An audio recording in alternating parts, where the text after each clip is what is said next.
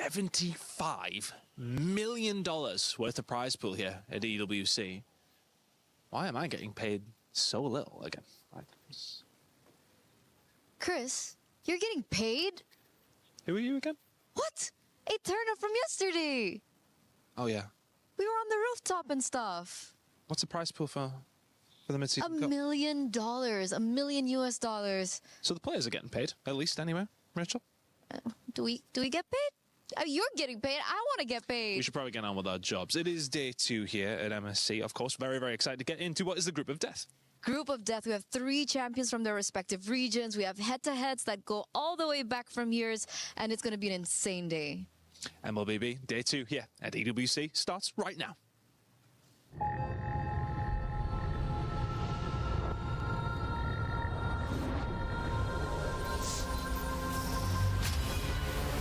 In the past, we were always in Asia. This year, we came to Paris. What stories are still left untold? Kami sudah membuktikannya. Tapi ini baru permulaan. Tiada siapa akan ingat siapa nombor 2. We need the win. Bukan sekadar keinginan, tapi tekad. Hindi ang pag-abot sa tuktok ang pinakamahirap. Ang korona ang mahirap ipagtanggol. What happened last year became fuel for us this year. This time, we bring it to prize and finish it. A new lineup, new chemistry, new fire. Once champions, not settling for podium finishes. World champions, defending MSC champions. As the final boss of MLBB, can anyone stop them? Names have been made, stars have risen, but now they need to show the world what it takes to rise above. This time, the world is bigger than ever. Like every year, new challengers step on to the world stage. Some carry the ambitions of 2 continents. Some fight for the pride of home turf. Some have never stopped chasing the throne. So who will finally rise to clinch the title? This is where unresolved stories find their ending. A new shot at glory. One more chance at redemption. We are back. Kali ini, sekali lagi.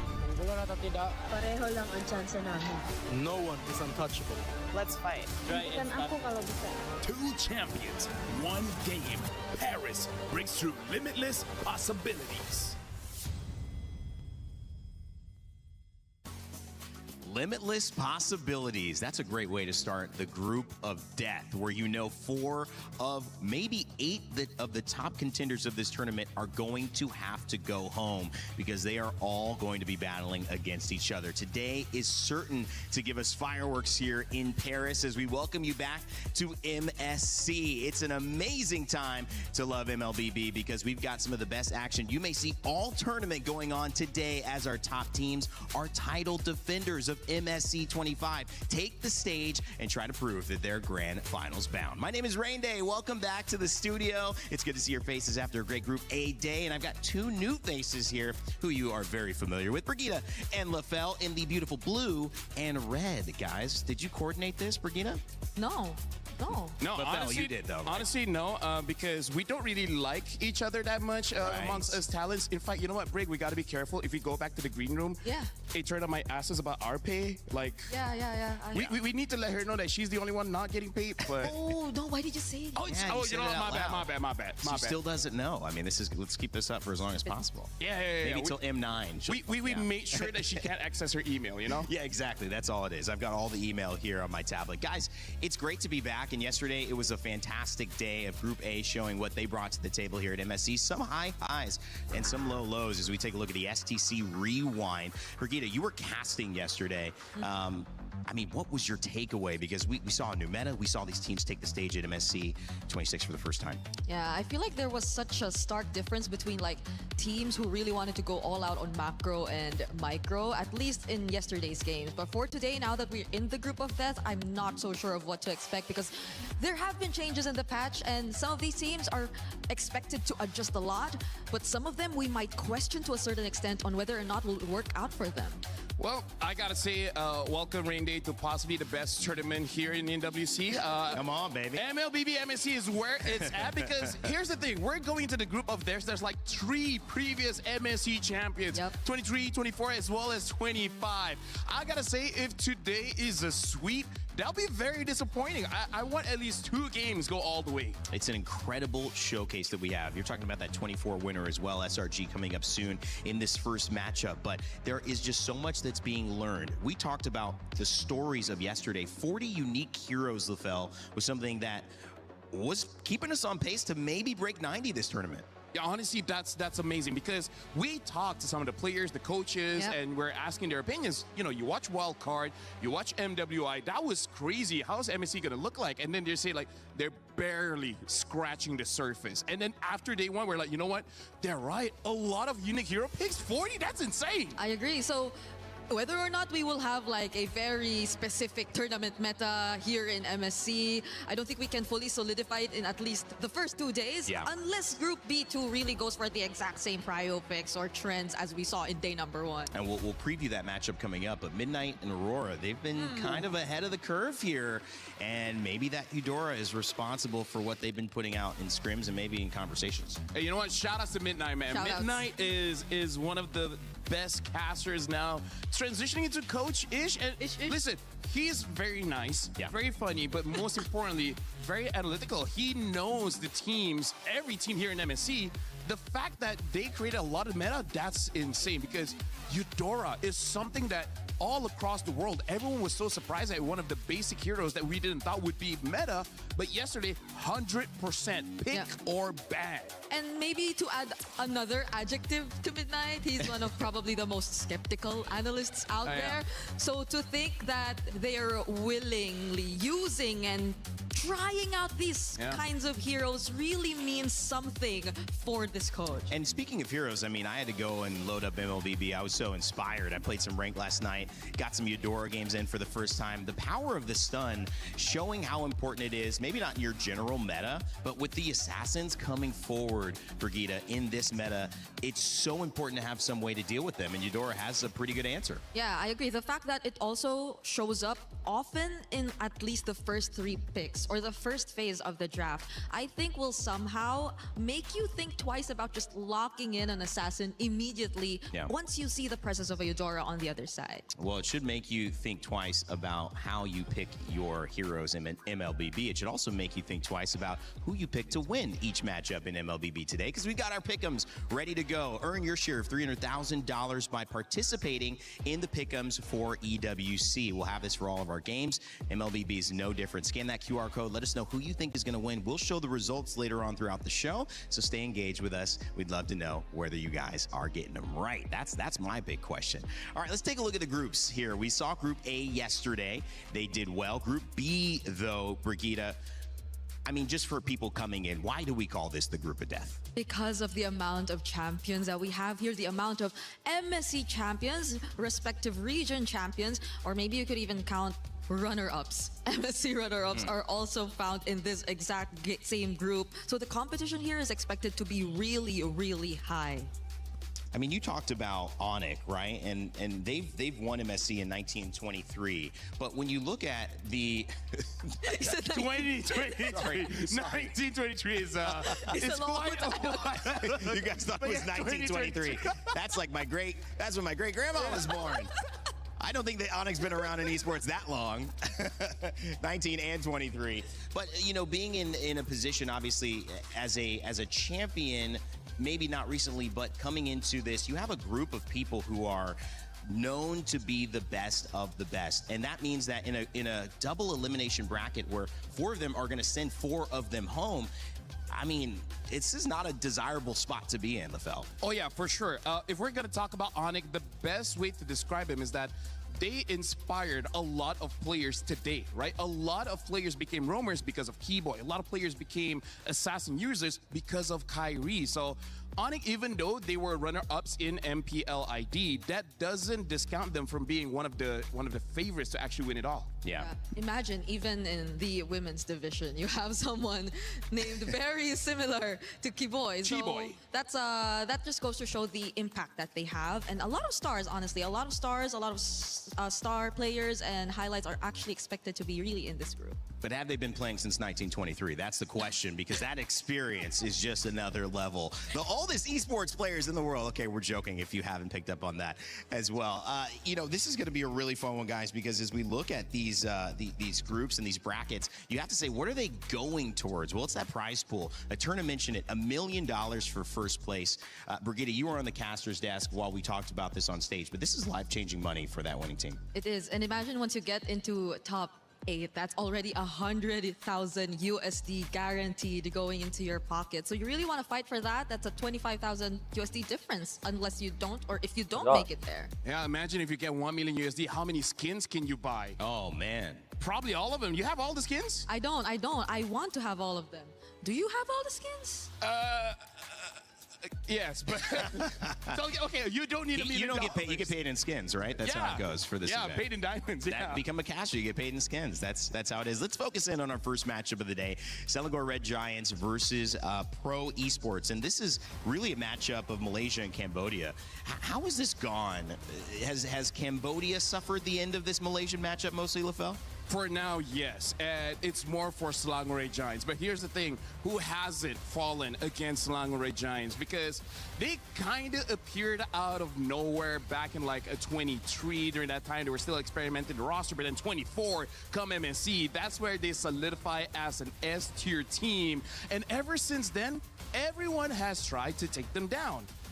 A lot has failed. Yep. How long have they been together? Winning 5 MPL trophies. So at least 2.5.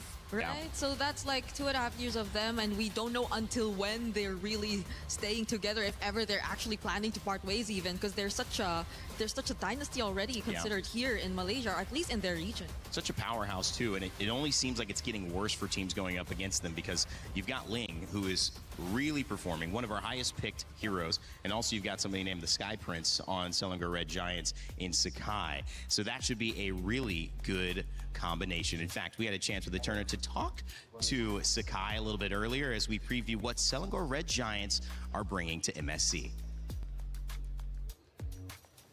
We're now here with Sakai, the Sky Prince from SRG. Welcome, Sakai. Hello.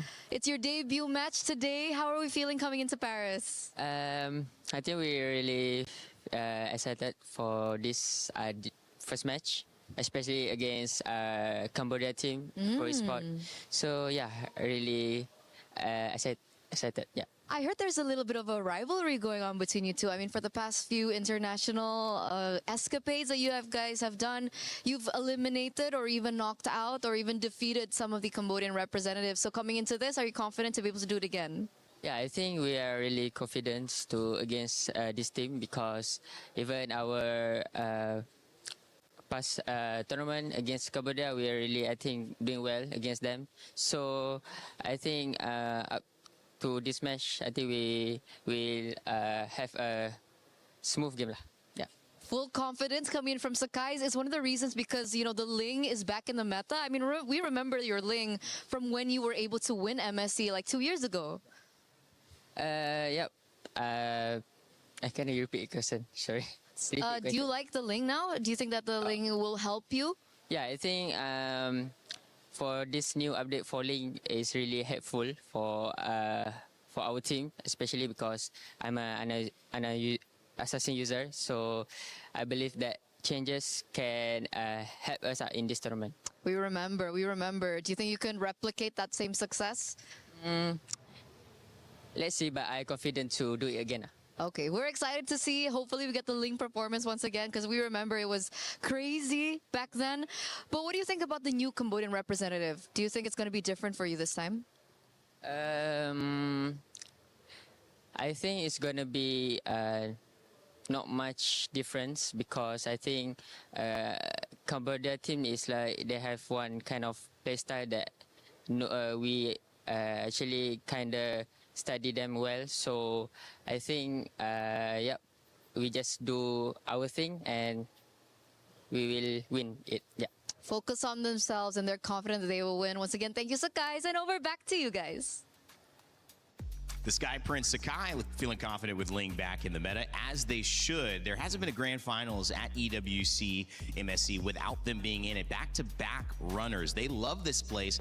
Now they're in France, so we'll see if the change of location matters or if it's just EWC that matters. But somehow, Brigitte, this team certainly has the expectations of being grand finals bound. Yeah, I think I would be very torn to choose like who I'm expecting to go into the grand finals, again because of the amount of champions that we have, and that's only talking about Group B. We haven't even touched on Group A, who also might have some sort of buff because of the venue that we're currently at, because of the country that we're currently at. The baguette buff. We saw that in MWI.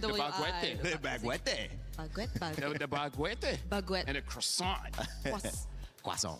It's croissant. A I will just follow his lead because he's always coaching me the words. But yeah, so we saw that. MWI Vitality actually won the championship. I wonder if there will be something similar here in MSC as well. They said they're not focusing on Cambodia, and I think that might be because there is a bit of an aggressive style that they bring. Sometimes it's hard to match and prepare for that. But the thing about this team, Pro Esports, is that whether they have that aggressive style or with some of the Filipino players that have also joined this team, they have had a road to get here that is memorable and has put them in a position to say that whether you believe in us or not, we want to upset the Giants.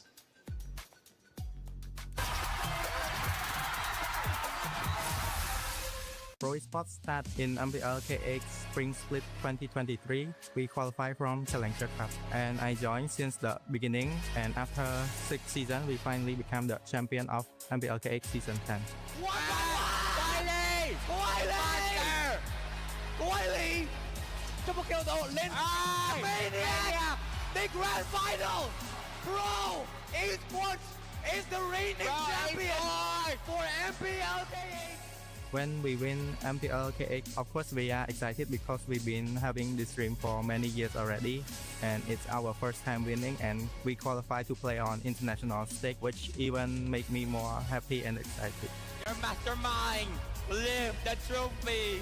After we winning, I feel so impressive to come back to EWC because like since last year I didn't make it. Right now, yeah, back to the EWC feels so impressive. See you soon. Now on to Kenji. It's a double kill for Seoul, and it's a 2-0 clean sweep for See You Soon. The Cambodian Owls will fly onward again. Because like last time I come here and I just make it to top 5 and top 8. So for the best player that I had, I think we can make it to the grand final. In Pro Esports, we are like a family. We have a good bonding, so I'm pretty confident with them. They always talk out to me like, it's okay, don't feel pressure, just enjoy the game. For us, it's like a dream to represent our country. Not many get the chance to do it, and when we have the chance, we gotta do our best. អរគុណអ្នកទាំងអស់គ្នាដែលគាំទ្រ Pro Esports ហើយកុំភ្លេចគាំទ្រពួកយើងនៅ EWC 2026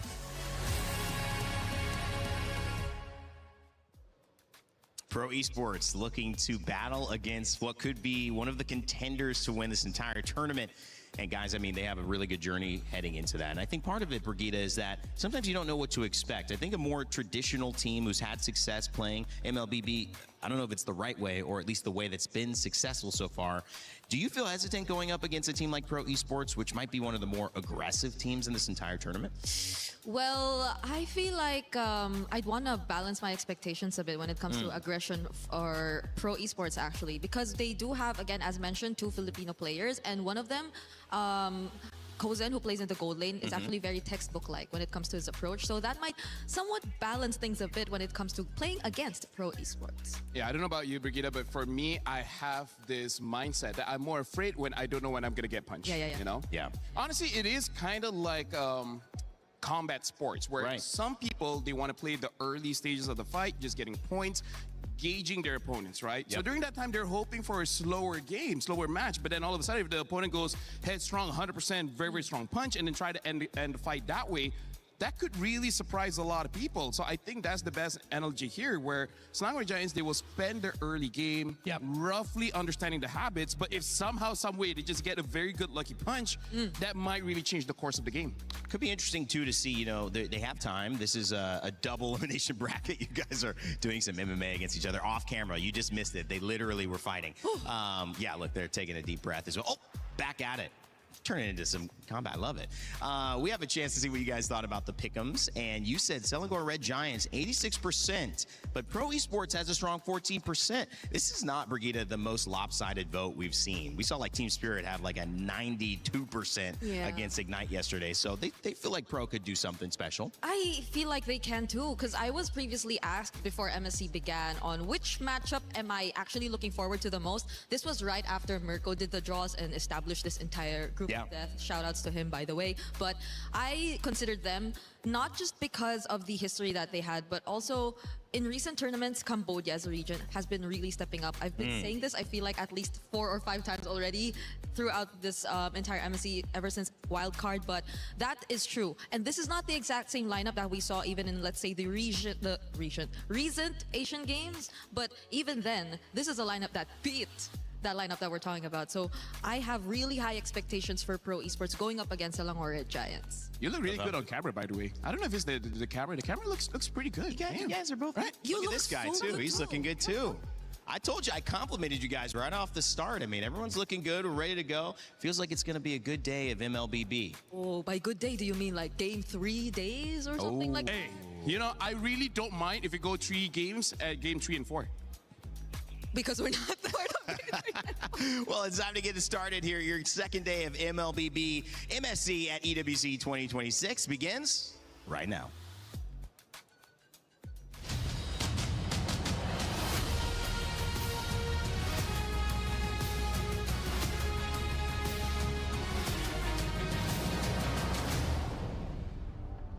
Ladies and gentlemen, welcome to day 2 of MLBB MSC at EWC 2026. And I know, Rose, that there's one thing that you love more than long-winded introductions, and that is some good MLBB.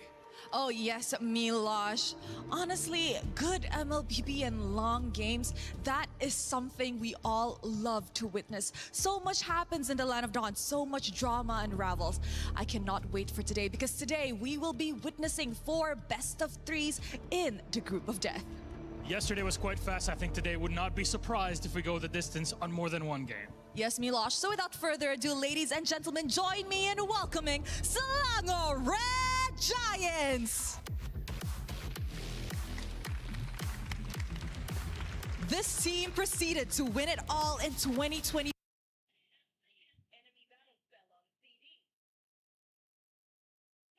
For making history for Malaysia. Last year, they attempted to defend their title in the grand finals. How will their journey play out this year?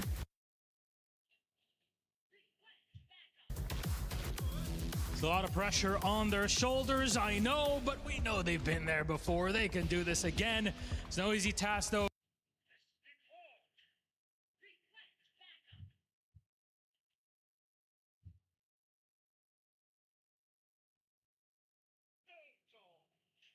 Guess the up-and-comers on the other side. Please welcome Pro Esports. They've grinded away for season after season of MPL, and the door to greatness has finally opened. From aggression and early game dominance to calm composure, their discipline could herald a deep tournament run. And you know, Milosh, this regional rivalry dates back all the way to 2024. And throughout it all, SRG has been coming out on top. Will the same happen today? There's got to be one moment, one inflection moment today might be the one. Yes, sir. So, boys, you may now place your keys and take your seats. And, of course, to our captain, don't forget a little fist bump or a handshake in the middle. See if they end up doing it. Oh, walking up for it. Hey! There you have it. We are ready to kickstart day 2 of the MLBB group stages. Without further ado, it is time to rise above. Falcons will close this game out with a clean 2-0. There you have it, 2-0 in favor of Team Spirit. And they're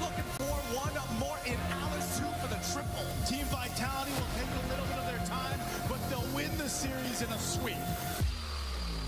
So day one opened up very impressively. All the teams really showed up. The meta is looking pretty great, but for me, the most intense matchup for day one was Vamos going up against Team Falcons Mena. But if I want to narrow it down even more, it's Aero 404. They're going to go for this mid-turret. They know Inferior coming out. Oh no! But the back line getting attacked already. Ezekiel is already dead. Throne Ruin is great, but the Blade of Tempest might just be a little bit better. Voyet down!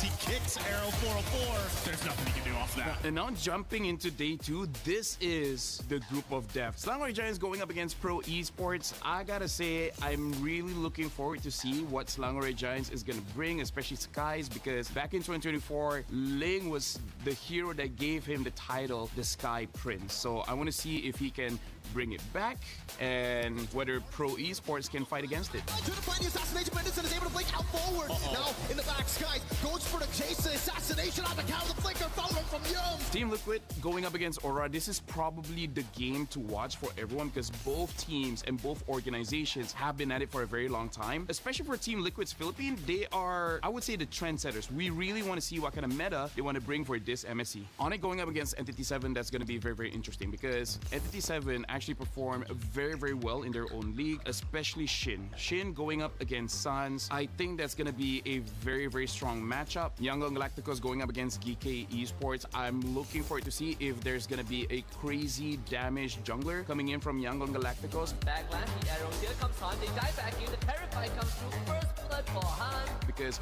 looking at their meta, it's really not going to be the same as any other team. And then for DK, I feel like they just got to prepare for it because, hey, if there's a Natalia in the room and such, you know, c'est la vie. That's life.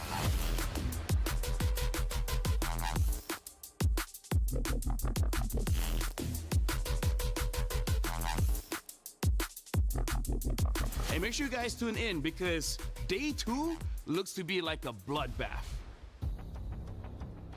That handsome man gave us all we need to know. And he's actually right here near me as well. SRG versus Pro Esports.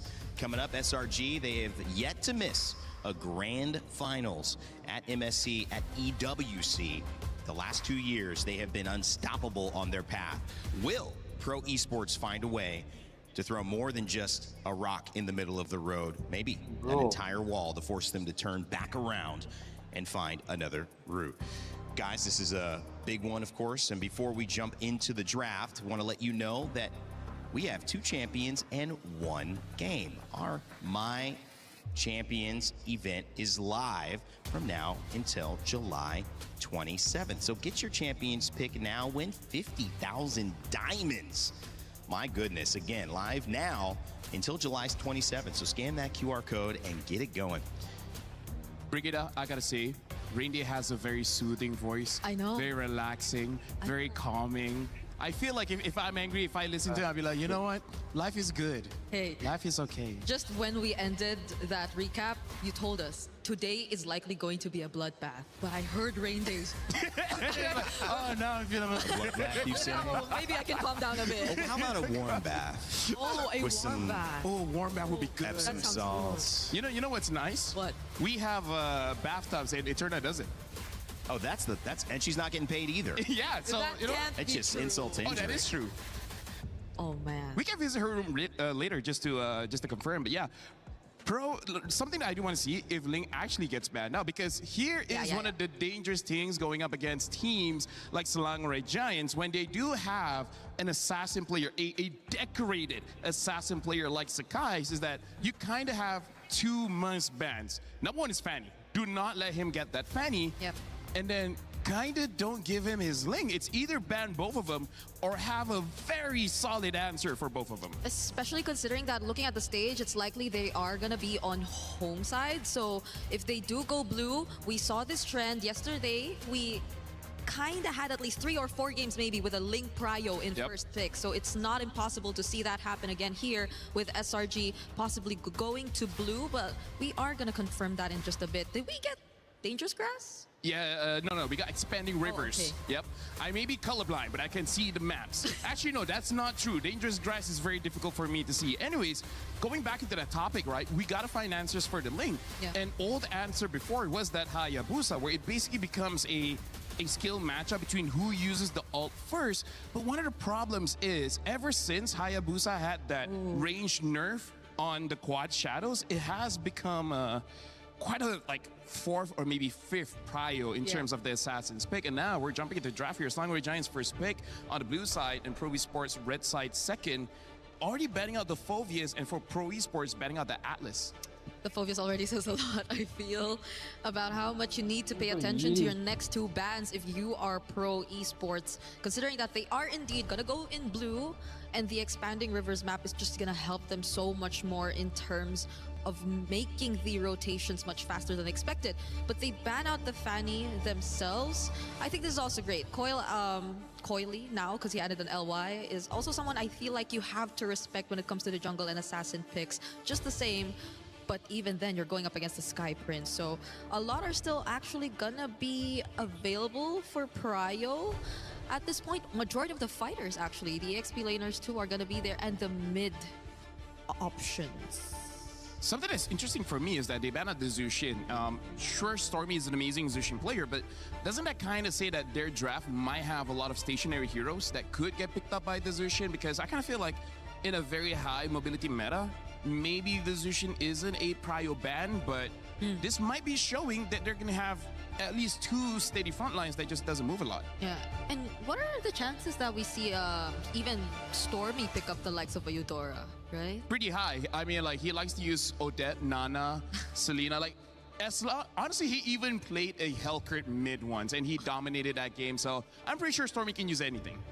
See now the third ban for SRG, followed up yet again, and the first pick about to be on their hands. Actually open. It is open, but Eudora is also open. Yeah, that's the thing.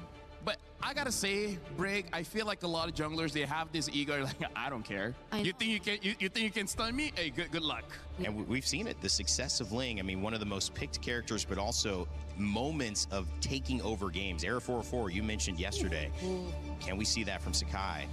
I think a lot of people want to see that. So it's just a question of whether maybe not Pro Esports. Confident, but maybe not Pro Esports. There's 5 people who don't, 6 people at least who do not want to see that. Yeah, but they're taking the time here, Brig. I think they're really trying to think whether they want the Ling or give it over to Pro Esports and encounter it later. I think they can because they pick up the Valentina. So it looks like Slangoring Giants, they're going into the first draft here, trying to read Pro Esports by having a very, I would say, flexible mid. And now, looks like Pro Esports, they got the Ling as well as the Belleric. Very scary opener here. Link has a lot of burst mobility, can go for the back line, and then in case Slangoring Giants wants to go for a dive composition, Belleric can stop that. So I wonder if Yumes will try to use something like the Cho to potentially stop the Ling, or they got something else. Yeah, and apart from that, I feel like the Valentina is one of the safer mid lanes to just pick up. I know blind pick Valentina, not a lot of people are a fan of it, but now in this meta where the Ling is just an automatic pickup, then maybe it's one of the safer options to go for. And considering the Cho that you've mentioned, there could be a chance, but are they willing to pair it immediately with the gold lane pick? It seems like no. They're gonna go straight into the Hirara and the gold lane pick instead, revealing their cores in this lineup. Hirara obviously has been somebody that when you let it go, you have to deal with. They knew that they were going to get a pick here. And the Moskov, LaFell, it feels like it's been rising in value a little bit, coming in that first phase of picks rather than some of the last phases. Definitely, especially because Moskov is one of the rare gold laners that don't need anyone else's help to save himself. He has a lot of dashes as well as his second ability, able to push someone away. And if there's a wall, it will get stunned up. So here, I think Innocent is just saying, bring it on. If you want to chase me, I'll kill you first. And a question, too, is if you have a team like maybe Pro Esports who are aggressive, Moskov allows you to push as the Eudora comes in, but also if there's a random aggression, join that team in that fight, right? So a little bit of global safety if they get countered quickly. I gotta say, this is Innocent on this Moskov is something of nightmare to Cambodia, because even back in M6, CFU coming in from Cambodia almost eliminated Slangoring Giants, but then Innocent with one very good ult, with one SOD, turned things around, got a Maniac, almost like, and then basically ended the game then and there. But now we gotta talk about the opening here. It looks like Pro Esports, they're opening with a very meta MSC draft, right? Bringing the Ling, bringing the Eudora, and the Belleric as well.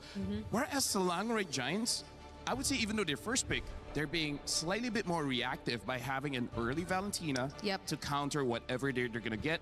They have the Hirara, pretty strong pick right now, and then having the Moskov to say, if you guys want to dive me, I can protect myself. And this is one of the stronger strategies that Selangor Giants has, where they go for a 4-1 position where Innocent, you're all alone. You're not going to get any help. Good luck. Everyone else, do your best. Which is, I think, great because at least Pro Esports have a link to somehow match whatever Innocent could do across the map, because I think that's one of the biggest threats that we're looking at right now. But also, we don't know who the front lines are going to be for SRG just yet.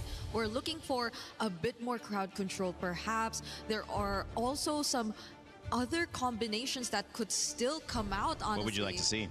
I'm thinking of maybe even an Akai Arlot just to really make things difficult for the lane, because there is a chance we see that. They also took out the Alice, a really great matchup if ever for the Arlot, but that's on top of the many other picks that could still come out, because again, they have a very flexible Valentina in the mid lane. And the Cho got banned out, so they have to figure something else out to catch this Ling. That kick is gone, and the fact that you do have Ling, it does make your problem in some ways one-dimensional, but it just feels like a control-oriented draft right now from Pro.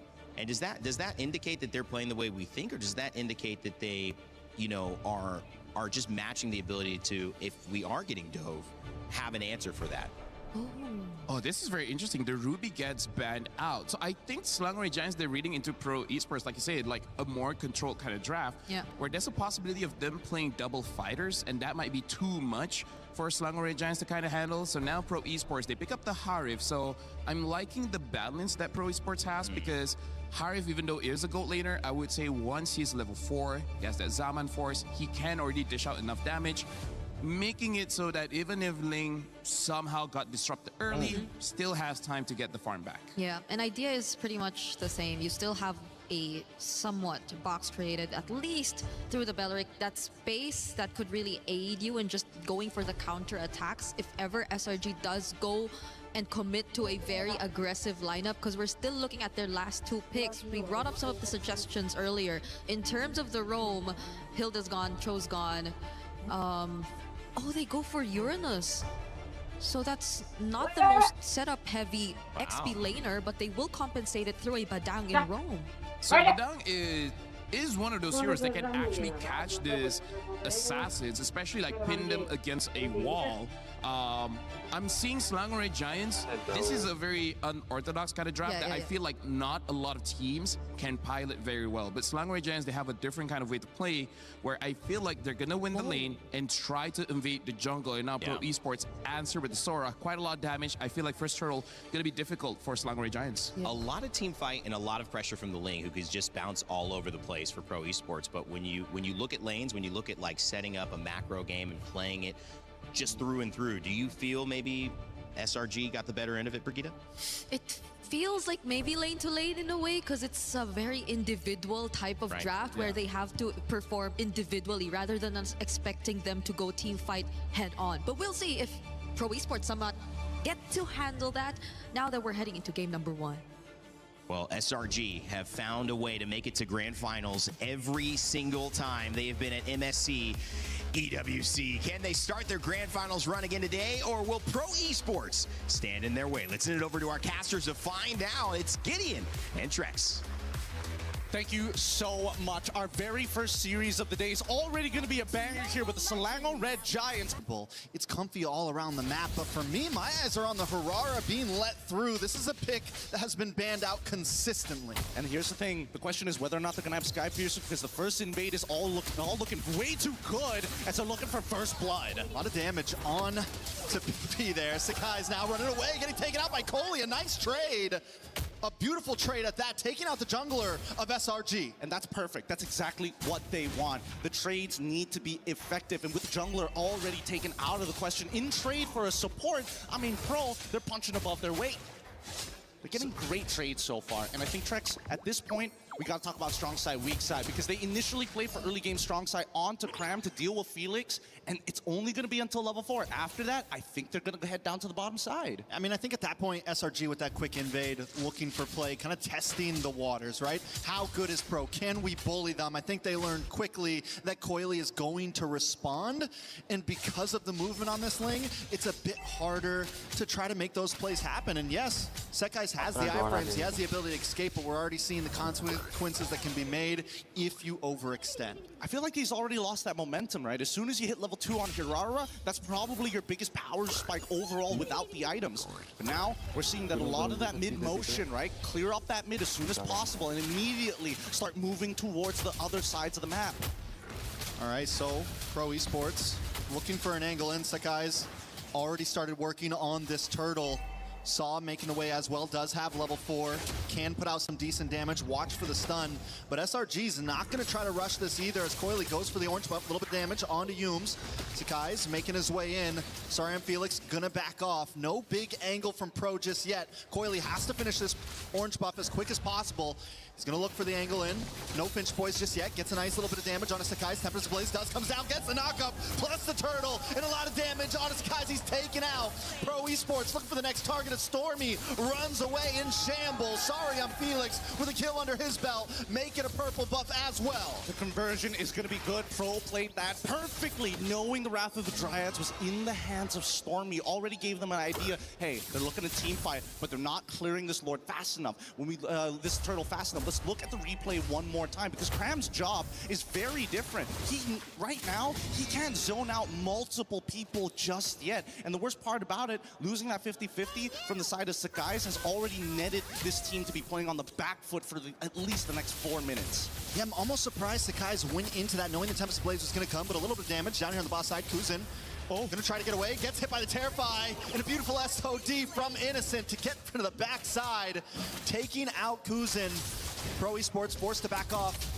A nice little bit of something, and back to Innocent. Hasn't been involved in any of these fights. Having a decent experience could be the saving grace unless he's taken out by Coily here. A couple more shots. Tempest of Blades does come down, and a kill into Coily's pocket. Able to make sure he secures that Berserker's Fury. Yeah, that's so unfortunate. Yums already used all of his charges for the fist crack. Fist break, unfortunately, did not connect at the right time. But like LaFell mentioned earlier, SRG is playing a really difficult composition. It's a composition where you truly must be interconnected, similar to Avatar. Just, you know, gotta make sure their hair is connected, and more importantly, if they can find something back. Nice damage. Stormy able to output, but just not enough. Pepe takes him out. Saw gets the kill. Pro Esports have an answer for everything right now. They kind of have the answer for everything. And I think the worst part about it is the update. The patch has made this Belleric a little better. Innocent now taking at least one gold crab here to make sure that he stays ahead. But this 1.3k lead that we see from Pro, I don't think it's leaving anytime soon. Let's quickly have a look at the level difference here. Sekai's currently at level 7. Thank you for moving away, Lord Spawn, to level 8. So he's a level down on this. All right, Turtle, Tempest of Blades comes down, Coily, able to take the Turtle with ease, and Sekai's once again in a horrible spot, dashes into death. Cram just trying to keep vision, just trying to help defend this mid lane, but Pro Esports doesn't care about it at all. This is starting to snowball out of control. Sekai's made his best attempt to try to at least contest, but so far, Coily, he's been hitting these retributions perfectly on top of the advantage that he has. At this stage, as you can see, the PP is already invading the enemy side just to get early information to allow Coily to make the smartest choices. Hey, there's a lot of people down by this orange buff. Let's quickly push out mid. He's looking for efficiency. I mean, right now, Pro Esports all around the map. A lot of damage onto Yums here. Gonna dive under the tower. Yums has no escape, tries to flicker, but it's not enough today. They're gonna be able to take this tower. SOD does connect. Innocent does dash in. Was it a mistake? He just wants to clear it. But Kuzin's not gonna want to let him get away up at the top side, though. Saw falls. Sekai's onto Pepe. Pepe not gonna be able to get away. A nice double kill into the hands of SRG. able to try to find something in the chaos. Holy cow, that was dangerous. So dangerous. The SOD on top of utilizing your battle spells to get into this fight. It connects, he takes it, but he already knew that the backup was coming into that back line. Stormy even opting to flicker early with the stolen Wrath of Dryad to guarantee this kill onto Sa. The trading isn't just instantaneous, it's 15 to 20 seconds ahead in the future. So SRG are still finding some moments, right? They're able to get some little trades. They're behind 2.5K gold, but it's definitely not the end of the world from them. We know that just with the game IQ, they can make something, shake something. Is it too late? I don't think a 2.5K gold lead is too late at all. We'll see at this first, not third turtle, but I think first Lord is going to be the big moment where we know who's possibly got this in the bag. You know, before anything happens, Zipper, pull up the item list. Thank you very much, because I'm interested in where Coily actually is at in this item list. He's 4-0-2 as of right now, and that's a phenomenal lead for any Ling player. And they're immediately on this turtle as SRG are trying to take that mid position. I think that's the right play this time. Give up the turtle. Sakai's 2-0 on the first time, just keeps getting caught by the Tempest of Blades. Look for plays elsewhere. Innocent on the bottom side getting a little bit of push. Maybe they translate it to a tower, but Coily's already there to help defend. Thanks, Zipper. That's already 2 items up for Coily. He's in a phenomenal position. Even if he gets put down to 1 HP, as long as he has Finch Poise, he can get out of there, go to 1 camp, get back up to full, and he's ready to fight once more. And that's so different in comparison to Hirara, which is so burst-oriented. Nice damage onto Sariam Felix. Even Pro, even with the advantage they have, they're still taking things slow. They're still playing this smart. A slow push on the bottom lane, gonna connect onto that tower. Top side pushing as well. Pro Esports, you would think they might have came in very chaotic, but honestly, even with the aggression they have in the micro, they're playing a decent macro on the map. Trying to make sure that they are efficient. They've developed their 1.6K lead, now over to a 3K lead. And you can see that Cram now, he's getting a lot more confident after that chastised Pauldron. He knows he can't get 100-0 just yet. Sa doesn't have his full 2 items, and most importantly, not enough burst with the amount of HP that he has, but I'm worried about Coily. He's getting close to that endless battle. Cram, though, is another problem on the side of SRG. He's still deathless. Yes, in the beginning, he wasn't able to shine that much, but right now, as this game moves forward, he'll become more of a nuisance.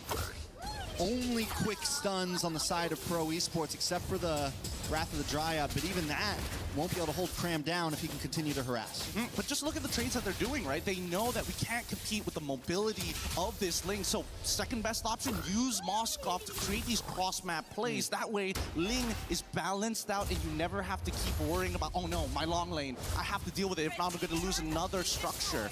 But looking at the items so far, more importantly, now that Sariam Felix has his second, this Lord is going to be really difficult. If he engages in there while having those Queen's Wings, there's a pretty good chance that SRG might opt to flicker past him and go straight for that back line. I almost feel like SRG, the way they're going to win these fights is positioning, right? I don't think they want to just go head first. Look at the damage on a Stormy. A little bit of play in the mid side, but just kind of baiting out skills at this point. Sakai's does get his retribution in as Coily starts working on the Lord. Sakai's wants to look for an angle. He just goes straight in once again. Sariam Felix able to push him back. Trying to find the backside now. Tempest of Blades does come down, but Sky steals the Lord beautifully, but Yums might just pay the price, but a beautiful response, pushing Pro back. Yums now on the run. Sakai's comes in to make sure Sariam Felix can't get to him. Nobody goes down except for Stormy, and that's a decent trade for SRG. Look at the boss side now as well. Innocent, he's playing the exact same role that Coily is trying to do to threaten them in those side lanes, but luckily Sakai is able to win out that 50-50 despite being 2 levels down. That's the difference here. Both sides are going to be highly contesting these neutral objectives because, unfortunately, they don't have the correct tools to siege each other. So, truly, if you want to win that fight, it starts with this Lord, and you got to let the Lord do the work. Breaking the towers afterwards might be a little bit harder than it looks. Yeah, but Innocent on the top side, going to gain some ground there, even if they don't follow in with this Lord. Ooh, wait a second. Coily into the backside onto Yums, putting out a lot of damage. Does have Tempest of Blades, decides not to use it, isn't going to chase it down. Cram now onto Kuzin as Innocent makes his way to the mid side as well. Sakai's getting brought down low, going to try to run through, takes a tower shot to the face, but will be able to dash through, but the chase is on. Felix is going to catch him, but the iframes are still there. Does he get the juke? The sidestep, and Sakai's will not fall. Oh my God! What a play! Innocent does it again! Cross map the Hail Mary! Make him miss. this, make him miss an SOD or something. This entire game, that SOD has been at a 100% efficiency, whether it's stealing away a camp, whether it's closing the distance, but most importantly, it's keeping Pro on their toes. They can't let their foot off the gas just yet, not against a team of this caliber. And now the game has fallen into SRG's hands. Pro Esports, it was in their grasp. They had control, but control is not a given in a match against the Giants. Oh man, it's interesting to see how this is going to play out, because now that Coily, he's got that Blade of Despair, he's got some real kill threat to anybody on the side of SRG. All right, Cram into the backside, continues to harass. Nice step into Blades, does not get the knock-up. Coily just trying to get away at this point, but there's no escape. Cram gets the kill, the recalls are out. SRG's in full form. I figured it out. It's all about the scramble. It's all about the scramble. Somebody, you can be coordinated on the engage, but I have never seen a team actually go and disengage at the exact same time. And that's a big problem from both of these sides. Whoever breaks away first usually gets punished, whether it's soft. Wait, hold on. Cram takes a lot of damage, still has the consecration, and has a flicker. Opted not to go Purify right here. Cram is comfortable, deathless. Like I said earlier, this Uranus is going to be more and more of a problem as this game goes on. Yeah, I think even Kuzen is starting to recognize that. And has a flicker. Opted not to go Purify right here. Cram is comfortable, deathless.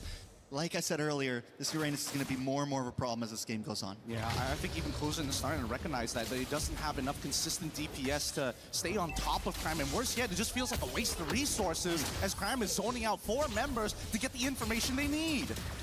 All right, Coily wants to try to make his way down. Lord still getting contested as Saw keeps vision, but Cram just pushes them away. The one-man army. Coily cannot find a good angle. He can't come Riverside. He's got Cram's already got vision onto the whole team, and Sakai's isn't going to rush it. He bounces back and forth. Sorry on Felix in this tri-bush. May try to make a play, but the problem is his mid lane's getting pushed in. Pro Esports has to back off. Yep, they're not going to do this, and now SRG trying to be even more efficient. They're not going to show topside until it's too late, and now Pro, unfortunately, just has to respond to this as SRG are playing Pro's game, but just a little bit better, because they don't need... Oh! A little bit of play, a lot of damage. Cram jumps onto 3 Tempest of Blades, does come down, but it's more of an escape use. The taunt locks in, the Wrath of Dryad and Saw falls as Innocent is catching targets left and right. Sorry, I'm Felix, just has to try to get away under the tower, but another Wrath of Dryad and a double kill for Innocent. Oh my God. Kuzen just wants to live, goes back to base, and SRG didn't even need the Lord. They're finding members. Oh my goodness, Innocent. An incredible baseline. He is showing that all gold laners need to have perfect movement. Look at that! Nothing can touch this guy so far. Every ability, pixel perfect footsies all the way through. It's been tough because Pro has been throwing so much at him. Coily. Can he steal it? Coily. Tempest of Blades comes down. He goes, but Sakai still secures it. Coily gets the kill on a Stormy, though. He's trying to make the big play, trying to get away. It's not enough. I don't know. Between so many regions across the world, for some reason, Malaysia versus Cambodia always gets the blood pumping. Always a banger. Always a banger. Oh my goodness. It is a tough game here, but it's not completely over. Pro understand, hey, we still have scaling on our side. Zipper, if you pull up the items, I'm pretty sure that Kuzen is pretty much getting to his 3rd, if not finished it already at this stage. Yep, 4th item technically already complete here. He's got real damage. The problem is that he can't close the distance. If not, Stormy or even Yums could knock him out of place. All right. Pro Esports, can they defend it? They still have inhibitors. This is only first Lord, second Lord, actually. They got a Crash has come through. Sakai's wants to jump in. Yums with conceal play. Doesn't find the big payoff. SRG looking for an angle on the backside. A lot of damage from Sakai's. Coily just wants to try to clear the waves. Innocent looking to target onto this base, but Lord is already down to 20%. Cinco de Pepe trying to run away right now. 9 seconds ablaze. Sakai's taking out Coily. Gets the pick off. And they're looking for more. Can't shift even more. They're still holding the wave. It's 3 of down, and they want to push this and make sure they buy another 4 minutes into this game. Pro Esports with a beautiful defense. Cram falls the first time he's died yet. Can they do more? Kuzin gets a nice shot onto Humes. Stormy doesn't want to give it up this yet. The minions are still on the base. Pro Esports trying to defend. 2 more waves coming in. They can hold on. They go to Pepe. Let's try Doesn't it. have the ult. Coily. They're able to push him away. Pro Esports survives another wave. You can tell. Both sides, they just want that moment to breathe, and SRG finally have to let go of the pressure after losing guys alongside with Cram. They recognize Pro. They're going to be able to respond faster. Can he get this? No. At least he has the purple buff, but does he trade? Oh, that's a lot of damage. Dooms goes down, Immortality does pop. Can he escape this? Sorry, Felix, look at the final shot. Kuzin able to get it. That's a 42-second death timer on side SRG. Lord comes up in 45. All right, I got to stand up for this one. Yeah. With this game, Type it up. It's a high intensity for too long, 16 minutes already, and there hasn't been a moment where their heart skips a beat every single time. Cool, calm, My heart has skipped a calculated. I mean, we're the amateurs here compared to those professionals up there, but now we're getting into the later stages of the game. Maximum items. Is this a punish? Ooh, shifting skies. Cram takes a lot of damage. Recoily's gonna back off. Rather Druid does come down, but doesn't connect onto anyone. Pepe gotta run away right now. Pro Esports gotta give up space as SRG takes control of the Lord Pit. Yeah, and with missing inhibitors on all fronts, Pro recognize that, man, we're gonna have to pray that Coily can be the one that buys us the extra 3 minutes we need. If he steals this Lord, this is going to start dragging out. But Pro don't have the advantage in the lanes. Every single side is getting shoved in. All right, but Pro Esports know this may not be a Lord they can get, they can give up. And when you're in a position like this where you have no inhibitors, you kind of have to force the fight. You can't play the long haul. You can't play the dance. And this could be the fight they're trying to force. Look at the damage. Coily in the backside. Tempest Blades does come down. Sorry, I'm Felix able to just get away, but taken out by Humes. And the fist crack. Saw's down next. Pepe locked on to as Kuzin and Coily trying to make it back to base. The Terrify. The immortality isn't enough. And there you have it, the forced mistake coming out of Pro and SRG. This is why Macro plays a huge part in this game. With such a tough composition to play as well, they managed to hold on and turn these conversions only limited to the jungle and not structural damage. And SRG, with a well-fought battle, will take game number 1. It's not over just yet. This is an amazing contest of 2 incredibly mechanically inclined teams, and I think everybody's praying. I wish this was a best of 5, maybe even a best of 7, but for now, both sides are gonna go back into their corners. They gotta listen to their coaches here because there was, I don't wanna say mistakes, but there was anti-synergy at moments. Bad calls, possibly, or maybe overextending or doing things a little too late. I don't think they were bad calls, but I definitely think that there were coin flips that could have been skewed in certain teams' favors had they just waited half a second more or thought a little bit further into the future. But man, an amazing bout between those two. I'm hoping this turns into a 1-1 because if we learned anything, that early game was incredible coming out from Pro. The fact that we saw that SRG, even though they stole the Wrath of the Dryads, it's about efficiency, but more importantly, how much can you get with these ultimates? Every single time we see a stolen Wrath of the Dryads hit 2, it's a guaranteed win on that fight. If we see 3 from the side of Pepe, the fight's immediately over for SRG. I think Pro, you're right, had such a great early game, and SRG shows that they can hold out and wait for their time to shine, wait for those power spikes. Pro maybe got a little ahead of themselves. Once it got into, maybe they should have put more focus onto Innocent early on, honestly. I don't know. He had such a free game. And I mean, they actually tried to. They tried to get some of those ganks down there. It's true. I believe you, but at the same time, it's tough because you're looking at Innocent and he's just like pixel perfect movement every single time. Just at the maximum range of the stun. Managing to hold on and use that Purify for 2 CCs overlapping each other. And this final moment where we do see the inevitable flank coming in from Humes' side, a lot of teams are now going to start thinking, hey, we got to be careful on that top side. But with that being said, we're going to leave the rest for the panel to break it down and make a prediction for that next game. Rain Day, it's all you. Rex, that was a great matchup, and you guys did a great cast there. And one of my favorite things about taking a look at MLBB, especially after a game, see what went right and sometimes what went wrong. Innocent got off to the races and did not look back. There was no answer for a game that I thought went pretty well for Pro Esports for a while. We'll see if they can change up that macro and find a way to finish it out, maybe tie the set going into game 2. But as the players take a break, we'll welcome you back onto the panel. My name is Rain Day, and I'm joined again by Brigitte and LaFell. And this time, someone you probably know very well, Moon, jumping in from the stream to join us here on the official stream. How are you, Moon? I'm fine. I'm good. Are you enjoying being in Paris? Yeah, I enjoy live here, and I eat a lot of bread, croissant, baguette. Mike, anything with bread I eat. He was listening to us, guys. I think he knew we were setting up the croissant baguette conversation. Moon, we'll get your thoughts on this game in just a moment. I'm going to go down the line, though, with Brigitte. Game 1, I mean, SRG, they look strong, but I think they played a more complete game overall. Yeah, even actually, if you take a look back in the beginning of the game, majority of how proactive Pro Esports actually were across the map came off of them just punishing SRG's more aggressive approach during the start, and it worked out really, really well from them, not until moments wherein it had to come down to a mechanical showdown in the latter portions of the game. I know you'll have some things to tell us, LaFell, but in general, overall with the game, happy with how Pro Esports approached game 1?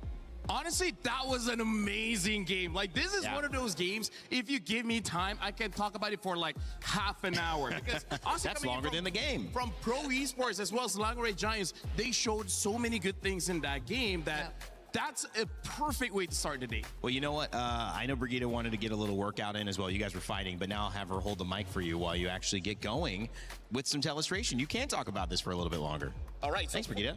Thank you very much, Brigitte. You're welcome. She's a great mic holder. For now, we got to talk back about the draft because honestly, like, over here, we saw like individual plays coming in from Slangoray Giants. Now, the thing that you guys have to see here is both Innocent on this Moskov as well as Coily on this Ling. They are the position 1, right?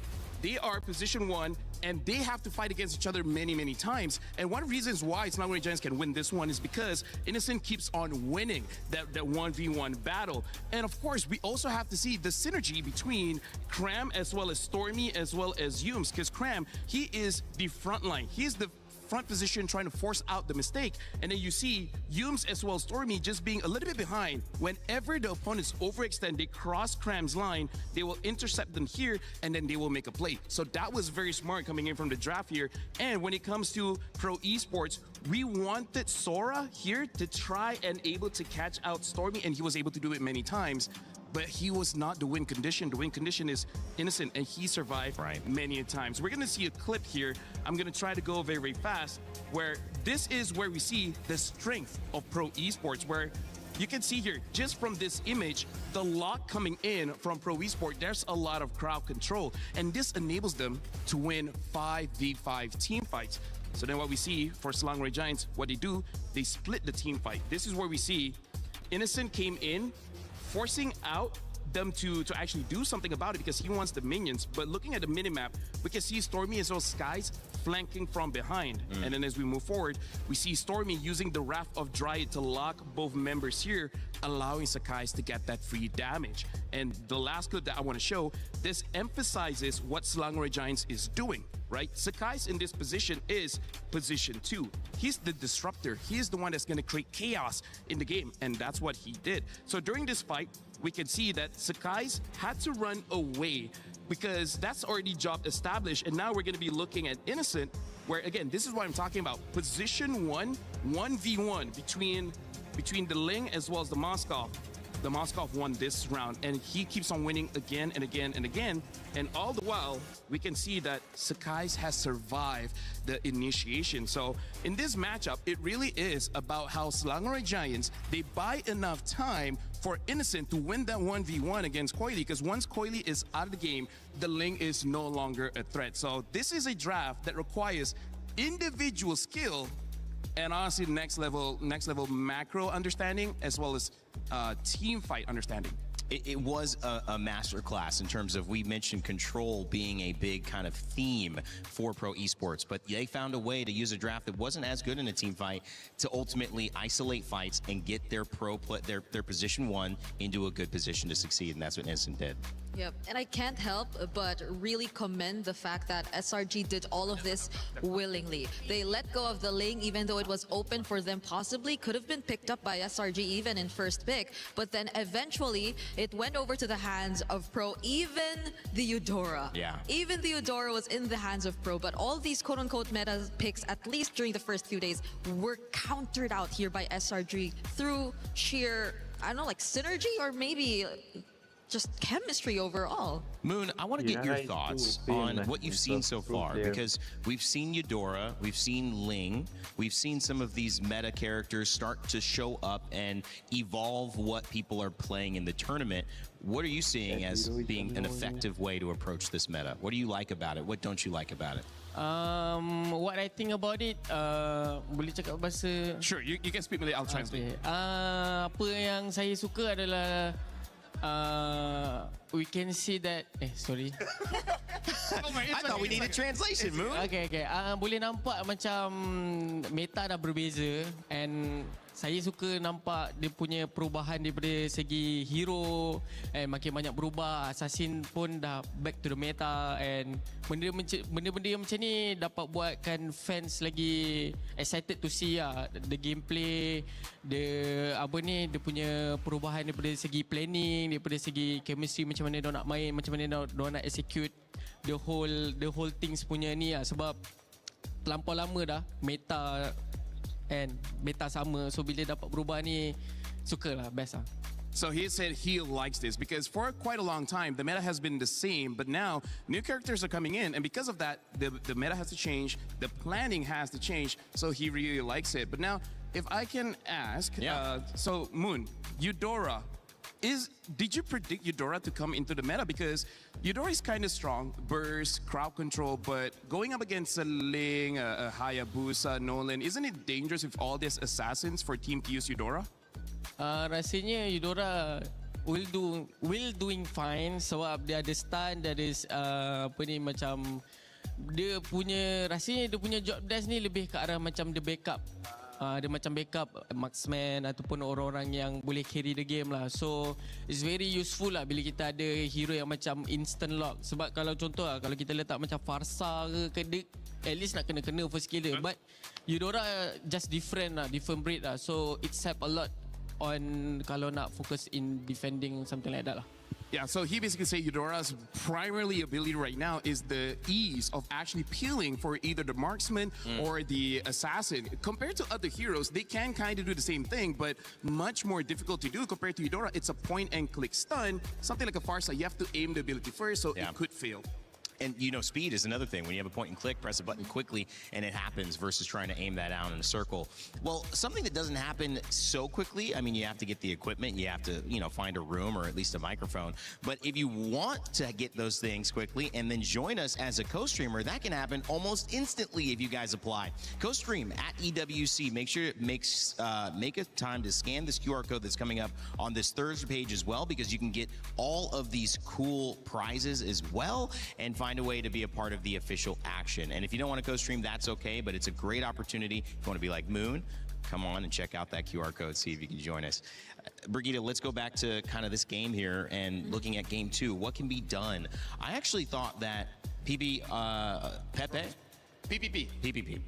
on the Belleric was pretty strong. 10 assists in that game. I thought he created a pretty good front line. They sometimes could not capitalize on it in that late game. But what did you like about Pro Esports? What do they need to do more? I really think that they play the strengths of their lineup, honestly. It's just that there was such great adaptation coming in from SRG as well. It was pointed out by LaFell earlier here when they realized that Pro were just too efficient when it comes to the counter engages in terms of utilizing the Belleric and the Wrath of Dryad and team fights.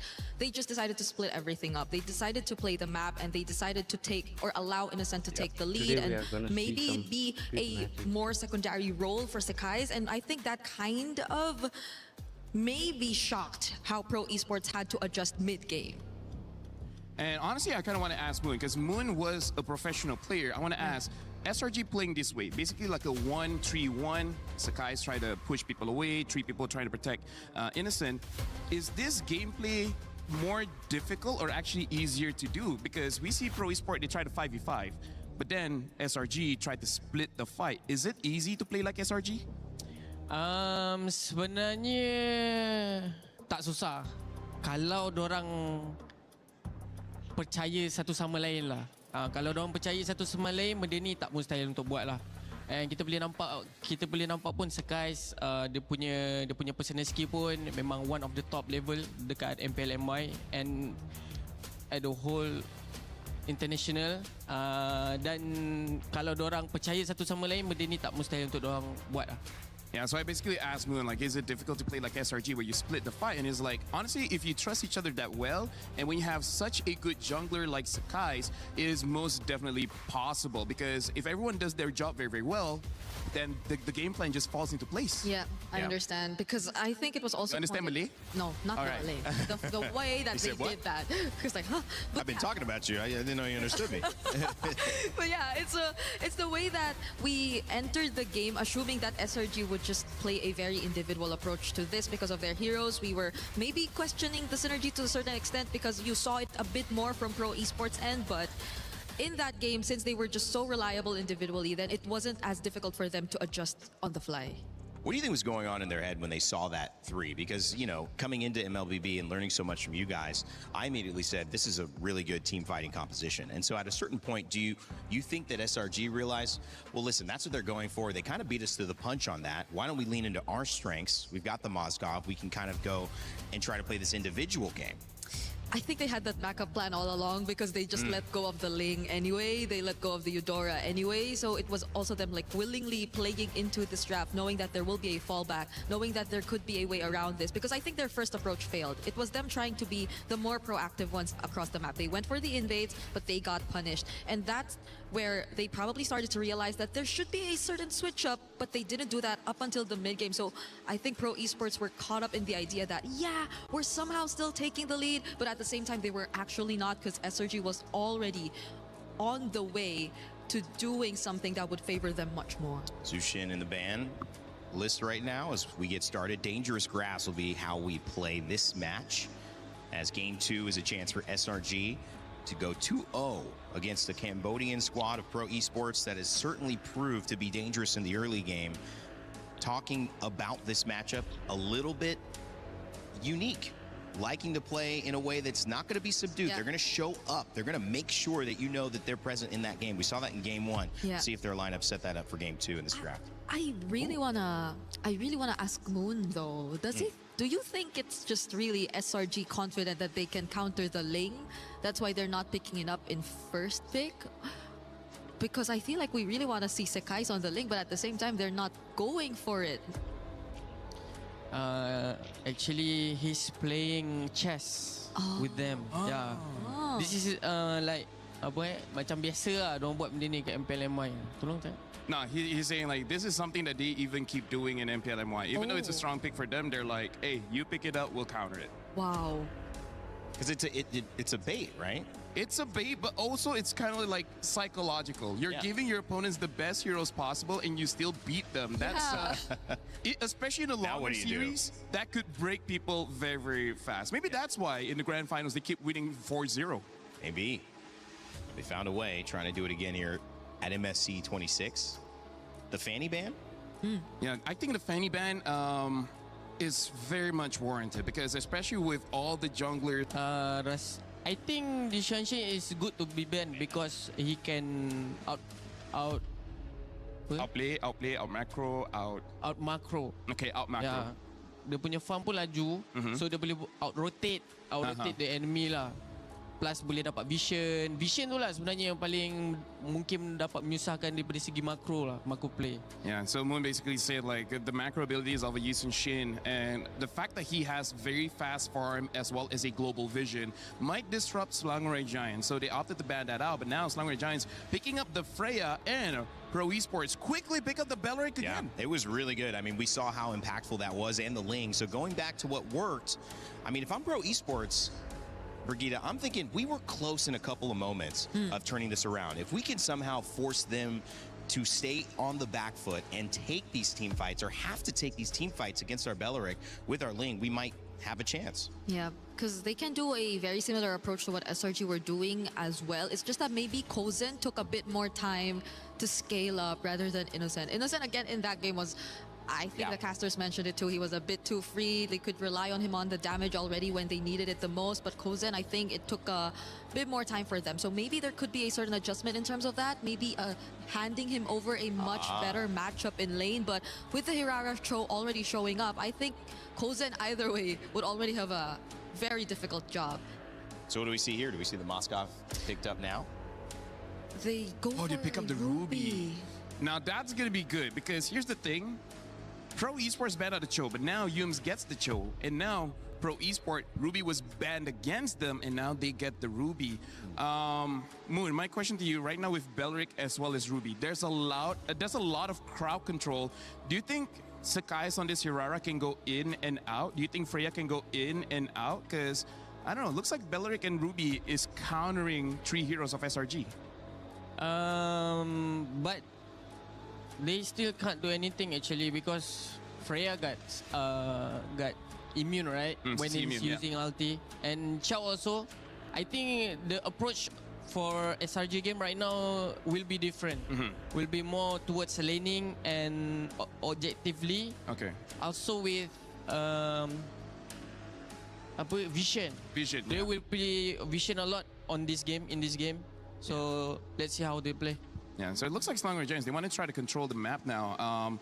But again, Pro Esports, they want to go for team fight. Personally for me, this is very scary coming in from Pro Esports. Yeah, it's very similar to what happened in game number 1, and we saw how SRG were able to answer that, and they're also still letting go of the possibility of this Freya still being flexed eventually. Like if they still want to go for a marksman in the gold, Innocent can still get a hold of his Moscow, but at the same time, you also wouldn't really want to see him on the Freya either. Because it's equally just as aggressive, and you could just pick up another source of crowd control or means to combo this lineup through an EXP lane pick for Cram. Because either way, I think SRG could be very flexible with the picks that they have right now.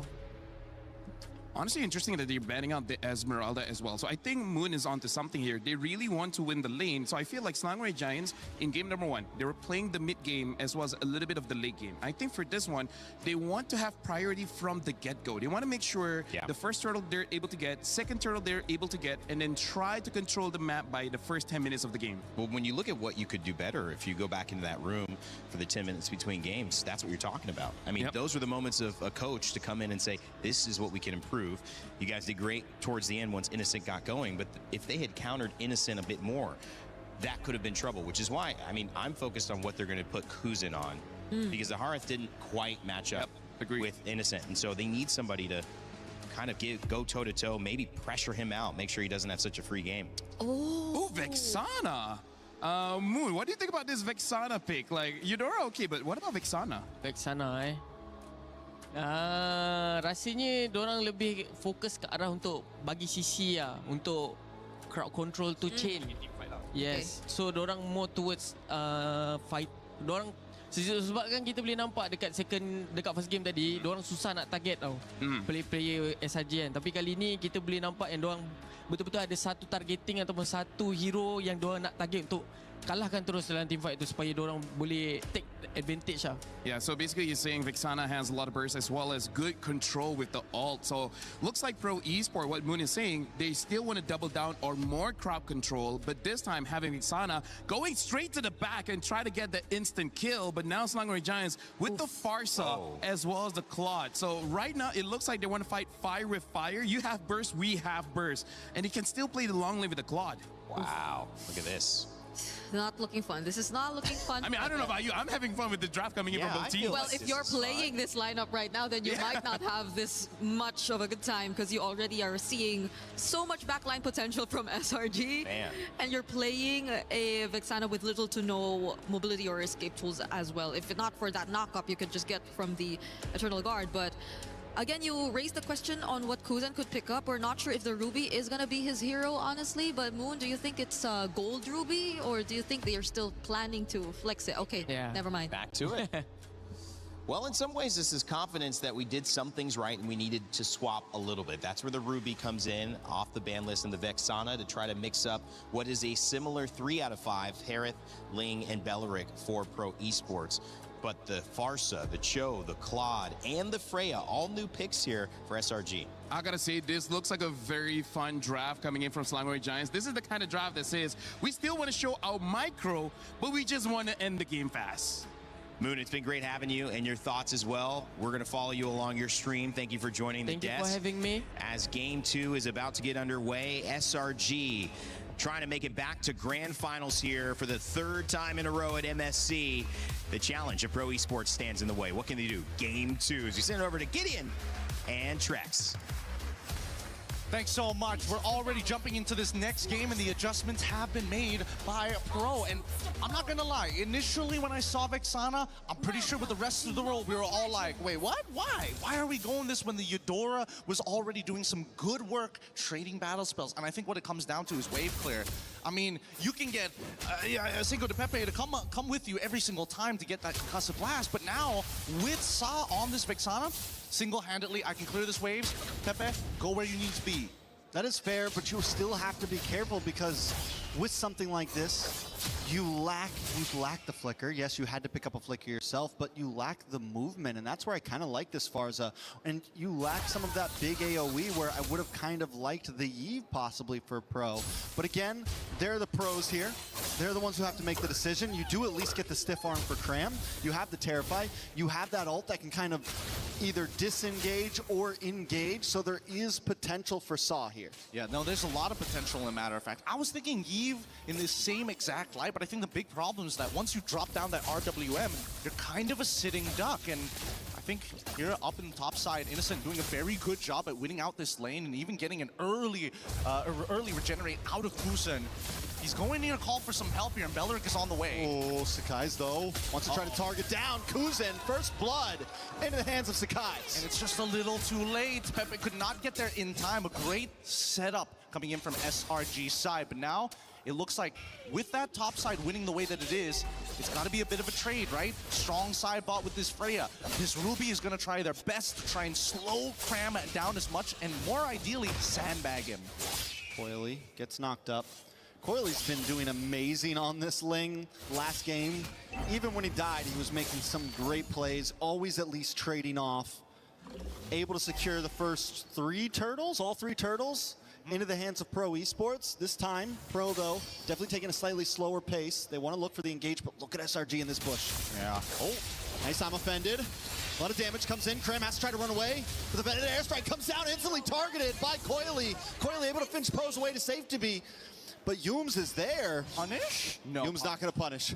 Nah, unfortunately the flicker is coming back up only in 12 more seconds. The mistake was the fact that Cram and Stormy, they had the right idea. They're in position to actually activate the gank, but as soon as that feathered airstrike comes up, instant target prioritization coming in from Coily to attack him. Let's look at the replay one more time, right? The I'm offended comes on through, and even Cram decided to disengage from that fight. I was thinking whether Cram could actually 1v3, but it's too early on in the game for him to do that, so they just have to peel away the jungler to slow down any kind of snowball attempt. Still a big win for SRG, though. 1.2k gold lead, a turtle, 2 kills. The deaths are on Sariam Felix and Kuzen, both offlaners. And a big kick lands down onto Pepe, and he falls. Coily now trying to pick up something in the midst of the chaos. Tempest of Blades does come down. Gonna get the knock up onto Yooms. Yooms falls, moves on to Stormy. Stormy forced to wings by wings away. Coily has one more Finch pose in the pocket, but Cram's gonna try to lock on. Sariam Felix here to help out, and SRG backs off. Yep, they could have tried to deny the purple buff, but luckily Sariam Felix is just man-to-man defense against Cram. Not gonna let him walk away from this lane scot-free. And on the opposite side for SRG, this is a big lead. 1.5k is looking really, really good right now. However, a lot of their damage is coming from both Sakai's and as well as Stormy. Yooms is supplementary damage, but eventually it's going to fall off in the later stages of the game. All right, so with that, I feel like we're taking a slightly slower pace this game. Things seem a little more even, but SRG still holding a nice lead. And I like the movements from this, right? Hey, let's try and invade. Oh no, they're already there? Okay, let's quickly clear up mid and set up a potential dive on bot side. Now keep in mind, sorry, I'm Felix. 7 more seconds until that flicker comes back up, and Cram I mean, he's thinking about it, but somebody needs to make the kick happen. He does have the ult. This is a scary hero to go under a tower with. A lot of ability to hold you down for a second or more too. Pro Esports has no idea they're all there. They finally do show themselves. A lot of damage on Asari and Felix, able to use the flicker back out of the way into safety. And SRG knows they weren't able to get it. They're gonna back off. Beautifully played, and now they unlock Cram from this lane, and they need to quickly run back up towards Turtle side. Unfortunately for Pro, they can't rush it down just yet, so SRG will contest. Rooms gets away the dragon, right into Sakai's, a lot of damage. On to Belleric. Pepe will fall, Innocent able to get the kill, but the response quickly from Kuzin, able to get one onto Humes. Roamer for Roamer. Kuzin in the midst of Zmon's force. Cram forced to back off, doesn't have an ult anymore, and now Pro Esports has the pit. Yep, they played for the fight, and now they don't have enough to contest for this turtle. They trade supports, and that's the thing. They're trying to make sure they keep Coily in one place for as long as possible, while SRG quickly have to make a cross-map play on the opposite side. Let's look at this replay one more time, because initially, I was thinking maybe they don't have enough damage, but then Innocent comes in with a Blazing Duet to get that last bit of a kick that they need to get across that finish line. Cram, the entire time, zoning out Sa. It's a great idea, because Sa is going to be the main anchor for the side of Pro Esports to wombo combo with each other. All right, so it's a turtle for a turtle. Pro starting to show off a little bit. Coily getting some nice damage on a Cram there. Force use the Valkyrie's Ascent just to get away. Pro Esports are matching the pace very well across the map, and even when SRG looks for plays, they haven't been able to secure the big gank yet. Yeah. Yes, they're able to like attack the off.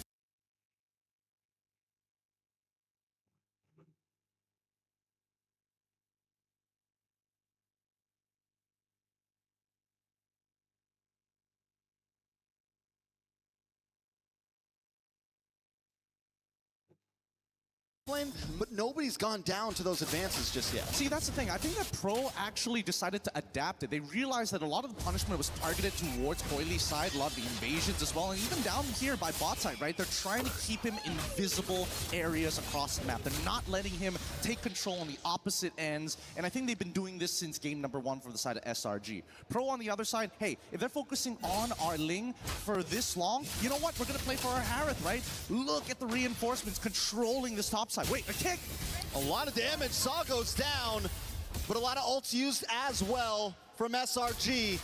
They're going to be able to take that tower in the boss side as well. It finally falls. They've used so much just to try to secure it, and all Pro Esports are going to get out of this is the top tower. This is quite the scrum, a game of rugby. Sakai's, no, Coily not going to go for it just yet. Scared that maybe without the Blade of Tempest, he's going to get hit by the stun. That's a pretty good call here for the side of Pro. It's 6-3, but this 1.7k lead has not been developed further than this. All right, so Pro Esports kind of backed against a wall a little bit here. I do feel like SRG has been ahead of them, but still they're calm, right? And Coily continues to look for targets, wants Cram so bad. Can he get the final hit? Tempest of Blades comes down, but a nice jump away from Cram. And now Sar and Felix is going to try to get locked up with a big kick on to Coily. Right into the feathered airstrike. Hume's caught in between 3, will fall as well, but still it's a jungler for a roamer. SRG gets a huge advantage. It's great, it's great. This turtle should fall into their hands as Pro is forced to move back into the lanes to make sure something happens. And Innocent, he's max stacked right now on that Art of Thievery. He's dealing some real damage. A lot of damage from Stormy as well on Asari and Felix. Sakai's able to get it, and everyone misses Cram. Looking for the engage here. Doesn't have the Valkyrie Ascent. Will back off. Kuzin looking for a quick strike. Drops Zmon's force, he dives in, but he's stunned up, taken out. Kuzin might just get away from the Blazing Duet. Kuzin dashes back. Innocent not able to get the final shot down, but still a win in SRG's book. Oh my goodness, you can hear that crowd. What a gut punch. They wanted to see Kuzin go down, but his mechanics kept him back up. And with the trades that have been happening across the map, honestly, it's not the worst for Pro, but at the same time, it's not helping the scenario, right? It's just trying to stop the bleeding. It's trying to stop the infection from spreading. And for Pro, Coily, he's that guy. But let's look at this replay just one more time, right? A great play because Kuzin has just enough CDR to be able to close that distance, but Sakai's locking him in place to not sneak in that last auto attack. I was looking, I was so locked onto Kuzin. Sakai's getting taken out by Sariam Felix. Definitely evens the playing field a little bit there in that fight, right? Pro Esports haven't fallen behind. I mean, last game when they were ahead, they were sitting at about a 2.5K gold lead, and SRG was able to turn things around. This time, SRG only leading by 1.4. Pro Esports definitely not out of this. They're going to try to move on to this bottom tower. The slow push, and SRG's not going to be able to make it there. Gotta watch out for Yumes. Nice way of the Dragon. Tempest of Blades comes down. Innocent has not engaged just yet. Yumes taken out. This could be bad for SRG. They don't want to force the engage. They're forced to just defend. Able to get the Tempest of Blades out and buffer it just before the kick actually connects. Really good stuff here because it comes in two parts with that kick. So if you want to drag it out and max it out, you absolutely can. But if you got the right boots, you can get out of it no problem as soon as you have your abilities available. This could be Flicker, this could be Bladed Tempest. Either or works the exact same way. In this particular case here, I'm noticing that SRG, unfortunately, don't have the same benefits. Pro can walk into you like a bulldozer, overwhelming force. SRG actually have to play the consistent push and pull. They can't all go in at the same time. If not, Bellerin gets value, but Cram can't go in by himself. Both teams dead even on towers on the off lane. No big macro advantage, but a lot of damage on Yumes. Feathered Airstrike comes down, but the damage isn't enough to keep Pro Esports off of his teammate. Pro Esports now with a man up. Aren't going to rush this Lord, but Sakai's with a cheeky positioning into this tri-bush, looking for someone to fall into the trap. Actually, that was pretty huge. The fact that Pepe lost not only his Flicker, but his Wrath of the Dryads, he can't force a play upon his opponents. He pressed the buttons in the wrong order, and now this contestation might be a little bit harder than it seems. I mean, with a man up, he still feels comfortable. Sakai's going to try to make his way in. Coily still able to get the Lord. Sakai's able to get away with his life. Trying to take it. He's going to move on to the target, though. Pepe taking a lot of damage. Valkyrie sent into the backside. Sakai's goes down because Kuza responds with Smon's force. And now Pepe may be able to get away here as Cram is unable to secure a kill. It's 2 down on the side of SRG and a Lord into the hands of Pro Esports. And this is what I was talking about. It's so difficult for SRG to throw everything at the wall.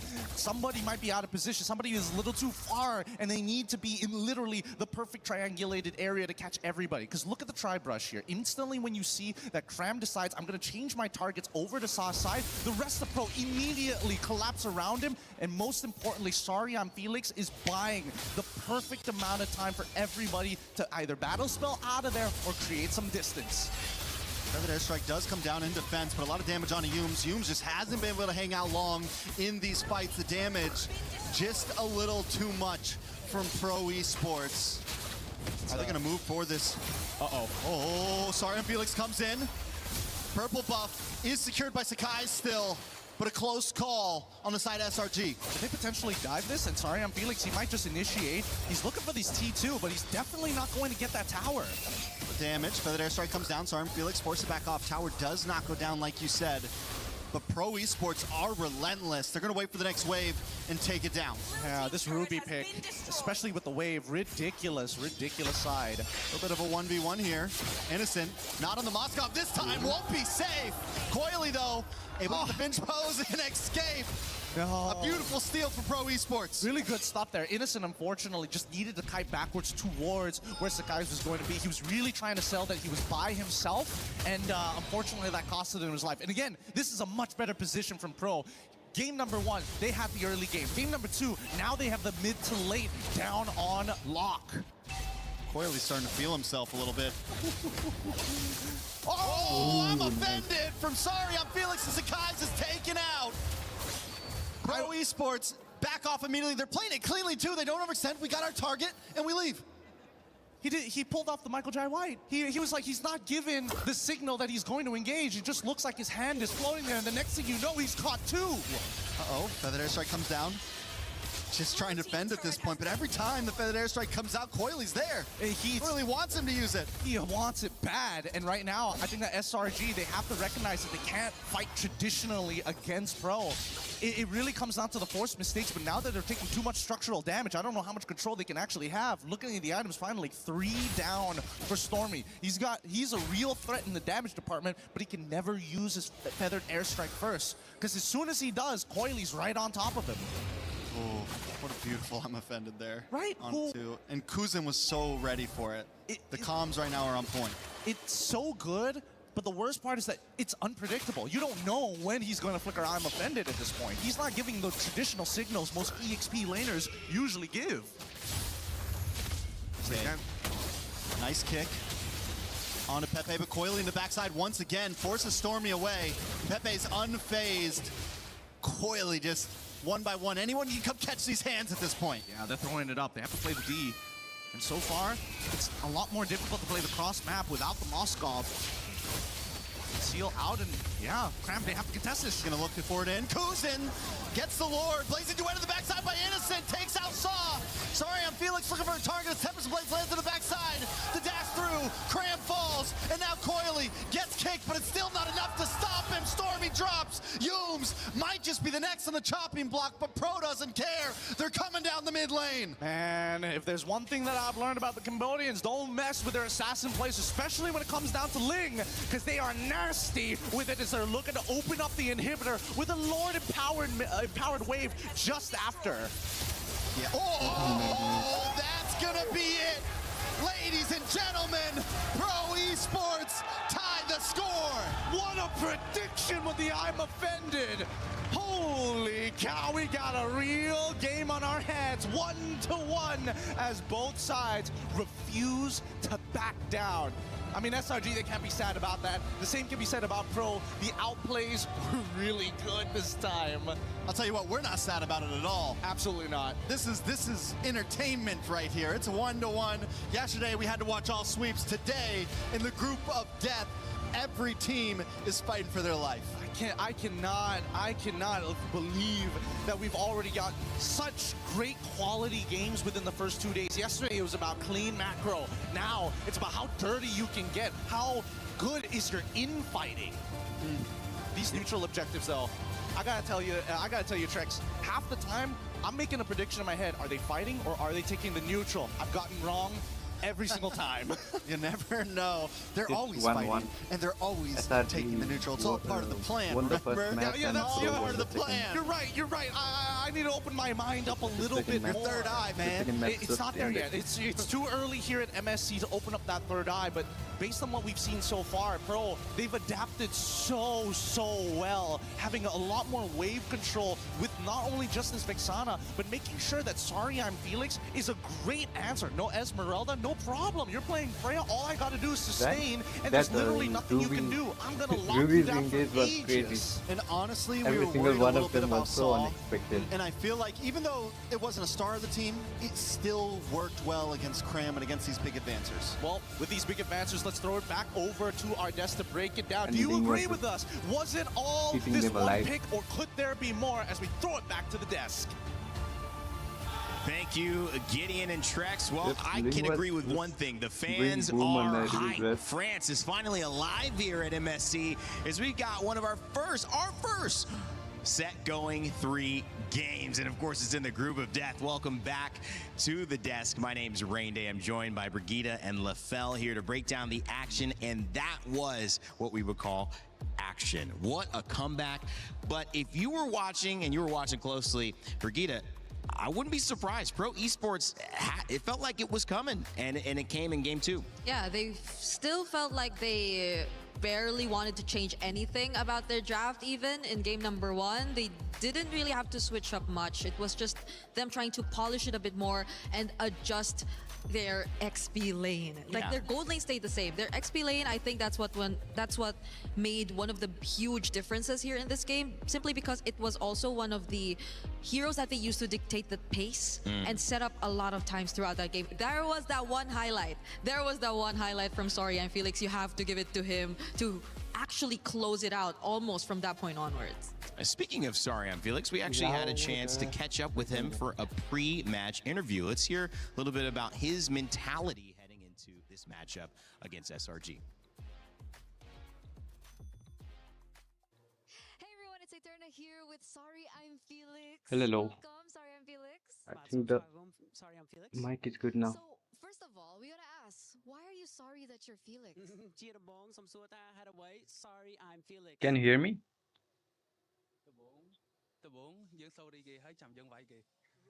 I just want to say I'm sorry before I attack you. Oh, sorry before the attacks you. All right, so we get context there. But Felix, this is not the first time that we've seen you coming through to MSC. We've seen you with See You Soon, and back then you were up against SRG. Now you're going up against SRG again. What's the main difference now? បាទអញ្ចឹងអានេះមិនមែនជាលើកទី1ដែលយើងជួប Felix នៅ MSC I think the video sound was way louder than the mic sound, so SRC ម្ដងទៀតប៉ុន្តែខាងនេះខាង Pro Esport អញ្ចឹងលើកនេះមិនដែរមានអារម្មណ៍ស្វាយចិត្តហើយប្លែកយើងធ្លាប់តែប៉ះនៅធីមចាស់អីធីមយើងពីមុនឥឡូវយើងមកប៉ះនៅធីមថ្មីទៀត Yeah, I feel like this is a new thing. I will increase the game sound after the game starts. Okay, Don't worry. he thinks they're stronger. Can we ask why? បាទអញ្ចឹងសូមសួរហេតុអ្វីដោយសារពួកយើងខំប្រឹងច្រើនហើយពួកយើងមានពេលវេលាត្រានជាមួយគ្នាច្រើន Yeah, I feel like we worked really hard and we had time to train together. Okay, so they worked really hard, they've trained together, and obviously they've trained for the new meta. So what does he think about the new meta? What do you think about the new meta? Considering that we've seen a rise in assassins in the jungle, how is in the last few minutes, the Claude was first attacked by Ling. He couldn't escape, and while defending the base, Ruby just flicker ulted, I think. XP lane អញ្ចឹងមិនដែរ lane របស់បងប្អូនសម្រាប់ខ្ញុំផ្ទាល់ជាមួយនឹង team ខ្ញុំអាចដាក់វាតាមនឹងបានពួកយើងបានព្យាយាមយក That Claude was targeted. Yeah, so for me and my team, we're able to adapt to that version, and then I'll be able to adapt to the map as well. Okay, but how is the role like? Like, is the XP lane still a very important part of the game, or does he Can you think hear that the the jungler meta video voice is now? more important now? What they are saying? EXP lane មានសារៈសំខាន់ទេឬគាត់ថា jungler សំខាន់ជាងខ្ញុំគិតថាសំខាន់ទាំងអស់ I think they're all important. Okay, they're all important. We'll get to see how exactly that it breaks down later on in the next upcoming match, because once again they are up against SRG. SRG. I don't have a proper mic, so unfortunately you suffered you a have to defeat. do. Do you think that you can win this You time? have to be satisfied with this, guys. Sorry, I can't just manage the voice. If I make the game video sound louder, you can't hear me. Thank you so much, Felix, and of course, good luck. And if I make my mics sound louder, you can't hear the game. Sorry, I'm Rain Day at this point because I have to talk at you. But sorry, I'm Felix. A great interview from him. I actually really enjoyed hearing his experience. He's referencing playing with See You Soon at MSC 24, where they went 2-0 down to SRG in that iteration. SRG winning MSC 24. Now back on MSC 26. I want the game to go like taking a game. So already all 3 matches, you know, said we're stronger. They are stronger. Not just clean in terms sweep. of results. And LaFell, we didn't get like your thoughts after that this game. After this post-match breakdown. Every team fighting. Give us your thoughts just on what you saw. Sorry, I'm Not Felix just impact going all in and all out available for him. Like our ranked matches. He played that Ruby offensively and defensively beautifully, because the thing about SRG, their draft is all about going all in. They want to dive, and having that Ruby constantly applying crowd control over crowd control over crowd control, the fact that Sorry and Felix doesn't die as well really made it so that Sa using that Vexana have a lot of free hits going in, as well as the lane coming in from Coily was not disrupted at all. So basically, no win condition was disrupted for what you call it, Pro Esports. Yeah, it seems to be one of the most natural counters towards HO, which they clearly tried to play around. It was a great start for SRG, no doubt. We missed seeing the Cho and Farsa together and how aggressive they could be in the beginning of the game. But when it mattered the most, you see the attempts, the setups, not just coming from the Cho. I think it was more Yums also struggling to find footing, struggling to actually land those kicks, those setups towards the members of Pro Esports in that particular scenario. Or maybe if he did, it's not like you could automatically expect them to link up because of also what Coily has been doing on the link. So it was really great synergy overall. Pro Esports, I like how they just came into that game as if unaffected by what happened in game number 1. Lafell, you have a couple of clips for us. What did you see just a little bit before we get into this? Well, my boy, thank you very much. Thank you. Oh, wait, you're welcome. Oh, Yes. So, I thought first Team of all, we Liquid gotta talk about the draft versus here because Aurora one was of the third, more important but thing it's is, second. in the previous game, we talked about position 1, but now I want to talk about the advantage of having red side or second pick because red 3 as well as red 5 in this game, Pro Esports was able to use this red 3 pick to counter what SRG showed because in SRG, the order of their picks earlier was they pick up the Freya first and then eventually pick up the Cho as well as the Herrera. Now, the thing is, the third pick for Pro Esport was this Ruby, which was banned out earlier, and we can see the effect. My that Ruby internet has is kind of because it shit. counters basically all 3 of these picks. While playing the just games, by the it relevance just of them wanting crashes to go in. the I'm sorry, stream. Phil's making sure that you guys That's never why go out. So amazing drafting coming in. playing from game Pro live Esport. is We're just gonna kinda see impossible just a few clips for here, me and this is due one to of the the internet. mistakes that potentially could have been good for SRG. Even the YouTube because videos are crashing. unfortunately So for this one, Pro Esport didn't play that draft where they try to go all in, Kozin goes all alone, and yet you see the minimap, everyone else, the damage dealers as well as the peelers, is nowhere close. The fact that he was able to survive this and eventually got a kill was unprecedented. So honestly, SRG should have won this one, but it's a good thing that Pro Esport was able to outplay that. And then we move on further. This is what I'm talking about. This is why the Ruby is so strong. Because we can see here, what Cram is supposed to do is to basically 1v4 in this line, giving a lot of space for the backlines of SRG to actually go for the attack. But as we see, that doesn't happen. Look at how Cram gets just chain CC to death. There's nothing that he could do, and once he dies, there's nothing that SRG could do. So amazing drafting coming in from Pro Esports. SRG needs to be careful of that coming to the next one. Oh, thank you very much. Yeah, and I mean a lot of that. Yeah, thank you as well, Brigida. This is a second job here. Wow, boy. At least she's getting paid. You know what I mean? To do that. And I think at this point, when you look at these two teams, we have seen strengths against other strengths. We'll see if this continues to be the case as we get ready to jump into this draft where Pro Esports is allowed to dictate the pace of these group fights with strong heroes like Belleric that has worked so well for PPP and has kept them consistent. Will they give Sariam Felix another chance at the Ruby? Or will they basically bounce that out in the ban phase to allow for Cram and again, Innocence matchup against Kuzin? One could argue that that might have been the most important lever that SRG pulled in game being one a solo that they player did is not pull in game 2, Brigida. just Yeah, to a certain extent, not I made think for it ML, was man. encouraged by the fact that they saw it No was matter a the not lane, so high it's on always mobility mid lane. the It was a teammates Vixana. that They had are to go in for feeding. Some are dives because they just would already expect the not backline taking attempts, the especially from Corley objective. on the Ling, and that there had to be someone who could bypass the walls that Solo is actually clearly a Pro hell. would set up just because of how they wanted to answer and catch these dive heroes. But then it didn't really work out well, especially as the team fights did not really favor them eventually. But now it's different. It's flying clouds. I personally feel like there was also Even as a something MM, that SRG wanted I'm to just limit like us. They want to see farming the with whole the game, Cho, can they catch and my Coily team on is that on the lane?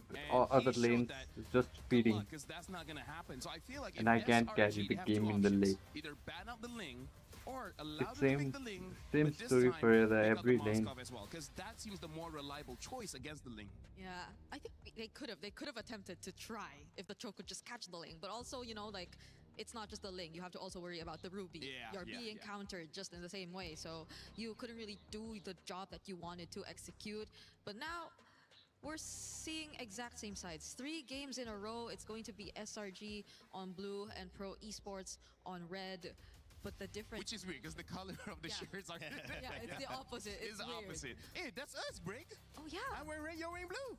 So what does that mean? Wow. And you're sitting on the same sides here for this draft. You can't see it on camera, but LaFell's on the left side. So does that mean you feel SRG is going to do something a little different with this pick? Hey. I feel so. Kind of. I mean, they've been allowing the response. I mean, right? like, here's the thing. Coach Arcadia as well as Coach Ozoravecki, they know how to respond. They know how to adapt. So I'm fully confident in them adjusting for this one. But I got to say, win or lose, game 1 and 2 already showed that this is an amazing game. So yeah. I'm all up for whoever wins this one as long as it's a good game. I'm wondering if Pro Esports are considering banning out the Phobius, because I don't know if SRG wanna pick up the Ling this time. Because if ever they What even was the point There has been of like getting a 5 hesitancy. stars? You've had the opportunity to do it now. yeah. So Why Sakai's, you think, going away from that? it's already mentioned earlier. That's probably them also just really destroying the confidence of their opponents. You think that's what Lose it is? one more Oh, game it's and 1-1 on it, now. and it's on equal footing. Please pick up the link. We just so that we restarted can see yesterday. it again, because yeah, I feel like part of it is sometimes you let that pick go The 'cause matchmaking you know is that just you can counter, right? shit, man. So I feel like Okay. they've It already can't proven, see okay, us with the Moscow winning. we can, right? And then they see with the Cho, maybe they can't. Not so good enough. I want to see how they're gonna adjust for that, because the other one that I've been is painful to stuck see. on What if after 2 years he just doesn't 34 have enough stars practice for with like that 3 hero? days. Wow. Yeah, because I believe All of the muscle contents memory you are is there. You can going to still do see good, from now but hey, will be there's a lot that can happen in 2 years. You know, me as your on age 34 gets stars, older, but 33 hey, stars, 34 stars, and 33 stars. finally Ling is back for skies. Yeah, and Pro One Esports game don't win, have, one game lose, Ubisoft one don't game have, win, like, one game the lose. opportunity to grab it for themselves this time. So Coily might have to pick something different. Maybe we see the Hirara in his hands this time around. Possibly Red 3 if they want to pick it up there, because as of the moment right now they are going to go straight for the Belleric Prio. Or maybe if they want to save a bit more of their strategies, they could also show the Hirara here too, but at the same time they're just, the Freya still open. There's Would you a grab bunch the of other the Eudora? that's true. Yeah, trying to make sure that they can control the assassins or just high mobility heroes here. So I'm liking the Eudora pick here. Damn, that I feel like Belleric is Pro being picked in Esports, every match. I just want to know whether they want to Hirara In themselves or they MSC. want something else in the jungle. Because, hey, you know, like playing, there are different assassins. Maybe they have a different mostly option. being It would be played on scary, I gotta EXP. say, if Pro Esports somehow get a Moskov as well. Moskov and Eudora, I don't see the Ling having a good time.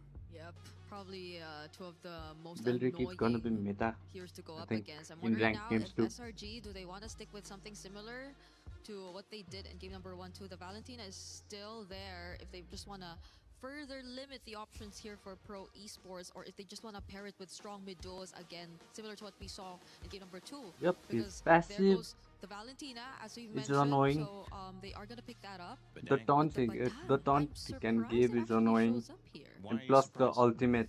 I feel like it was something That we'd range expect more to come out of in that second ultimate. phase. It's a little early.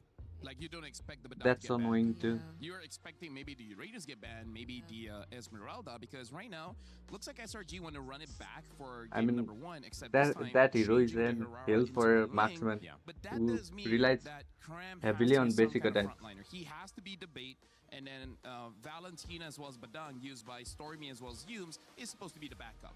And I mean, I think they are saving that EXP pick so far on the side of Pro Esports, so we don't know what that's going to show up with.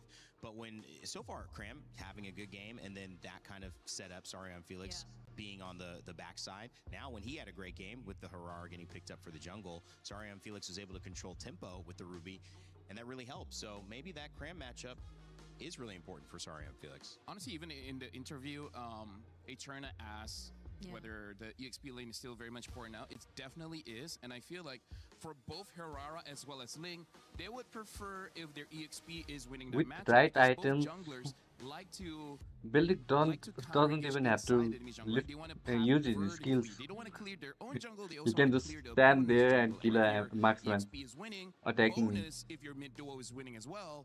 Your jungler, your Espe- position one is gonna Especially have the such a good attack time. speed reliant marksman See it being a good game who for doesn't a have Ruby dashes or potential pickup escape again. potential. If ever, sorry, I'm Felix does want to Belleric consider is hell for that. the It's simply because of for the presence of the marksmen Valentina this time, which like I feel that. like if you pair together with the Badang in multiple ways, stealing away the I'm offended through the IMU ultimate, then that could just mean more and more damage for Pro Esports in terms of the team fights, because that's multiple layers of crowd control. You also don't know the kind of front line that we are going to expect from Cram as well.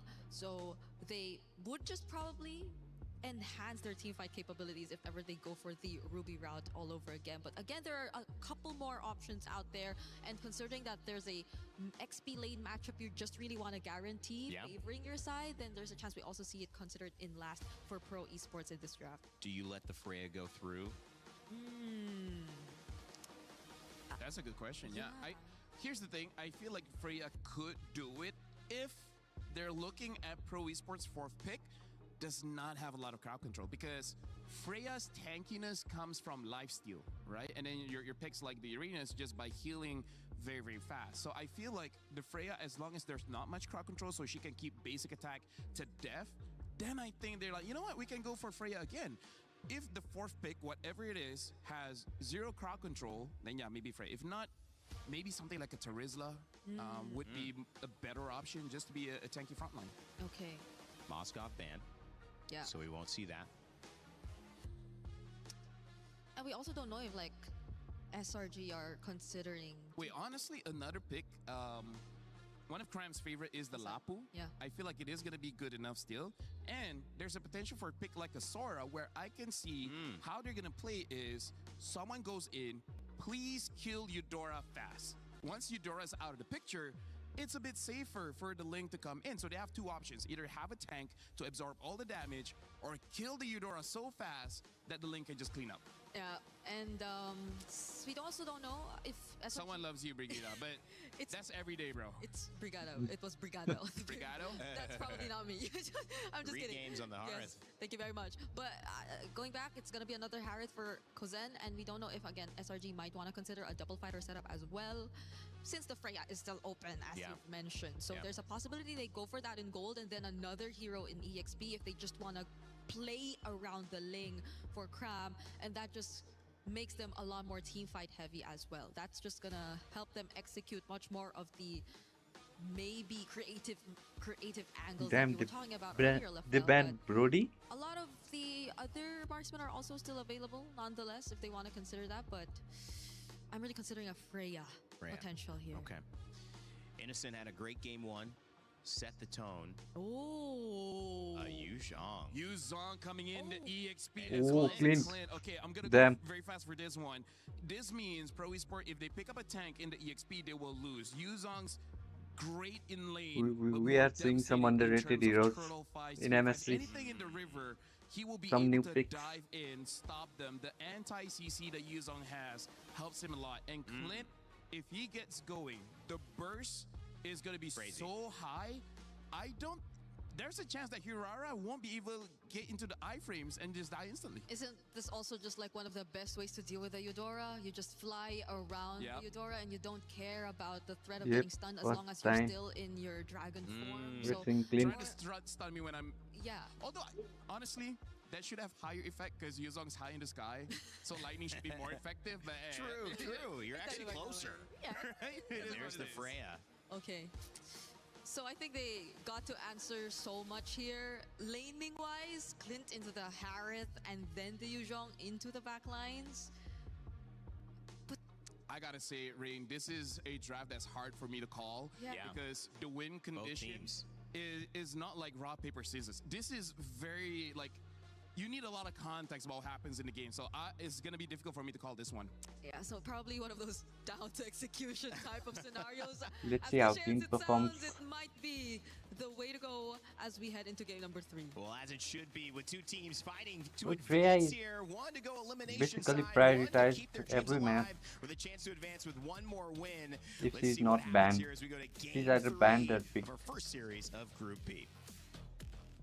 As we jump on into this match point for either side, and I gotta agree with the table here. It is a tough game to call as both compositions are distinct in what they want to do, but most importantly, it changes and fluctuates depending on the game state, and each one of these phases is going to be devastating for those who give first blood. Let's be honest, all 3 games have been a tough game to call. It has been a coin flip back and forth between these 2 teams. I do feel like SRG, there's a lot on the line of how is Innocent going to do on this Clint. Yes, sometimes the Clint can be an amazing pick, but for me, I worry that there's just not enough of a box around him, and he could be an easy target for Pro Esports. I think he's going to be the main anchor of the team. He's going to be coming in the last person to show up. I think it's going to be Cram who has to somehow zone out Saw to keep him outside of that area, and the rest of the team need to figure out a way to deal with Sorry on Felix, because let me tell you, that Vengeance is going to buy him like 3 seconds worth of time, and that could could be like anywhere between 6 to 19 auto attacks. Very, very fair at that. Both teams, though, taking it slow here. Nobody going for the big invades. You do see Yums kind of checking out Orange Buff to at least figure out the pathing of Coily here, but nobody trying to overextend. It is game 3. It is a lot on the line right now. A lot on the line. I love the pull yourself together coming out from Saw. He understands. I'm willing to trade flickers, but most importantly, if I catch somebody without theirs, it's game over for them. And I like the fact that Pro have adjusted, right? They didn't get super aggressive in the mid stages of the game. And more importantly, for the mid lane, they want SRG to kind of walk out here. They've already figured out the jungle pathing of where Sakai's is going to be with the help of Cinco de Pepe, and he's made sure he knows, okay, he started on orange buff. They're going to show back up on this turtle side again, so level 4s are going to be key. Good poke from Innocent there. Is forced to use the Revitalize. The Rejuvenation. On the boss side, Turtle will be up. Sakai's going to look for any angle in, but again, both teams just taking things so slow. It's so different compared to what we saw previously. Oh, yeah. Oh. Speak of the devil, though, a lot of damage onto Yums. Yums taking out first blood into the hands of Coily. Basaw's going to fall next as Stormy finds a kill. Sakai's looking for a target, but forced to run away. Pro Esports taking domination over the pit. Crane drops as well. 2 members down inside of SRG. Skies isn't done just yet. Coily low. Stormy keeping vision. Yums back to the party. Doesn't have Fist Crack available to him. He's still level 3. So we can't get a big playoff. Sorry, Phoenix early damage is good. Pro Esports takes the first turtle. They tried to drag this out as long as possible. And really until that Cram, right? Harris reached level 4. Assist, but unfortunately, he can't keep fighting forever when there's so much CC on the opposite side. Unlucky for Stormy, wasn't able to get the steal the Wrath of the Dryads fast enough to buy him those precious few seconds. Well, even to get after a level little bit 4, more Clint out of is his Shah still residue poking, so. passive. In the meantime, though, this first turtle already in the hands of Pro, a very slight This early lead. game The damage lane is states insane. hasn't really changed too much. Maybe for Sariam Felix, but for everybody else, it's pretty neutral. Sariam Felix just consistently rotating up to this mid. We can already see the slight aggression. They smelled blood. They're looking for maybe a little something more here. Cram hanging out in lane. But I mean, that's kind of the plan, right? You wait until the objectives, and that's when you want to use that Black Dragon. Whereas when you're on this Freya, you want to move around a bit more. You have the ability to do that. Yeah, the lane states are so important, especially like manipulating these waves. Cram understands if he hard shoves this, there's a good chance that Sariam Felix, if he's there at the right time, he's able to kind of freeze him out and will always take a negative trade against him if he's next to his tower. Oh, Coily walks right into it. Danger has struck. Sakai's gets the kill. Beautiful and intelligent invade here. They knew for a fact he was going to show up, knowing that he started on the top side of the map. So this was all pre-planned by SRG, and also not to mention the fact that they've denied information. On the top side, nothing much is going to be happening here, right? Like, we're expecting both teams to get more aggressive, but I think the lane states are by far too important to disrupt. You know, you would think Pro has maybe learned the lesson a little bit. SRG has loved coming down to this bot lane. They love that tri-bush, but it looks like Pro loves Stormy. They're looking for the target. Sorry, Felix needs one more hit. Photocopy died. Consistently finding moments to get an advantage. Every single time. And luckily for Sariam Felix, he's not wasting much. He's just going. He wants a whole priority, doesn't mind sacrificing. Nice Fist Crack, doesn't fully commit though. Knows he wasn't able to get more than one. That's a Black Dragon form. I think they just have to give this up unless Cram makes a super play where he petrifies 3. Cram is looking for it. Unable to connect though. Sariam Felix connected himself. Will get knocked up, but it's just to make sure Cram can get away. Another turtle for Pro. The turtle as Sakai's points his eyes elsewhere. All right, that was expected here. It was going to be a no contest no matter what. Yums made an attempt, and unfortunately, that's going to be the signal to back away. But Sariam Felix, and they punished her quickly too. Problem. He's starting to take more control over his side of the map, making it more difficult for people like Sakai's to even take his regular camps. All right, so Pro Esports with good control over the rotations, good control over the map. Sariam Felix seems to be a step ahead of Cram. We saw this in game number 1, though. SRG just needed to wait for that mid state so they can start working together, start overpowering as a team. Right now, they're still playing a very split-up game. Do we think that moment's going to happen around the 7-8 minute mark when some of those second items start really locking in? I think it depends on who gets this upcoming turtle, right? If they can deny Sakai... Oh! Damage on Yums! Saw able to get the kill. Sakai's wants to try to dash into the backside. That building ult, man. Suns are just too much. The stiff arms are always there. Tempest Blaze comes down. Maybe a bad play. The re-engages there. Coily locks in. Diving under the tower. Finding Innocent. Stormy just looking. Coily doesn't want to stop.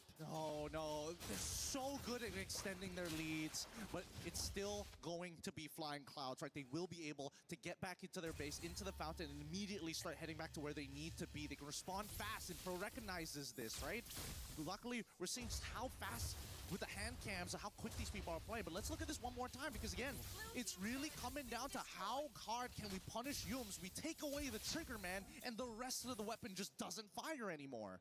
Yeah, and Cinco de Pepe, PPPPP, whatever you want to call him, the guy has been on fire, always catching Yums. And it's not just this game. We saw it before, even on the game that they lost. This Belleric has been a nuisance overall. It makes it so hard for SRG to want to engage. Yeah, and worse yet, now we're seeing the infection starting to bleed out from that EXP lane. Small camps getting taken away, and now they fight. A lot of damage onto Stormy. Stormy not able to get away. Sorry, and Felix with Valkyrie descent, but in the back lines, guys trying to make up for the loss of his teammates, but he's unable to do anything in the face of Pro Esports. Cram falls next, and Pro Esports lead this game with 5,000 gold. It's nothing but Innocent left. They can't do anything about it. The peel is too good, and if SRG makes the first move, it's going to be Pro who finishes it. As they take this T2, let's look at this fight one more time, because again, this is a terrible position for SRG. They want to have a traditional front to back. Innocent doesn't have as much mobility now that he's playing Clint, instead of having something as good as a Harith or even a Moskop, or more importantly, the Claude. Yeah, they keep getting disconnected. It's no longer a front to back, is it a front and back, because someone else is standing in between them. And at that point, once they're split up, Stormy gets taken out. Sakai's already committed to the backside, which means he's going to get taken out because he's got no backup from his team.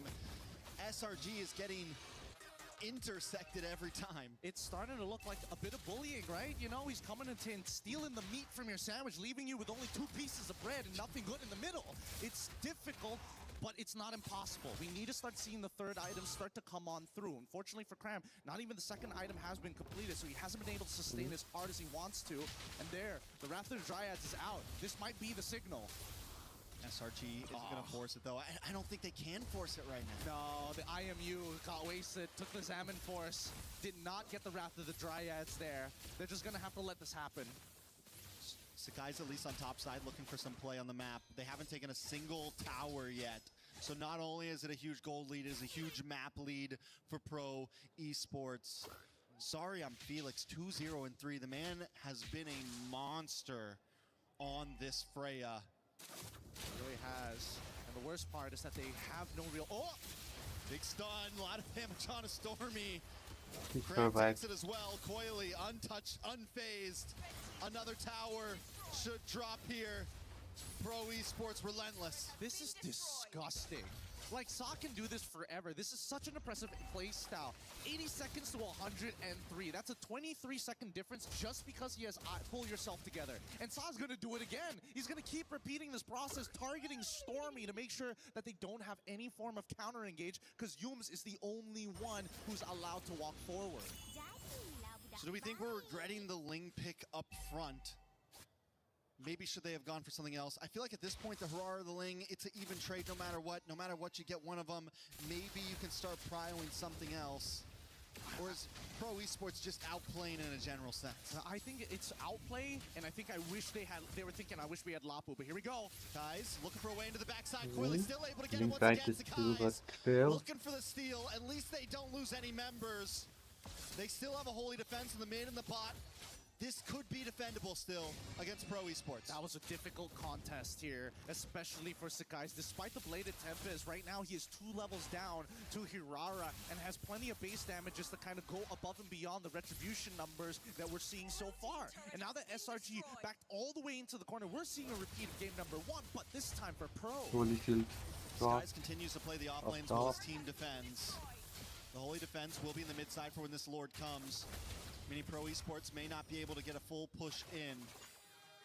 Cancel the recall. Is this the 1v1? He's got to cancel the recall. Ooh. There we go. That's it. That's what Coily has been doing all game. Oh, you're going to recall in a very dangerous spot. I'm going to waste another 5 seconds of your life. And these 5 seconds have been stacking up already.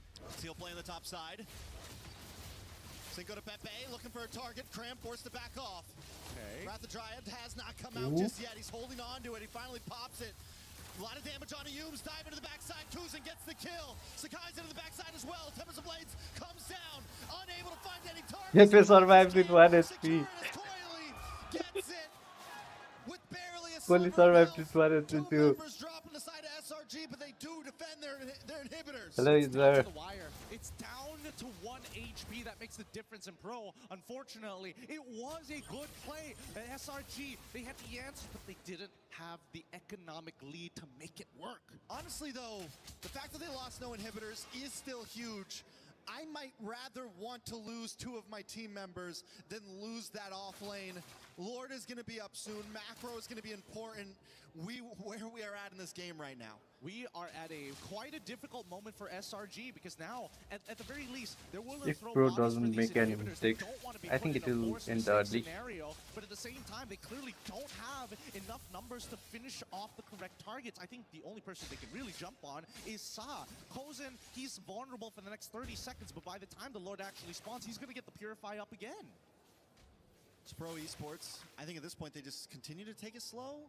Or is there a clock eventually ticking for SRG? Because I still am on the board that SRG is not completely out since they didn't lose any inhibitors. That's a good question. It's comfortable, right? The map isn't, it's not like what we saw in game 1 where Pro had 0 inhibitors. It's going to be hard to fight for a Lord. The possibility is still slightly there. It is. Thank you, Ziffer, for pulling it up. Already 1 step ahead of me here. But yes, 3 items already done, but I don't know how they're going to take advantage of the Sky Piercer. This might have been a little Next bit of a lot mistake died on in Innocent's part, 12 but at the same time, seconds. I think it's a lot of faith as well. The rest of the team is like, Bruh, my internet.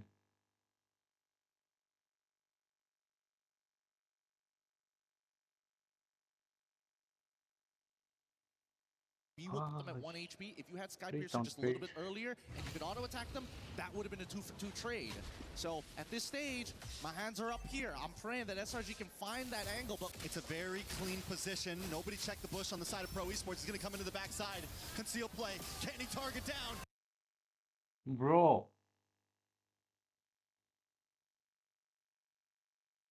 Who got the Lord? Nobody checked the bush on the side of Pro Esports. He's going to come into the backside. Conceal play. Can he target down? Oh, Gets the the Lord and a big fist crack.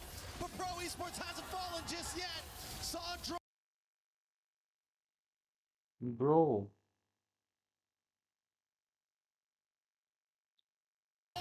And a big fist crack. But Pro Esports hasn't fallen just yet. Saw drops as SRG tries to get away with the steal of their life.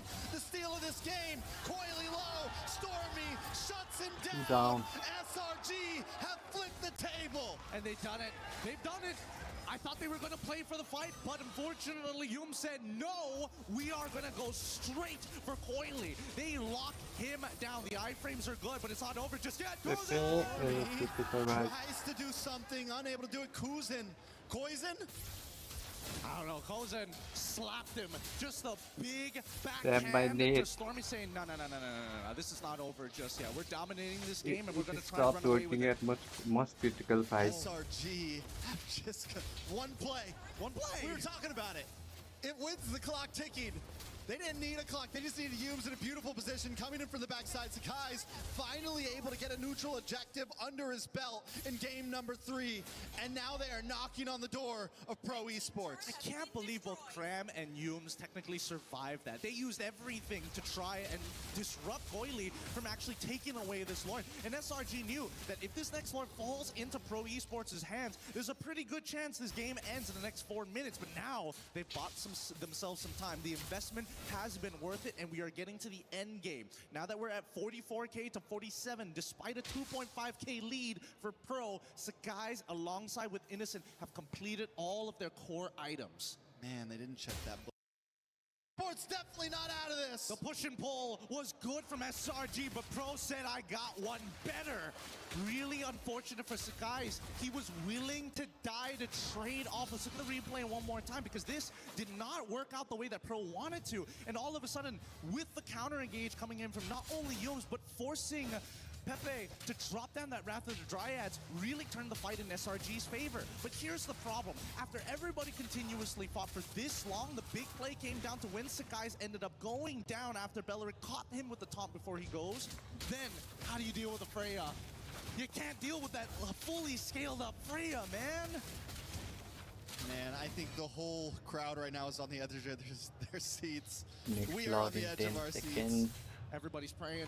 They're praying for their teams. Another fight is gonna break out. Some strength, because 7-15 so far, and Pro has not been able to put the final tombstone on SRG. And everyone still has inhibitors. Yeah. Meaning, honestly, this could go another Lord after this. If this is just a clean Lord take where nobody loses too much, this could still go a little bit farther. Pro Esports is going to start it up. Cram does have Black Dragon. We're going to wait for that one. Yumes as well with the fist crack. Here we go. Green dots everywhere. Sakai. Backside plays. Wait a second. A lot of damage. Oh. Gets it once He didn't get it this time. damage comes down on a But Saw. died. Yumes trying to get away with his life as Cram holds the rest Yumes of the team died. back. Felix. Sorry, and Felix died. Oh my 2 goodness. for Cram, 1. despite everything that he absolutely tried, the dashes from Coily, he played it perfectly. I-frame to dodge, manages to slip past, and even then, it wasn't good enough. If they can hold on for just a little bit longer and protect an inhibitor, maybe there's an opportunity, but I don't think it's going to show right now. Here they come, because Kozin, he still has that Zaman Force. He does have the Zaman's Force. Pepe's low though. Crash will come in. Ooh, Cram died. Cram taken out. Coily's going for more. Dashes Mid in, does miss. inhibitor Has to get out of the base. broken. Taken out. Innocent with the Coily died. shutdown. Into the backside. Ooh. Sometimes falls. Poison. Damn, that The kid's on fire. Belvic is surviving. Fire. Pepe managed to flicker out just in time before the ammunition was about to dome him. Oh my goodness. I don't know who's going to win this game, but by God, this has been the most fierce competition we've seen so far. Stormy now finishing off that Holy Crystal for the sake of the extra little bit of damage. You notice that every single time both teams they interact, got the so many inhibitor people though. walk away with 1 HP, despite Sky Piercers being in play. I feel like honestly with that last Lord push, all Pro really needed to get was an inhibitor out of it. You only had 3 members. You're up against the Clint and a lot of just siege defense potential. The fact that they were able to get the inhibitor is a good start. But like I said, we're going to another Lord. Pro Esports still has inhibitor standing. SRG has gotten to the max item point almost. We're getting very close to tie game material. All right, Zipper, I need your help. We need to know how many Thunderbelt stacks Yumes actually has. I need to know the numbers here to see how much damage he can technically take. Because so far, Kozin has been absolutely melting. Oh, he'll play. Ooh. Saw gets a stun. Constant play. Cram. So, Kozin still gets him. Sakai's. But a beautiful Saw will die. finds Saw. But Coily's chasing him down along with Kozin. 1 for 1. 1 for 1. Mage for EXP. Not bad, not bad. And honestly, I think it's more worth it to get rid of Saw. Now they don't have to worry about, you know, something getting blown out of nowhere. And the best part is by the time the Lord actually spawns, Cram is already up and ready to go in comparison to the Now Link can staggered engage death timer more coming freely. in from Eudora on Saw on the opposite side. So if SRG want to take first position, they absolutely can. But then again, is it playing to your strengths, or do you want to be the ones who push Pro out of the scenario, right? Make him hesitate on the trigger finger. I feel it. I think without Cram, though, it is a little hard to break through. But Sakai's either way, even without Cram, has been doing such a great job at invading that backside and slipping out so quickly. Yumes once again looking for position around this Lord.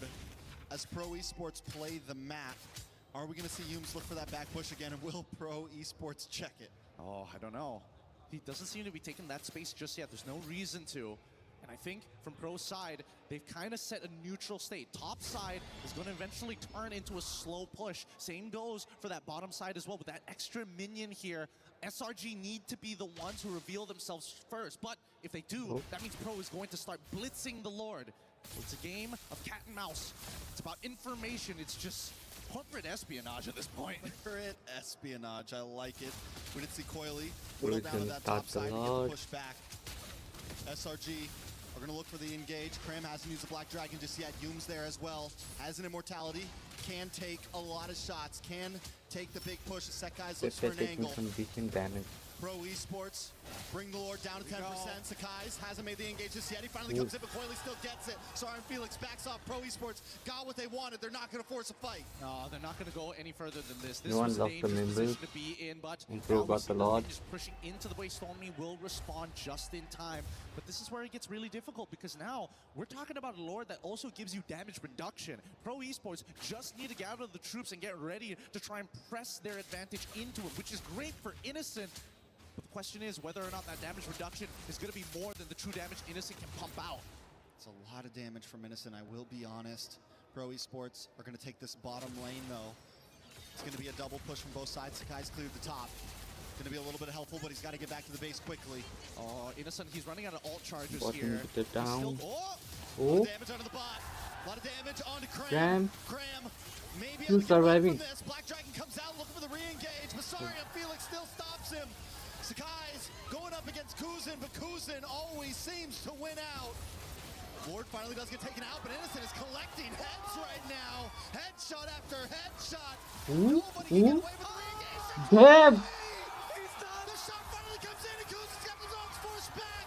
What was that? Up against Stormy.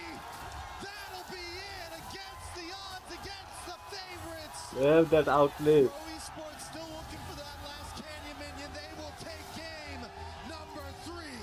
What an insane game to kick off day number 2 here. Cambodia finally gets the win. Obviously, both sides are tough competitors, but by God, do they Nice, produce GG. some of the best junglers we see in the internationals. There's no way to be disappointed with That that outplay game. was I think insane. what SRG knows is like, By guys, Irara. Hirara, they outplayed us. That's really what it boiled down to. They outplayed us this time. Definitely the best series we've seen thus far in these groups, and they don't call Group B the group of death for nothing. If this is just how this is going to start the day, I'm excited for what we got to see next. Pro Esports. That was mad respect there. This game was beautiful to watch, so messy, but at the same time, it leaves you just at the edge of your seats. I can only imagine that SRG are going to go back to that drawing board to figure out, man, this red side, something about it, something's different. They adapted a little too fast than what we were expecting here in game number 2, but come down to game number 3, when push comes to shove, Pro Esports, they don't back down. Yeah, they were ready every single time. Coily and Kuzan. God, they were heated up. They were. So many plays there. Even that last Lord push. This was with the this re-engage, match was they could've good, man. decided to call it This off. match They was could've good. said, let's go one more Lord. The ups Let's and wait downs. a little bit longer, but no, Coily Then. jumps back in with a sliver of health.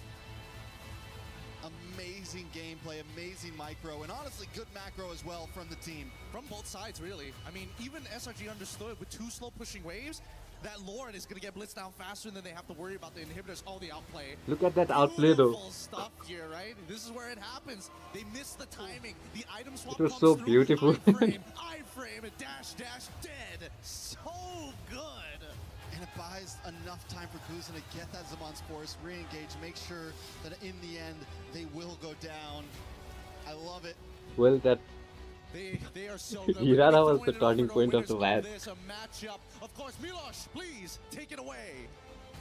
Thank you very much, my friends. We have the man of the hour here with us, Saw victorious. What a massive matchup against Selangor Red Giants. We have to talk about this for a second. That game 3 was super tight. Came right away to the late game. Talk to me about how you kind of all closed it up and finished the game. បាទអញ្ចឹង game 3 គឺស្មើគ្នាមែនទែនប៉ុន្តែធ្វើយ៉ាងម៉េចដើម្បីបញ្ចប់ហើយឈ្នះគេថ្ងៃនេះ ពួកគាត់ពួកគាត់ក៏ធ្លាប់ជា champion ដែរអញ្ចឹងពេលលេងមួយគាត់វាអត់ easy game ទេទៅវាចាស់ខ្ញុំគ្រាន់តែ talk មួយ teammate ខ្ញុំហើយលេងមុនពួកគាត់ទៅធ្វើឲ្យយើងយកឈ្នះបាន So because they're a former champion, we knew that It this was would be a hard satisfied. match, but I talked with my team This and match we was worth worked it. together to get this win. I mean, it looked incredible. I want to ask you more technical questions in this. Talk to me about the Vexana pick, because we've only seen it once during EWC. That was at MWI. It was picked once. Now the Didn't real work out at all. question is, Why did you go for Vexana specifically? can we Okay, get some sort of way other matches like this too? Vexana ពីព្រោះកាលពី EWC MWI គេជ្រើសរើស Vexana ប៉ុន្តែអត់ជោគជ័យអញ្ចឹងហេតុអ្វីបានជ្រើសរើស Vexana លើកនេះ ដោយសារខ្ញុំលេង Vexana ហ្នឹងមាន combo ទៅហើយយើងលេងក្នុង scrim ឈ្នះច្រើនទៅយើងយកមកលេងហើយលេងបានល្អ So I chose Vexana because there are a lot of combos and I've had success with them before and so I used it again. That worked out well. And Ruby, recently patched heroes, also played by you in the team. Do you think that should become more meta in terms of picks, or is it just a Cambodia special to run? អញ្ចឹង Ruby បានទទួល patch update ថ្មីអញ្ចឹងតើគិតថានេះគឺអ្វីដែលគេនឹងប្រើទូទៅឬអានេះគ្រាន់តែជាអ្វីដែលកម្ពុជាបានជ្រើសរើស Aurora and Liquid. I want the match to be intense like this, man. I don't want it to be one-sided with these two teams, especially. Also, and of course, this is a huge story, right? You're coming in, Bro Esports Cambodian representative. You beat Selangor Red Giants. Does this give you a big boost in motivation from now on that, hey, we can beat one of the best in the world, we can do more of that? អញ្ចឹងអានេះជារងធំមែនទែនសម្រាប់ក្រុម I want to see some broad action in MSC. អញ្ចឹងតើមានអ្វីបន្ទាប់សម្រាប់អ្នក Make it interesting, you know. ខ្ញុំសប្បាយចិត្តដោយសារវាជាការលេងលើឆាកអន្តរជាតិលើកទី1ហើយវាត្រឹមជាម៉ាច់ទី1ហើយយើងអាចយកឈ្នះទៅលើ Well, Kyrie Jungle is just momentum too insane. ហើយทีมខ្ញុំនៅការប្រកួតក្រោយៗទៀត Because it's our first time to compete on an I love international his Ling stage. and I think Fanny we gained too, some man. momentum because we beat a great team, and I He's think this will lead into very success good with later on. assassins. All right, between you and me here, look at the camera in front of us. We got it right here, the one with the red light over it. Anything you want to say to everybody else that's challenging you And here we are at seeing MSC after you beat SRG? More assassins meta now instead of utility jungle, so សម្រាប់អ្នកដែលទស្សនាពីខ្មែរផង we will see more actions. Viewers? Yeah, អ្នកមើល To the opponents. Future. អូសំទោសអ្នកគូប្រកួតសំទោស in សម្រាប់អ្នកធីមផ្សេងកុំមើលរំលងពួកយើងយើងក៏ខ្លាំងដែរ To other teams, don't overlook us. We're strong as well. Thank you very much, Sa. Congratulations to you and Pro. Thank you very much, our wonderful translator. There's a lot still to look at post this game. Let's have the panel all break it down. Thank you, Milos. Great interview. It was a great game and a great moment for Cambodia as they take the win over SRG. Expectant grand finalists now. They're going to have to go through an elimination bracket on the bottom side to get through what will be a really tough run if they're going to come back at MSC 26. Brigida and LaFell joining me, Rain Day, on the desk here to break it all down. Brigida, confidence, momentum, I'm sure that is all what Pro Esports gained here. Yes, I believe so. That is a very much confidence boosting performance, especially for Coil. Coil, hands up, down or wherever. I don't know. I can't say anymore. Like that last play. Hey, here's the thing, man. Like the cast was saying, like everyone was at the edge of their seats. We're not sitting anymore. Screw the seats. We were on the ground and Coily, bro, like what a performance. That guy is going to be one of the stars born from this MSC because from the Ling all the way to the Harara, bro, that last outplay, bro. Oh, okay. See, okay, it stay on doesn't the even stage. Please, on his seat anymore. He has to stand up. And what are the chances, right? He could be the next star. I agree. Yeah. Because he also starts with letter K. How many stars do we have that start with letter K? We have so many Ks. That's right. So many superstars that start with K. I love it, though. It's so good. And I think the fact that we got another one coming up in this upcoming set, pay attention to, so don't go anywhere. We did have some really fun interactions with both of these junglers swapping characters, the Harara, the Haling, going back and forth. We thought... I think many people thought Sakai's was waiting, was baiting, was saying we could take the Ling if we need to. You can already hear the Liquid fans as Liquid as well as Aurora got on stage. But yeah, I mean, we talked about it during the draft, right? Where I say like maybe one of the hesitation is it has been 2 years. And a lot could happen in 2 years where I believe Sakai was preparing for a tank jungle meta. Yeah. But then all of a sudden, after the wild cards, a surprise patch came in, make Assassins much better. And maybe he just needs a little bit more practice on that thing to use it again. Yeah, honestly, after game number 3, I'm quite torn as to whether or not I'm thinking it was just mind games all along that they did not want to prio the Ling, or was it just them playing more into their comforts? Because again, we really haven't seen Sakai's been able to pull off that exact same Ling. We're so familiar of him in the recent 3 years. And even when it comes down to things as maybe simple as objective takes, right? I think Ling is one of like the most reliable junglers to contest, and that's why it always boiled down to a 50-50 red 3 battle whenever there were objectives. But maybe there had something to do with level gaps, I don't know, but it was not the same. A lot of level gap, but also we gotta say, man, Harara actually does quite a lot of base damage, making it much easier for the Harara to steal that. So I think that's a lot of information, not just for SRG, but all the teams here. Harara is a threat. In wildcards, they say Harara was not a threat. Well, proven wrong, man. MSC is a different beast. I mean, the way these things develop, it's like there's the meta, there's the counter to the meta, and then there's something that gets exposed after that as you're trying to counter. And it felt like Harara being available every single game.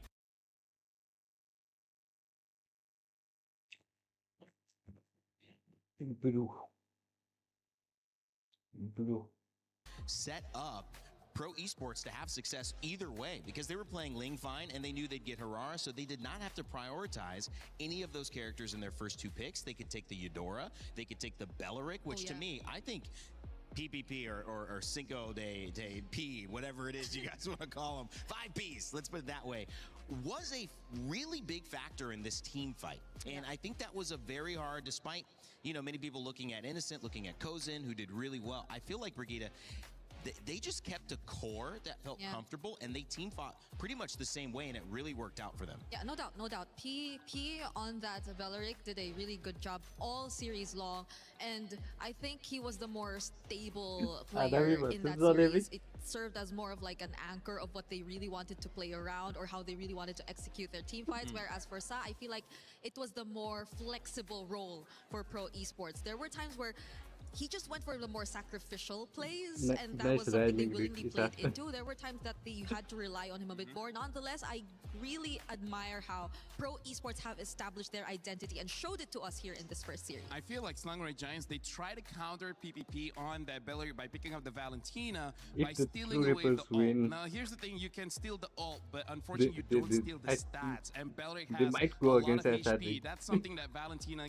can't have. So Valentina goes in, good ult, but then dies. So went to lower bracket too. It's just a bigger conversation to me. Do you make somebody who's doing well uncomfortable and force the team to adjust? I think that might have been a decision, but again, so much experience on SRG. They will bounce back. They will still be playing the loser of one of our final games today. So stay tuned for that. And speaking of, let's take a look at today's schedule, because that last game, Yangon Galacticos and GK Esports will be facing the winner, Pro Esports, the loser, Selangor Red Giants. Coming up next, though, you heard them already in the crowd. It is Team Liquid going up against Aurora Gaming, Carl Teasy, and the defending champions of MSC taking the stage yet again. Onyx Entity 7 as well. We're getting some LATAM representation, so that'll be fun to see. And Onyx, a previous champion, not a league champion. We'll see how that goes. Of course, if you guys want to get involved, make sure to check out our pick'ems, which you can use by scanning the QR code. This allows you to say who you think is going to win.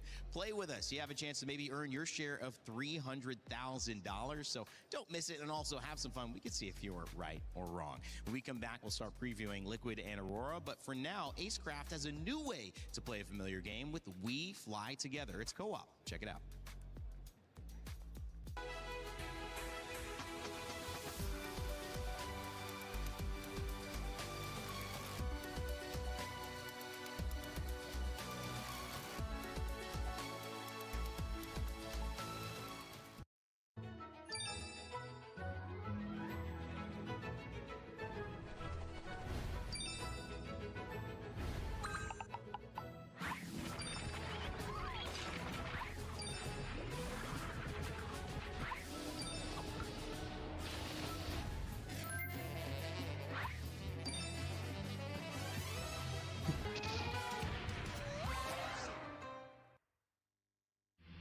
lot of people are haunted by their past. I'm inspired by it. They're not just playing for themselves, they're really playing for their entire family. They have defeated Giveaway. I haven't received any diamonds from MLBB yet. He thinks he can come in here and play my game. He knows nothing but go! Tyler, why? They said they will send the diamonds at the end of this month. I'm still waiting. If the diamonds I earn will fully be sent to me, the giveaway will be big this time around.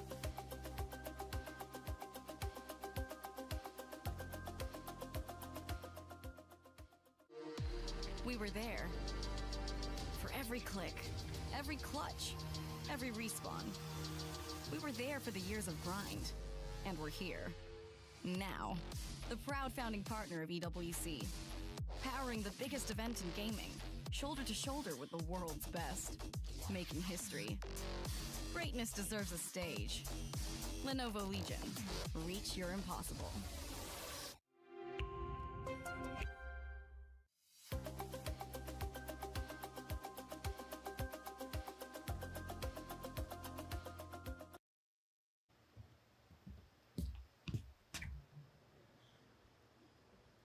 Are you Sanji? No, I'm Sanji.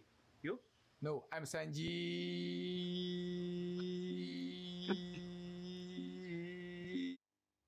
Rumor has it that he's still going. And of course, Sanji's together with the little Spider-Man meme. Welcome My back. original name is language, Rain Day. it's To the desk, Nepali. we got Brigitte and Lefel here, but because we are starting off our second series, it's time to introduce an important moment, which is our Crunchyroll story of the day. It is Aurora's redemption versus the GOAT and the Cavalry. Team Liquid, of course, Carl Teasy being that GOAT, self-proclaimed and proclaimed by the scene. Brigitte, your thoughts on this matchup? Can Aurora find a way to redeem themselves? Honestly, I feel like they might have a chance, and they always have had that in them to just go for upsets, to break free from the labels of maybe being a dark horse and being a true contender here in this tournament and all previous international tournaments. And the fact that they're backed up by such big brains, you know, it's very, I think it's gonna be a bit of a challenging task for Team Liquid, honestly. That's what we call Midnight, Mr. Big Brain Man. You know, that's what we always Big call Brain him. Man, yeah. Mr. Big Brain Man. That's But a great nickname. That's personally for me, put a lot of thought into that. I have complete trust in Aurora, which may be something that Midnight doesn't want. But here's the thing: in my eyes, they've always been contenders. It's always just about getting that right moment. Is there something more to it? Because the last two international tournaments at M7 and at MSC 25 for EWC, it was Liquid who took out Aurora. So is it a little harsher? It's No, like I'm the not general gonna play conversation here. ML. It's like you guys are My the ones who internet is ended shit. our hopes, I Lefel. played a single match here's the and I thing. lost. For Aurora, they had to fight against the final boss Earlier, early over due to and the over and internet. over again. So It's kind of fluctuating like too bad. playing a game where you thought you would like ramp up, but instead you're fighting against the final boss first. Until you get through this, you can't fight anyone else. And Today, break day. I feel like Team From Liquid ML. just understands how Aurora plays, but the same can be said. Aurora understands We are just how gonna Team watch the Liquid matches plays because and well, be done. one, Midnight is a caster. We know how casters, we like to watch games, and because we like to watch games, we roughly know what's gonna happen. So honestly, in this one, with Midnight coming in as the head coach, I feel like that's a very good chance for Aurora to take down Team Liquid. Yeah, and they should feel, I guess, less pressure in a way going up against Liquid here in this match because they're not in the exact same position as they were in the previous times that they did go up against Liquid. Right now, it's not necessarily an elimination match, though it still puts you in a very tight spot because we're only having double eliminations See for here, group what's stage. the map, but bro? tournament life is not necessarily on the line. I feel like they could be, or they could just unleash whatever they want to unleash here in this series. It's interesting. Both teams have to deserve a spotlight to even be considered this group of death. And these are two of the teams that I think maybe have taken most of the attention from us so far. And you cannot count out the fact that the defending MSC champions of last year, Team Liquid, are back and ready to see if Liquid can repeat. We've had a chance to talk with Sanford earlier on today about his journey getting back here and trying to claim a title. Hey everyone, it's Eterna here with Sanford. What is My this? MLID. Wait, I will Oh, it's send. small. I don't. Why is it so prominent, like everywhere? What is it? You don't know either. Yeah. I don't know either. I don't know. I guess maybe someone else knows. Maybe someone who's casting right now. Maybe. Sure. You're up That's against my Aurora. MLID. Yeah, Aurora. So what's that gonna be like? Because I mean, in the past, it seems like you always are able to take out Aurora, but this time around they have a new coach. Do you think it'll make a difference? I do hope that it won't make a difference, Okay. but yeah, I guess. But yeah, this is the fourth time that we're gonna face each other, so I'm really looking forward on what's new for them. Okay, looking forward to what's new. But why do you always seem to be able to catch them? Like, do you have like something secret that The you have PP is against same them? as Like, is there something that we should know? YouTube's. No, I don't have any secret, but I have my goat on my team. Ah, you have your goat.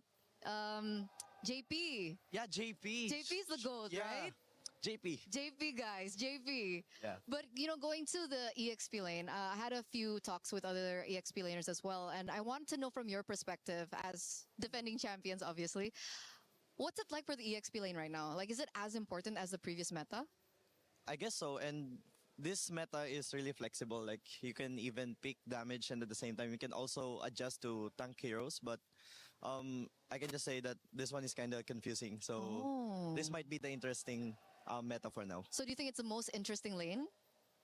All of the roles right now are really flexible, so the meta in general, I guess it is. Okay, so in general, everything's quite interesting. EXP laners now, are they going to go for more, tank build? I mean, considering now that we're seeing a lot more assassins in the jungle? Let's see later. Okay. So it might be something secret from TLPH, but of course, good luck for your next matchup. Do you have anything to say to your opponents today, Aurora? I just want to say good luck, and especially to my former coach, Midnight. I'll see you there. All right. Once again, thank you, Sanford, and we're throwing it back to you guys. Thank you. Former coach Midnight just adding a little bit of spectacle to this already dramatic battle between Aurora and Team Liquid. Brigitte, how do you feel about Sanford going in, calling JP the GOAT? Do you think he got that one wrong, or? I mean, you can have your personal opinions, I guess. So maybe it's a different goat for him, but yeah. So I mean, Brigitte doesn't have a lot of opinion on Sanford in general. Yeah, like, yeah, you know, yeah. Like, they work with each other. She sees some plays. She thinks like he's okay. Like Yeah, Sanford is pretty good. JP is also pretty good. Okay. But in all seriousness, Team Liquid is going to be the final boss. Yeah. We're going to see how they perform. But considering that Selangor Giants also had difficulties earlier, we got to see if Team Liquid will experience the same thing or not. yeah, because this day really feels like it's gonna be the go the distance day, Yep. Yeah. You wanted it to happen in the last two series, but we had to witness it in the first one, and I really can't help but feel like there's a high chance we do it all over again here in the second one. It does feel that way, and you kind of pit these two conversations against one another, and it's one team who's defending a title, one team who is trying to get over the hump, and what better opportunity, the biggest international stage available until you guys hit the M Series later on this year. One of the things I always thought was interesting is people who are trendsetters, and you've seen it through Midnight, and you've seen it through Aurora entirely. Well, I felt like it was time for us to catch up with Luna as well from Aurora and see how they felt about coming into this new assassin-heavy meta, and also MSC 26. So I was wondering, this next matchup is going to be very intense. And obviously you guys have history with one another. How was your preparation going up against a strong EXP laner like Sanford? I didn't had a special preparation for them. Like, we just prepared for like 1 month in boot camp. We will try our best. Like, we just prepared good in boot camp, but there's no special preparation. Okay, no special preparation, but in general, you guys prepared in Malaysia during your boot camp. What did you learn from that boot camp? We learned quite a lot of things, like a lot of heroes, like the important things in game, like greens, quite a lot actually. Okay, it seems like there's a lot, and obviously you guys studied the meta, right? So what do you think about the meta specifically for the EXP lane? I think it's quite fine. Like, it's best for the junglers right now, but it's good for EXP lane, I think. Why do you think it's good for the EXP laners? Because the heroes like Esmer, Uranus, like, they're quite strong. They're not dying. Like, if you have the good match, you can carry the game easily. Okay, so Esmeralda, Uranus are heroes that you have mentioned. Do you think we're going to see some damage EXP laners from you today? There's a quite chance, yeah, you can see it. Like also from Sanford, we can probably see it because they're good. Like Paquitos, Arlots, they're quite popular right now. Okay, going to be very exciting matchup later on, ladies and gentlemen. But coming into this again, you're up against Sanford. You've been up against them for quite some time, and it feels like they have like a kryptonite to you. It feels like they're the kryptonite. Why is that? What's going on with TLPH and you? I have no idea. Every single tournament, one time we're gonna face against them. They We're are. pretty sure after this point. Like every single tournament, we're gonna face them. Why? Do you know why? I don't know. We have a kryptonite, like you said. It seems like they're destined for one another. But are you strong enough, and do you feel like you're And strong both enough of and them are confident enough explainers. to go up against them today and to beat them today? Yeah, we're quite confident Opponent to to beat each them. other. Okay, so this is your day. Every day is our day. Every day is Lunar's day. So good luck for your next matchup, and we're throwing it back to you guys. That is a great answer. And the thing that comes to mind, too, is your name, Luna. You're saying every day is your day. You're claiming the night and the day. I mean, Luna's claiming all aspects of time. I mean, like, to be fair, here in France, it's less night and more day. It's more day. Let's put it that way. It's more day. But, hey, I like to see the confidence coming in from Lunar. And the thing that I like coming in from both interviews, both kind of agree that every single lane is pretty flexible. We might see, like, if the Belleric is open, then more prio for Belleric. If Ling as well as Aurora is open, then more prio for them. But, yeah, this is the kind of meta that we can definitely see the hero pool expand quite a bit. Yeah, I mean, even just now, right, we saw the Ruby in the EXP lane, which I think is the first time we saw that. I don't know at how many unique heroes we currently are at after that first series, but it's just looking to go uphill from here. I mean, we can't kind of avoid this conversation any longer. The GOAT, who many consider to be the GOAT here, Carl Teasy, self-proclaimed, coming off a championship defense. And obviously, when you look at Aurora's pain of running into Team Liquid, the only way to like, competitive matches like the okay, the team MSC that we lost and to won the entire MCs, tournament. That's what they the were able to say EXPs are with Team Liquid. But the now, backbone of the what team, can man. Carl Teasy do? The question probably not being, does he have the They are capability, there when but the if he's going to when the adapt from fight what for he's been known objectives for with his utility jungles are occurring, into they this are there to assassin meta, engage, it's going they to are prove yet there again to that he has everything fight needed for to the be considered backlines. one of the greatest of all time in MLBB. One of the reasons why Carl is the GOAT is the ability to learn, unlearn, and relearn. Because he started his career with an amazing Lancelot time where he was known as the assassin jungler, and he had such a difficult time transitioning into tank, where he had like one season where he was a bit off, but then came back stronger than ever, mastered the tank assassins, and then now he kind of has to re-forget it again and relearn the assassins again, which I think he can. I think he can use the assassins. The question is, can he use the Ling? That's one of the heroes that we rarely see because, again, he's a Lancelot main, right? Yeah. It's a bit different than Ling. And have they really adjusted the quote-unquote liquid stampede in the current meta already, since it's been a very recent patch? And that's also, I guess, aside mean, from there's the no point in blaming each conversation other, right? that honestly, Liquid, Sometimes for one, there could are not good games, doubt sometimes the there are amount bad of like games. adaptability they have. They could not get No point in blaming each back-to-back other. championships in MPL if they were not adaptable course. enough. They also are on the verge of getting another Just back-to-back play, if enjoy ever the their game. run here is smooth Win enough. or lose. But that's the thing. It's not just one player you really have to look at when it comes to the shift in meta. It's the team as a whole. And as a whole, they've also had changes in their roster as well. They have a new goal laner in their hands. We are about to witness Teddy in another international debut. But this will just add more questions to what we're really looking forward to see against or between Liquid and Aurora. Man, what version of Teddy are we going to get? Steady Teddy? Scary Teddy? We'll find out here in a moment. That gold lane going to be important, and XP lane as well. I mean, everything kind of blending into what can you do as a squad. And when it comes to a squad's goals, you may be saying, well, winning back-to-back, what does that mean? But coming off an MPL championship and then now winning MSC again has a chance to put Liquid on the golden road.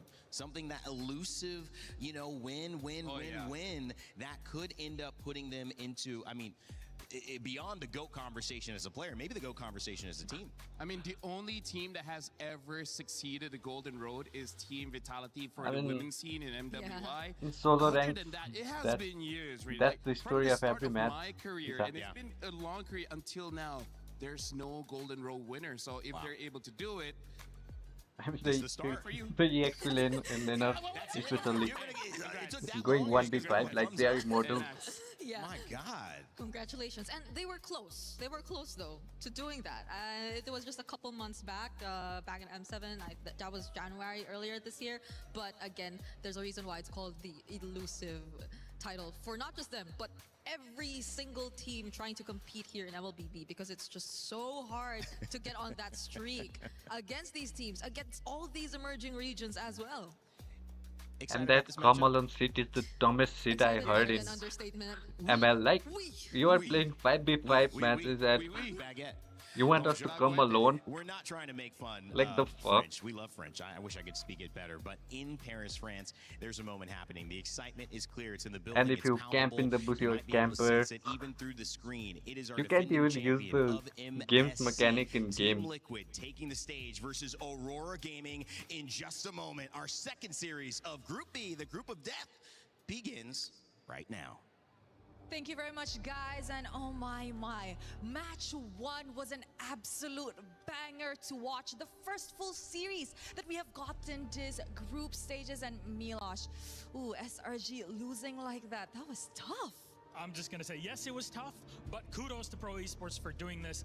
It's kind of this long-standing story of when will it happen a Cambodian team is able to fight back in this, and they were the ones to pull it off. A day in MLBB history has kicked off today.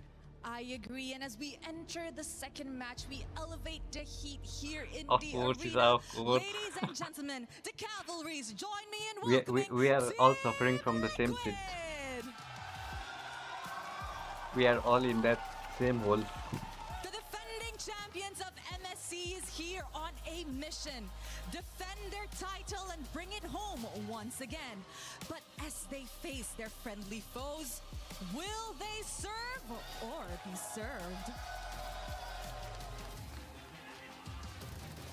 Serve or be served. We're clocking that one. A tough fight, but again, it's Team Liquid. Their opponents, though, they have a lot to prove. Please join me in welcoming Aurora Gaming! ये तो कहीं खत्म नहीं होता है moment. Their performance at M7 rocked the MLBB world, and they've only looked better since then. They might face a tough opponent today, but clearing hurdles has been their single focus on the road to MSC playoffs. Yes, Milosh, they have met each other countless of times in the land of Dawn, but as usual, only one will prevail. The question is, who is it this time around? We keep asking the question. We're going to figure it out. Please, gentlemen, Aurora, please, Team Liquid, you may place your keys. You may get ready and shake your hands in the middle. We'll see if they'll actually go for the full shake. It'll be the full respect play between our two captains here. And it's gotta be, there it is, we're ready to go. My friends, Team Liquid playing Aurora on the other side. Let's send it to our panel and kick things off. Thank you so much, Rose and Milos. We're back and ready for our second series of the day to begin. The beautiful matchup between Team Liquid, defending MSC champions of 25, now against Team Aurora Gaming, who are trying to figure out if they've brought enough to this meta to surprise the Giants and get over this mountain that has been Liquid standing in their way, Brigitte.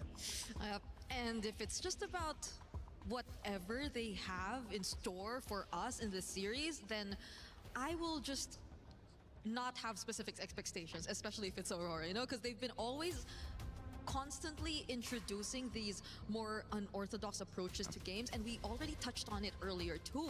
The fact that they were probably one of the first to try the Eudora or maybe something else like a Selena later on. Well, there's a new interactive effect in the shop. Happy Rhino Day. You guys can check that out right now.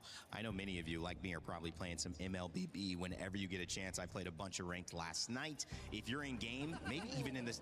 Man, you lost.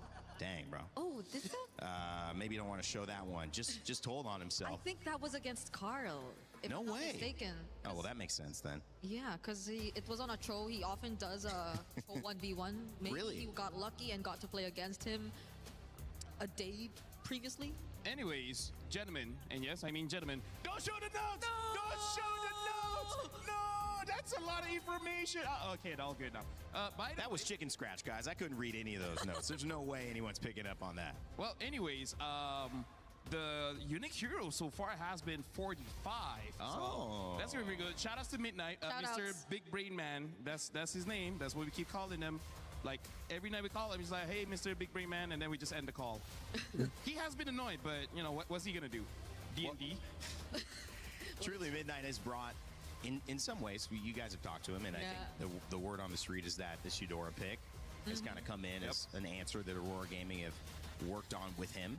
And obviously, an MPL caster, analyst, knows a lot about the game, has brought that expertise here against Liquid. But, Brigitte, the bigger question is, do they do enough? I mean, is there enough to really outplay it? We even saw, SRG, you can have the right draft, but the comfort on the heroes ends up being the difference in a tight match. Yeah, but I think another question is, what is Liquid's comfort right now in the current meta? What have they been working on, and what do they feel suits their playstyle? Because we haven't really seen them perform in the current patch that we're in. The most recent one being in maybe Asian Games, but even then that was a different one. Like, you could still see more utility rather than assassins during that time. Even during that time, it does seem like they were, I would say, trying to grow into the patch to the point where, interestingly enough, they went for a gold lane hyper carry where it's just scary Teddy. Everyone else, from Carl to Sanford to Sanji to JP,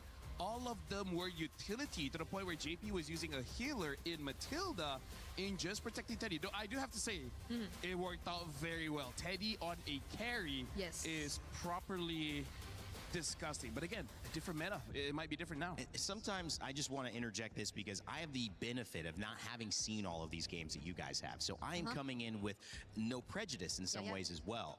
The game that SRG, in the first tight contest we saw, Innocent had maybe the biggest impact in the gold lane.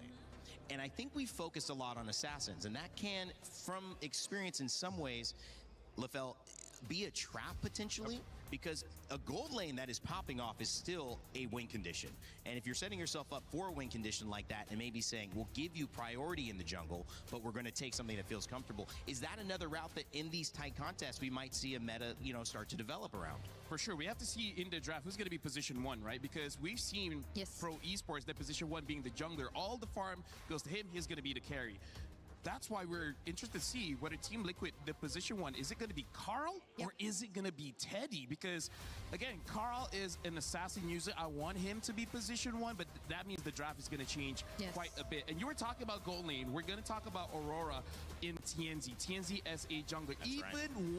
Even when assassins are not meta, that guy popped off to the point where we believe, like, hey, maybe assassins are good even when it's not supposed to be. Yeah, so much mind games. I think we're expecting more mind games here in this draft, but also I just want to note that it's flying clouds, LaFell. Liquid barely lose when they're on flying clouds. I think there was a clean record during MPL even. They had a loss though. I think that was an Asian Games, but other than that, this should be a map that favors them.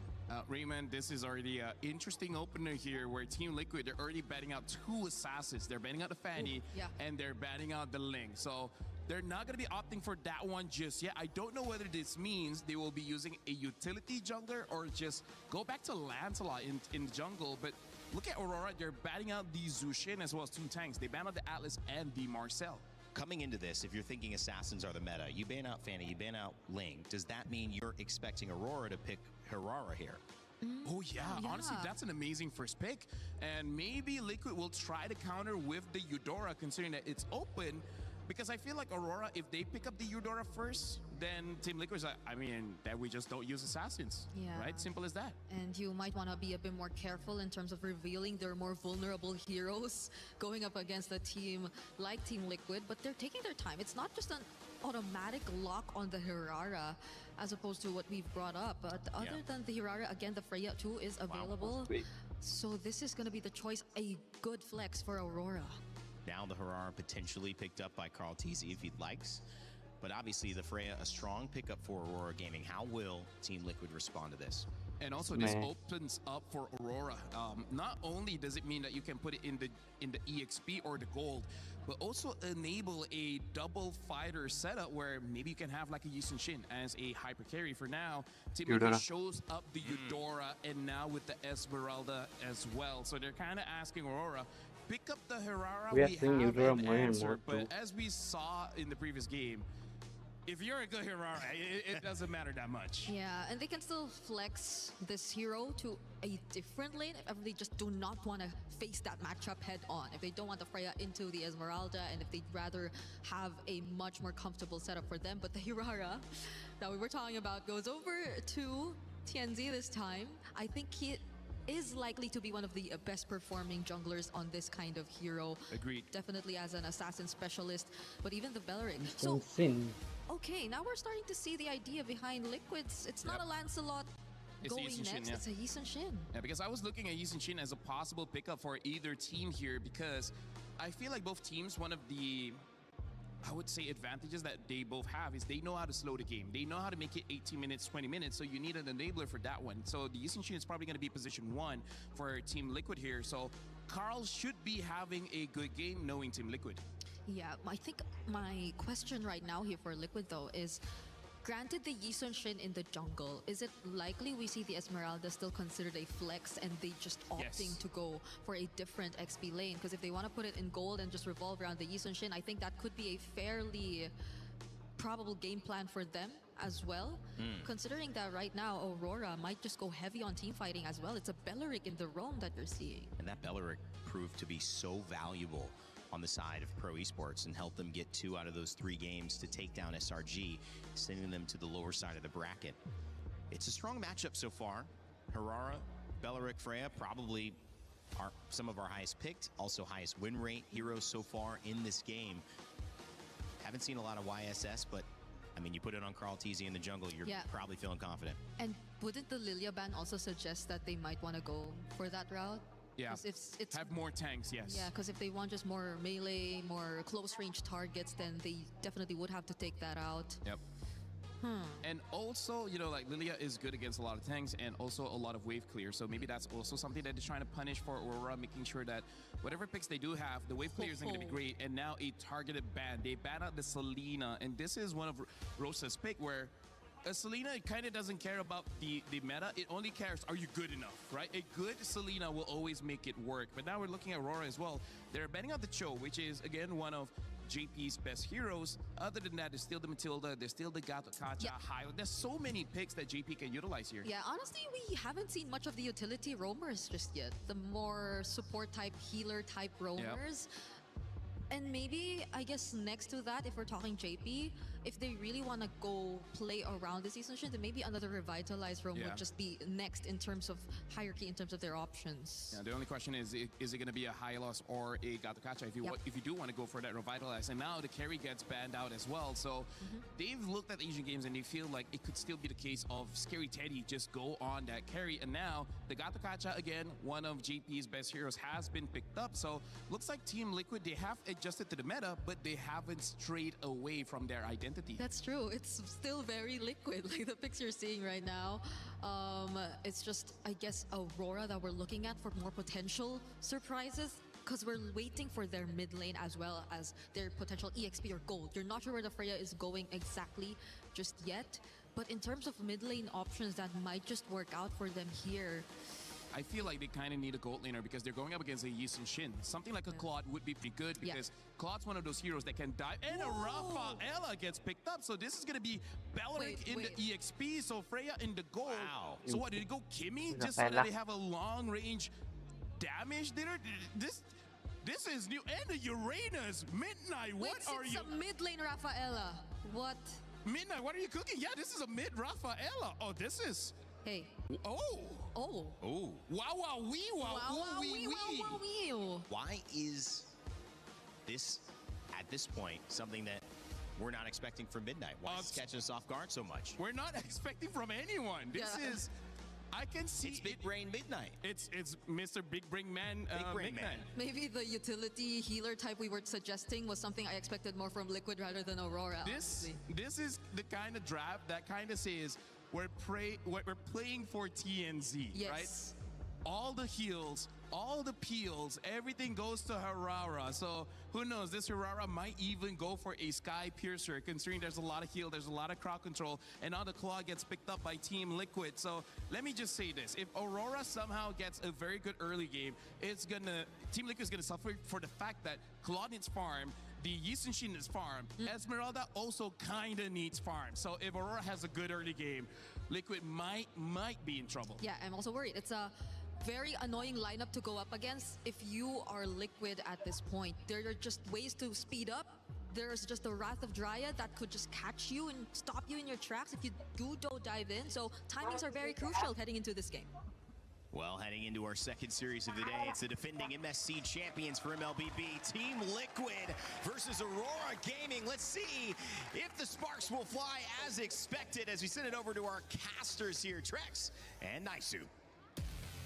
Here we go. This is going to be an interesting one. Off the bat, off the rip, Trex after an amazing Series 1 to start off day 2 with MSC. Here we are with a draft that's out of left field. I don't even know if it's in the field, man. This is so far from what we're used to seeing with the hands of Coach Midnight and Aurora Gaming here. When was the last time you thought you'd see a Raphael in the mid? It's been a while. Maybe there was a sprinkle in M5? Maybe we saw a little bit of heal then, but I feel like, definitely saw some in M4 with all the utility jungle. Yeah. But outside of that, yeah, it's been a very, very, very long time.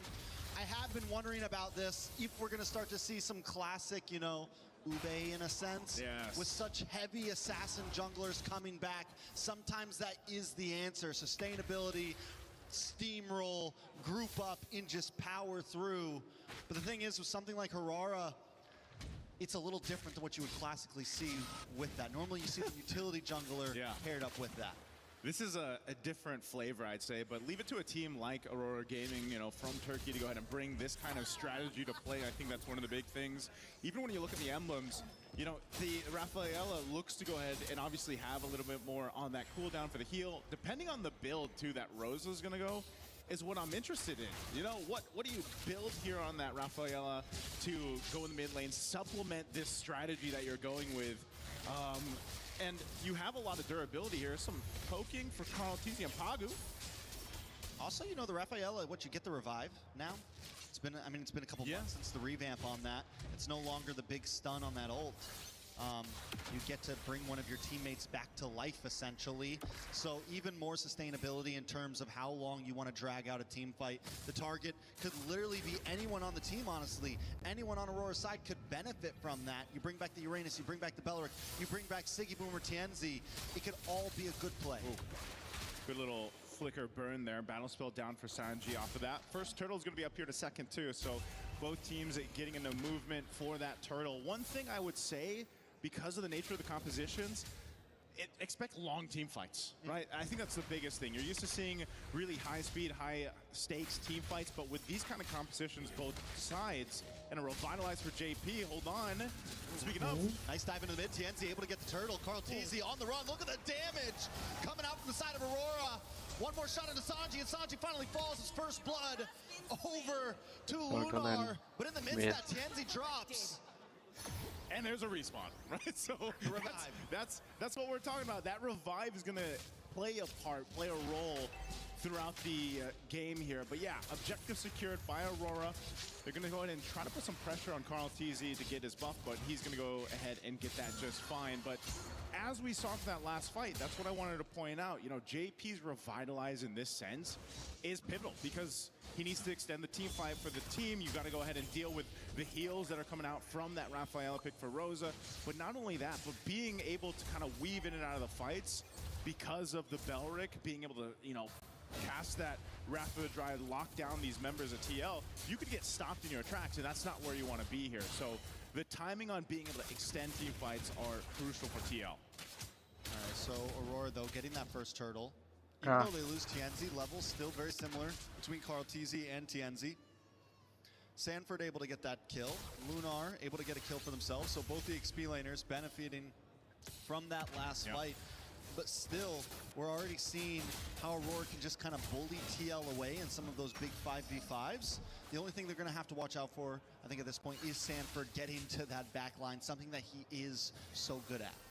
So the Esmeralda does really well. Good item pickup already here for Rosa. Flask of the Oasis locked in, helping with that sustainability that we're really talking about. It's a highlight of this lineup, and this was kind of thrown out there, right? With the theory, the kind of theory crafting out there about after this patch, you know, would we see these healing roams pop up? And I know it's, you know, this time it's in the hands of Rosa, but you could think about how dynamic a lineup can be now with the Rafaela, and even, for example, maybe a Matilda mid we see in the future. You know, Estes, of course, still being one of those heroes that comes into mind with this kind of concept, but second turtle is up. Let's see if this one will once again go over to Aurora. Carl Tease is going to make his way, but he might be here a little bit too late for this take. Yeah, he's not going to go for it. He is going to back off. He That's takes a lot of for damage from Aurora. Lunar. Gets a stun onto him. JP getting a little vision as well. Sanford not going to fully commit, but Aurora wants to take the fight. A big Mount Shocker onto multiple members, getting the stun. Aurora decides not to go for this orange buff. They are going to back off. This is one of those things, Trex, where it's like, okay, Team Liquid knows the play here with this type of, you know, your claw needs to go ahead and build up. You got to get those items here. Good flicker burnt. They have to choose their fights really carefully, and that's one of the difficult things. You can play off the Eudora, that stun that you get packed in. Even the Fork Lightning is great, you know, good for poking, but you're essentially, to get a kill for Team Liquid isn't the main focus right now. They need to go ahead and just let them scale themselves up on this kind of lineup. You know, if there's a team that can channel patience outside of Team Liquid or some other teams, Aurora is definitely one of them. They're not trying to force fights here. They're getting objectives. They're playing the map slowly. They're looking for the slow burn, the slow kill right now, and that is going to start to scale a little bit. You have the Freya, you have this heal, and the fact that it is a mid-lane Rafaela, not a roamer, that's going to actually start to benefit. She's going to benefit from some of those items and maybe even output a little bit of damage as this game goes on. Team Liquid does have some skill of their own. And I mean, this is probably one of the slowest games we've seen so far in groups. I was going to say, very different from our previous matchup, but here we go. Big AOG connects, does get the knock up. But Tansy finds on to the backside. Carl Teasy not able to get away. Lunar gets the kill. JP gonna be next, chopped off, taken out. And Sanford falls as well. A double kill into the hands of TNZ. Aurora take a huge lead 6 minutes in. And that is the power of this lineup. You saw it right there, the amount of heals, the amount of movement speed. As we look at the replay here from STC, this pressure was around that purple buff. Pagu made his way around, but crashing in under the tier 1 turret and getting to lock down these members, but then just outlast Team Liquid. That's what the power play is for this kind of composition. This is why it ends up working out. You can see the men behind it for this one. This concept is working for Aurora as they get now the third and last turtle of this game. This is what I mean when I say we are just unpacking the meta. Yeah. The layers are still peeling off right now, and we still got a long way to go till we figure out exactly what is what. And Coach Midnight's showing it right now. We have the Rafaela, and it is working beautifully. Definitely we can't count TL out just yet, but the fact that Aurora is up 4K right now, 2 towers, TL has been unable to take anything. If they can keep this lead past the first Lord, that is unheard of. Again, this was a big thing, you know, for a lot of people coming into this year's MSC here at EWC 26 was, you know, just where would the meta be? How would the current contenders for that championship and the defending champions themselves adapt to a meta that's quite different, right? Just from last year alone, just from a few months ago for a lot of people. And it's already showing here. Oh, no. Ooh, no escape from that one. Teddy will go down. Aurora looking for new targets now into the mid side. Carl Teasy just wants to get his camps, but Aurora want more. They want to come for this tower wave, crashing down the mid, and look at the grab. A lot of damage on a TL. Into the backside, Aurora able to push Sanji away, and Ziggy boom, locks on. JP falls as well. Aurora is relentless on this mid lane. Aurora is relentless in this game, and they'll get another as Sanford is the next to fall. I thought for sure they were done, but now they're under towers. TNZ triple in the face of Team Liquid. In the face of a holy defense, they're jumping under towers. Man, oh man, who would have thought this is what you'd see in an opening matchup here for Team Liquid, and now they're desperately trying to hold on to the mid tower. And they're still under at the heel. Sanji died again. JP died again. Bro, can my internet just work? Tower shots to the face. They're immortal right now. Can they end it? I think they can. Minions down the mid side. Down goes Damn. Sanford. They're going to pile on to Carl Teasy, and they're going to pile onto this crystal. It's a wave still coming. They got to wait for it. Death counters. They got to wait for the minions. They're going to make their way slowly here as they put on a show for us. Team Liquid, can they defend it still? JP and Sanji are up. AOG comes out. Wave of minions comes out as well. Aurora can't fully overcommit. A big stun coming in from Sanji. But they fall. JP, Sanji Damn. down Hira for the count. just taking down. Aurora Gaming don't want to Again. waste any time. Sanford dives in with a falling Star Moon. It's another wave coming. Will Aurora stay here? Okay, they bought some time. They cleared things out, but man, the stacks right now on TNZ are insane, and they're looking to end. They're going to This keep game on is too going. They're not gonna one-sided. give it up. Finally able to lock onto the base. TNZ will help Aurora take game. That they did it on the 10 minutes. What a statement this is for the entire teams competing here. Hira was And MSC, I dominating. mean, even Aurora Gaming is, they're smiling about this. This draft, again, is not what you expect, and it was executed perfectly thing- from the mind I of think Coach the Midnight Liquid back there and the rest of limited Aurora thing. Gaming. This is, We hey, might as you see said, Trex, some good match the in meta right second now, half. it's pretty much wide open. In the great words of LaFell, wow, wow, we, But wow, man, wow, we, Wow, we. wow, wow. Aurora destroyed all I TM gotta say is that in this match. the possibility of Aurora winning the game Yeah. is definitely possible. But dominating? What was the time on that? That was under 10 minutes, I feel like. Maybe a little bit more. But It's on the the fact 10 that they minutes, didn't just man. win that, TL never held a clutch on that game at all. My goodness. As you look at the highlights here from SDC, you can see it. You know, they're just, it seemed like the switch just flipped, and a lot of that switch had to do for TNZ, and we know TNZ is a phenomenal why jungler. are He's they sad surprised for us that? so many times. They won. And even with this, don't give this guy the Harara, man.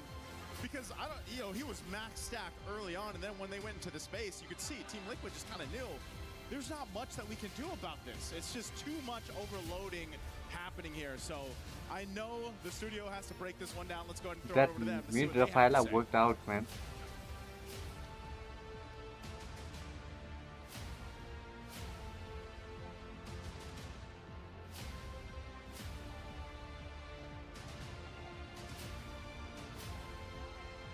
Sometimes there is a lot to say. Sometimes there's just a lot to look at. And that's a 9-minute win for Team Aurora Gaming. And I think that this certainly was a surprise. Back to the desk to start breaking it down. We've got Brigitte and LaFell with me. I'm your host, Rain Day. And, you know, as we look at this, guys, it was, I think it was really well put by the casters. We expected a win was possible for Yeah. Aurora Brigitte, but we didn't think this was going to happen. Yeah, but the draft, I think, maybe made me feel like I was leaning more towards the possibility of Aurora winning. Yeah. Just because of how unexpected, how surprising it was, and how much it countered, or not necessarily countered, but made things difficult for the lineup that Liquid put out. And Liquid with an 88% Dual for vote on your 88%. match pick'ems results. Make sure to keep giving us those ideas. Liquid obviously in the majority, but Aurora with that 12% surprise. That's what Midnight does though, isn't it? Honestly though, like I said during the draft, this is kind of what I saw coming. Two things, because I said that Hirara's going to be position 1, and then she's going to be using Sky Piercer because there's a lot of support. And like I said, with the draft that Team Liquid has, Esme is going to be farming, Claude's going to be farming, Yeast and she's going to be farming. So if somehow Aurora gets a very good early game, there was no chance that Liquid could really come back into the game. Yeah, the fact that they had to take their time a bit, had to play it slow, we failed to see the synergies that you would expect from this lineup. The way that they would just layer their skills all together, because you really can't expect them to be on the same, or at the same place at the same time. They had to take their time. So even when, let's say, you get to actually land an AOG or 2, or maybe a Falling Star Moon, and even won't matter. Sanji, it doesn't matter It because won't I matter. feel like the damage is We not made to just see going to be enough. Sanford. I'm still on the Belleric train. Again, this is 3 out of 4 games that Belleric has won today, and Pagu looked great on it as well. Uranus also really, really strong. But you're right, it was really the surprise came out with the Rafaela and the Rosa.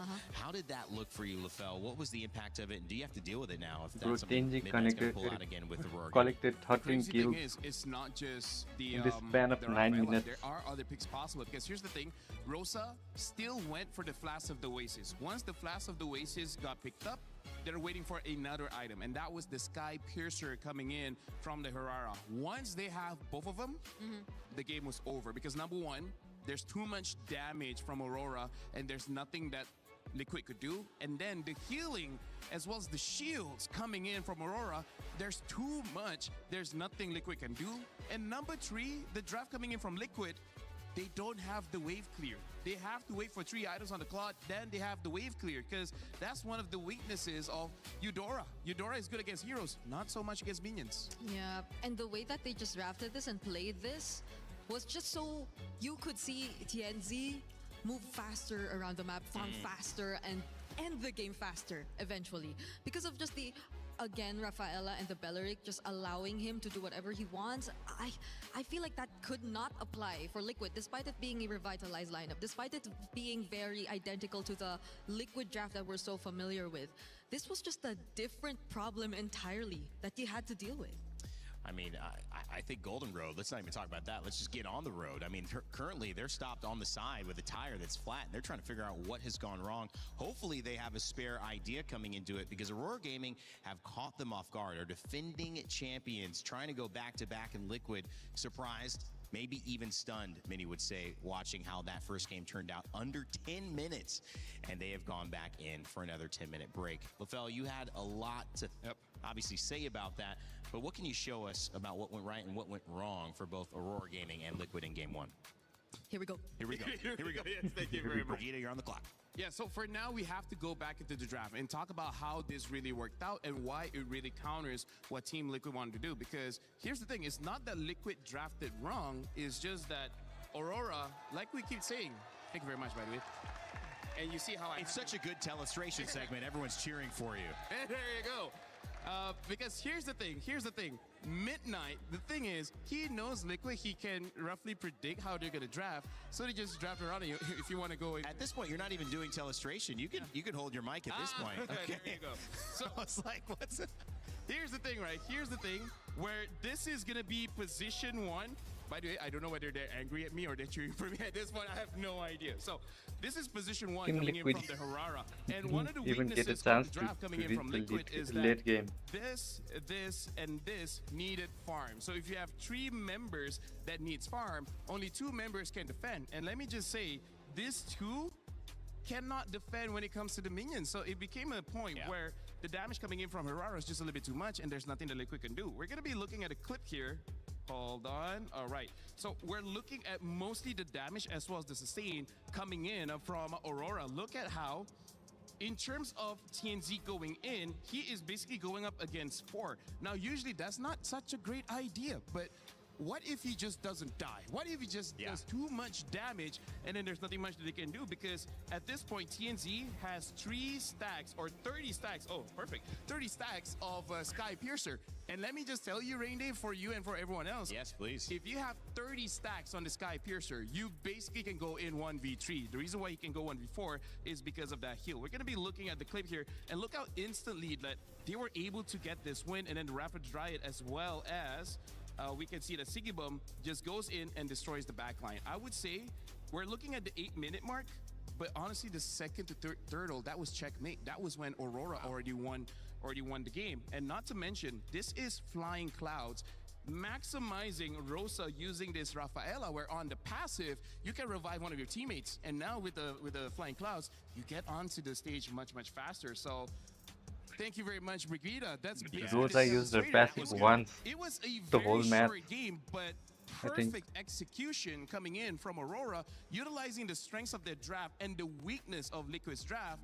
And again, shout outs to my boy for holding the mic. You did a good job even though you forgot to do it. Hey, Hey, I still did a good job. Hey, she was What matters at the end of interpreting the what day, you were I saying was too. holding it. Yeah, and Yep. remember how you She's were... the banana, I'm the potato. Yeah. Huh? Oh, Can wait, we actually, that see does a work. comeback now What? from Liquid? You're going off the rails, LaFell. I don't know where that... He's got too much screen time, guys. This is getting crazy. Yeah, I feel like everyone wants Brigida. So you want to talk? Okay, Rain Day. Was I saying? to me. Oh, yeah, I was Yeah. saying something before this, but remember how you were asking us on our thoughts on whether or not Yeah. Aurora are actually capable of doing it this time around. And we were both on the same page that yes, there's a chance, and we might slightly be leaning towards that. Game number 1, I think, significantly skewed Yeah. our expectations for this series, but again, this is Liquid. This is Liquid, and mid-series adaptation is nothing new to them. Let's just hope that there does come significant adjustment, because I do agree that was a draft that demanded so much and Yeah. was really difficult to pull off. And it's kind of rare that we've seen this in this tournament so far in our first couple of days, where draft has almost like a gotcha moment, a moment that you're like, whoa, I was not expecting that. Liquid might have been caught off guard, and they might have realized that and gone, I mean, everyone caught off I mean, it's like they caught you. If you catch all 3 of the people up here, plus all of Liquid off guard, you have a chance to win. And if you do that, well, Liquid might have realized that, hey, guys, we have to wrap this one up. Let's do our best, but we need to come into game 2 much more prepared, because the defending champions right back home. I gotta say, Brigida, we're talking about the Liquid Stampede. At this point, we gotta talk about the Aurora Avalanche, because look at how much they just charged in. Yeah. They were an unstoppable force of nature. And I gotta say, like, a horse probably doesn't like snow. I guess so. We have to ask a horse. We have to find one first. I don't know how much horses they have in France. Oh, I saw one. Oh, you saw one? I saw one. Oh, cool. Maybe 2 stations away from our hotel, but there are horses. All right, we'll ask the camera crew to follow us for us to ask the horse. Do you like or dislike snow? But it does snow here, so they should be able to. I still haven't experienced snow. Same, but nonetheless, it doesn't make it any easier for the horse. So again, we do have quite some questions heading into this draft. Even if it were on flying clouds, it did not necessarily work out for Liquid the way we expected it to be. And I just can't help but think back, because during Flying that clouds moment again. when they brought out the Rafaela, there were just a multitude of options that we were considering. Maybe something along the lines of the Louis, even if they're just talking We might about see wanting Rafaela to go meet up again. against compositions that are forced to group together, but instead they do it with a completely different approach. And that I'm really starting to like from Aurora, the way that the big brain decisions in draft just suddenly come in. So it's gonna be a task right now for Liquid. Now that they're on blue side, Pirata they're the ban, ones Fanny ban. who will be choosing this, I believe. But we have a fun fact. And we do. Niall from Team Vitality says, for me, top jungler and MSC is TNZ. We just saw that proven pretty well in game 1. As for second and third, I'd put Carl TZ and Kyle. Those 2 are interchangeable. I mean, like, based on that early performance, hey, you know what? Hey, he's Aurora right. banned. He's right.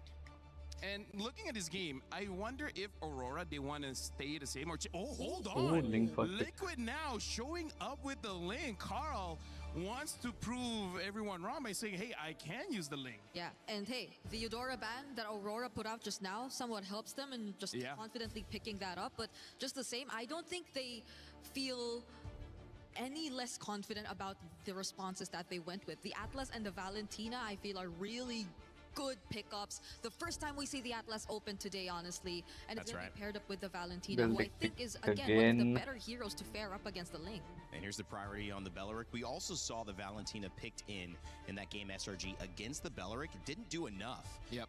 And so this is something that Aurora's trying to say. We like the idea. We think we can execute it better. We'll allow the Belleric to go through and grab the Atlas now that it's available, as Ling, Belleric, and the third pick about to be chosen for Team Liquid, trying to get on a good start here. I gotta say, Brigida, I don't know how Aurora is gonna make this draft crazy. Already showing your roam, already showing your mid. Well, I guess Valentina can go to the EXP depending on certain matchups, but I don't know how Aurora is going to make this crazy. My only question is, who's going to be the jungle? Because the Fanny's banned, Aurora's banned, as well as the Ling has been banned. Those are the top picks in the jungle. There's still the Nolan, Yisun Shin, the Hayabusa, all, in my opinion, quite viable. I'm just not entirely sure which one they're going to pick up, because before this, going up against the Ling, They do like to use the Hayabusa, but the Hayabusa is a little bit different now, shorter range, so Yeah. not as effective as before. It's still strong, just not as crazy as Because before. that was the hero to at least match the Ling ever since. It was always been the Hayabusa Ling matchup, but considering right now that it will be much difficult to get out since the heroes that Liquid currently are on could do fairly well in terms of chase. I think they would just opt to save their jungler for later and instead lock in the Paquito. They can take out the Esmeralda from this point onwards if ever they really just don't want to have that matchup. But I can't help but feel like even the Belleric is something we're not entirely sure of if it's going into Rome. It could go EXP, but personally for me, it just doesn't feel like a Sanford kind of hero. That's true. I feel like he drives a bit better when he can dive. Doesn't matter to the jungle, mid, or goal. I feel like a stationary hero for Sanford kind of wastes his potential, wastes his talent. And I just feel like a lot of us would rather not see these really active XP laners on the likes of Uranus and Esmeralda. Fortunately, the Uranus is gone, but the Esmeralda is still on the board. They're banning the Uranus. Uranus is an EXP laner.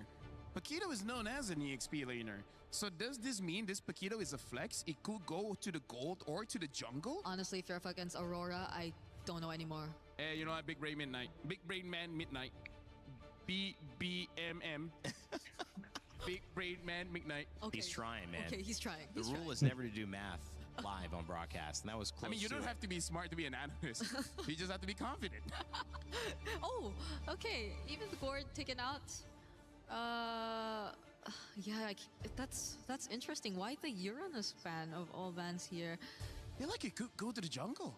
So you think a Paquito jungle was... Or gold. Oh, right. Gold might be because the way that they're not banning out the Esmeralda... Yeah. Might they consider having them both on their side?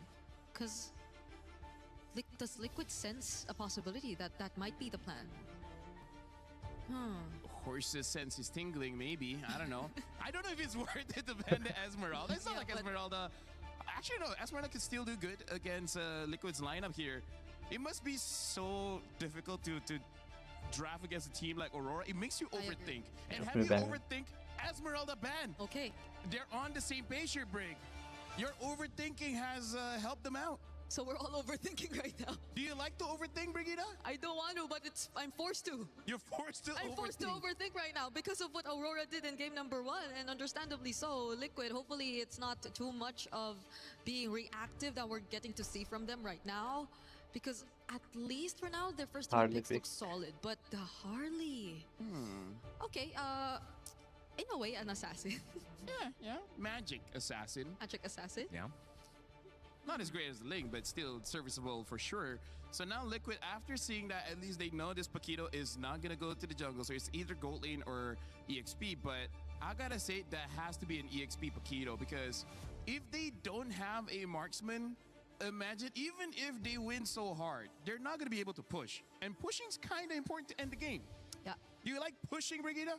Turrets? Sure. Yes. Yeah. So you need a turret pusher. Maybe a Brody? A Brody or a Moskov? Either Brody or Moskov should be good here. Yeah. More for the Moskov. 2 picks coming up from Liquid. Oh! Setien. Setien And Arlet. Oh, this is a very scary draft coming in from Liquid. There's multiple win conditions here. It's going to be quite difficult for Aurora to handle this. So we're waiting for a gold lane. Likely a gold lane. Moskov or... I like the Moskov. I like the Moskov too. I feel like the Moskov is a safer pick. Yeah. Brody is, if you think you can somehow snowball out of control and just end the game before Liquid gets a chance to fight back, but... What? The Barrett? Another what? Wow. Barrett EXP? Boom! Paquito gold? Brigida? Confused! Where is it going? Like, who is who? Okay, maybe a Barrett's Rome? I feel like I need therapy after this. Or XP? What? Who? Like... Hey, you know what? Our job is done. See, it's gold Paquito. It's gold Paquito. We'll see how they're going to push out later. But Barats, I've heard, is a good counter towards the artist. So maybe that's just a lane matchup kind of thing. Maybe. Harley jungle, gold, Paquito, Aurora gaming doing midnight things. My goodness, this game, this series has not disappointed. Let's see if Game 2, Damn, auto Aurora ref Gaming pick. can close it out and send our defending Surprising. champions of MSC to the elimination side of the bracket. And for now, with the call, it's Naisu and Trex. Here we go. Team Liquid Philippines needs this game, and they brought a draft to be able to do that, Trex. But again, it's Aurora Gaming with a little bit of flexibility. Another interesting draft from Coach Midnight as well. What do you think of this one? We saw Barrett's go XP lane in the hands of Kid Bomba yesterday. We saw the fighter-fighter meta go into the hands of Team Spirit yesterday, and it worked well. Yep. I'm not counting it out at all for Aurora right now. I don't think this is extremely surprising. Yes, it's a little offsetting because we're not used to it, but we have seen it worked. And as I keep on saying, there are a lot of layers to the meta right now, Naisu. I think a lot of people want to see, you know, Carl TZ using the Ling. This hero alone has made waves already in the current meta, but now in the hands of someone as skilled and as prominent as Carl TZ. Let's see how he plays it. This is already some rough pressure, though. Lunar dashes in. A lot of damage on Carl TZ. He's left his lane just for the invade. Rosa forced to use a flicker. A little bit damage on Sanford. Sanford flickers as well. Everyone backs off. You see how much is needed to go ahead and protect that early pressure in the jungle, even when the change is here. Now they're going for purple. Look at the pressure. The stun lands. JP goes down. Pagu gets it. Aurora The early aggression though. They're not giving up, man. They're also going to take more. Take another camp here. TNZ is pretty relentless right now against Carl TZ, and this is one of the things you kind of expect to happen when you pick a hero like the Ling. We've seen it in the likes of even previously in our previous match where you go in the opposing Ling's jungle, you put pressure there, you take what you can, you slow him down. And so for Team Liquid, they have to go ahead and supplement that. They have to support Carl TZ. He's not really in shape to take this first turtle, but if somehow Team Liquid Philippines can secure it, that kind of stopped the bleeding a little bit here. But look at this, the lockdown again. JP died. JP's going to take a second death within 2 minutes and 15 seconds. Aurora Gaming with over 1,000 gold lead, and they haven't even taken the first turtle yet. 3 turtles. This is what we're seeing here is just the amount of front line that this lineup has that is just helping TNZ with all the space. They continue on. Grab and nab, the pull back. Sanford gonna try to vengeance through. Re-engages. JP unable to do anything, but Sanford still falls. Maybe staying a little too long. Yeah, maybe he should have just disengaged there. I'm not sure if what the move was there, but still it's Aurora building up on that lead, continuing to put pressure on all sides of the map. And this whole time, again, Siggyboom has just been able to go ahead and farm up on this gold lane. Paquito, you know he's going to hurt when he starts showing up to these fights. And so far, when that next turtle comes up, it's going to be really dangerous here. They continue to They are denying that Ling farm. He needs these buffs. He needs to be able to go ahead and catch up. He's 2 levels down right now against TNZ. Sanford once again taking a lot of damage. Deadly Magic unable to get a finish. But Aurora everywhere right now, and the Barats is looking clean. It's bulky. Lunar continues to land those stuns. Yeah. Continues to get those pushbacks. Again, this is just really smart drafting, but then just excellent execution right now from Aurora Gaming. From game 1 now to game 2. They have stopped the Stampede in its tracks, essentially. Now for Team Liquid, if they want to get back into this game, they need to start making some plays happen here. But the question is, Trex, where do you do that when your jungle's this far behind? You know, you have a Zetian who essentially is able to go ahead and give you some vision, get that little minor stun in. But if you're choosing these fights that you can't win, it's going to further delay you. So I think, again, they find themselves in this situation of game 1 where it's like, do we wait a little bit here? Do we try to scale up into this game?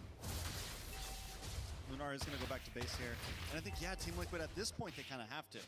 You got to look for Teddy to get some gold. Luckily, he hasn't gone down. Carl TZ as well hasn't taken a death. He's lost a purple buff early on in the game. It's why they didn't try to contest on that last turtle. They know that they're a bit behind right now. Not even just a bit, it's almost 3K gold. Will they even try to fight for turtle number 2, honestly? No, that retribution doesn't look like that's going to be the case. So this turtle will go in the hands of Aurora. Right now, it seems like the call is, yeah, just wait, but hold on, Teddy could be in trouble. Luckily, JP is here to keep him secure. Turtle's locked in, though. It's secure. Where's Pagu gonna go? This is the best thing that Carl can do, though. Push that bottom side, get some extra gold, but there's a fight. Not just a fight, a big fight, a nice Wrath of Dryad onto 3 members Luna of died. Sanji. Ooh, nice ult. Look at the Fatal Links, and look at the damage. Sanford trying to vengeance through, able to find one, another. Sanford picking it up. Damn. Will eventually drop a double kill before taken out by Siggy Boom. Well, this is happening though. Carl Teasy taking a purple Done off the his fight. own. They're trying to even the playing field. Hey, Trex, as bad as things were, at least it wasn't worse here. That was a great Fatal Link setup. As we look at, well, we got a chance to look at the replay here. Look at the Fatal Links after that setup. This could have been way worse, but again, some maneuvering here, some finesse from TL keeps them from getting decimated here under that tier 2 turret. And it also, mind you, allows Carl Teasy once again to get what he can, takes a buff, because he's got to play the catch-up game here. They need to be able to get just ready for that first Lord once it comes up. I wouldn't be surprised if we see them give up the next turtle too. Just again, give that call, do what they can, because they're losing real estate as well on the map, as now some of the tier 1s are falling. Yeah, and they have to start looking for some pressure on the map. And I then will say turning this, for Aurora. you can't count Team Liquid out until after the first Lord, at least in my book. As long as this gold lead stays around 2.5 to 3K, TL will always have a hand to fight with. I'm still waiting for that big moment for Carl Teasy to pop off, though. He's been farming. He's able to come back a little bit. He steals a purple buff. Look at the damage. Does come down onto Lunar. Lunar's able to use the flicker. Tempest of Blades falls as well. And everyone pulled back in. The damage on Aurora is insane. But Fatal Links in response. Still not enough as Teddy locks onto Pagu, chasing him down, but there's no escape today. A double kill in the hands of Sanford. Leave it up to Sanford to make that play. What a final slash he was able to use to set things up, but it's still Aurora. They take down a tier 2 turret. They're finally going to lose the turret in the mid lane, but Aurora now needs to be a little more calculated. They put themselves in that position. They know an Arlot's there, so they got to watch out for that.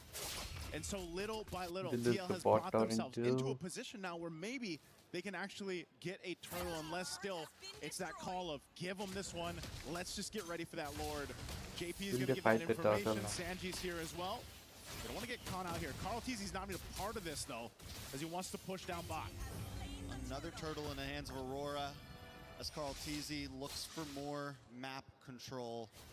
Team Liquid have dropped that gold deficit down. It's only a 700 gold lead over the hands of Aurora. Siggy Boom on the hunt for Carl Teasy. Carl Teasy will be able to get away. On the mid side, Aurora want to reclaim this mid tier 3. Even out the lane field. A nice Fatal Links does not purifies Zupop though. Look at the damage onto Lunar. Teddy goes down with Siggy Boom. Teddy from the back. The Sanford locking on though. Tianzi falls. Double kill for 40. Maybe a triple over to the hands of Siggy Boom. Unofficial, but still able to possibly get that final hit. It is a brawl. It is a bloodbath. Aurora and TL. Who would have thought it'd go like this? Oh, Sanford. Ooh, Sanford. Okay, there's not much more I don't think he can do here. Just trying to clear this wave out, but he might take a couple too many hits. Sanford shut down. A beautiful shut down into the hands of Siggy Boom. The guy is a monster right now. 5-0-2. Oh man, look at this. There's the replay brought to us by SDC. Look at Siggy Boom. Yeah, he joins this fight from the back, and everybody just lined up there right on target. Again, the bleeding was staunched a little bit because of Sanford's play here. But it's just that case of we're playing from behind. If you're Team Liquid Philippines, you have to be able to make these happen. And now Carl Teasy gets taken down. So not the best timing here for TL to lose their jungler. I gotta say, Sanford's had some great plays, but there's also been a few times where maybe he stayed a little too long, used a few too many vengeances. Look at Pagu here, hanging on the bush. He's gonna finally show himself and back off. But they gotta watch out for those angles because Aurora's been so good at attacking from all sides. They're finally gonna be able to take this tier 3 as Pagu zones away Teddy. The tower drops. JP will drop as well. The Deadly Magic should be able to finish. Ooh, JP survived that. Teddy with a blazing duet as Sanford jumps into the backside. Aurora kind of in shambles here. Carl Teasy shows up as well. Tempest of Blades comes down. He takes out Sanji. Carl Teasy still unable to get a kill though. One more getting terrified. Double kill into the hands of Rosa. Aurora has their number. Great team fighting from Aurora Gaming there. They knew the plan and they stuck with it. Again, this final slash was great, but also the Blazing Duet wasn't able to get the efficiency it was looking for there from Teddy.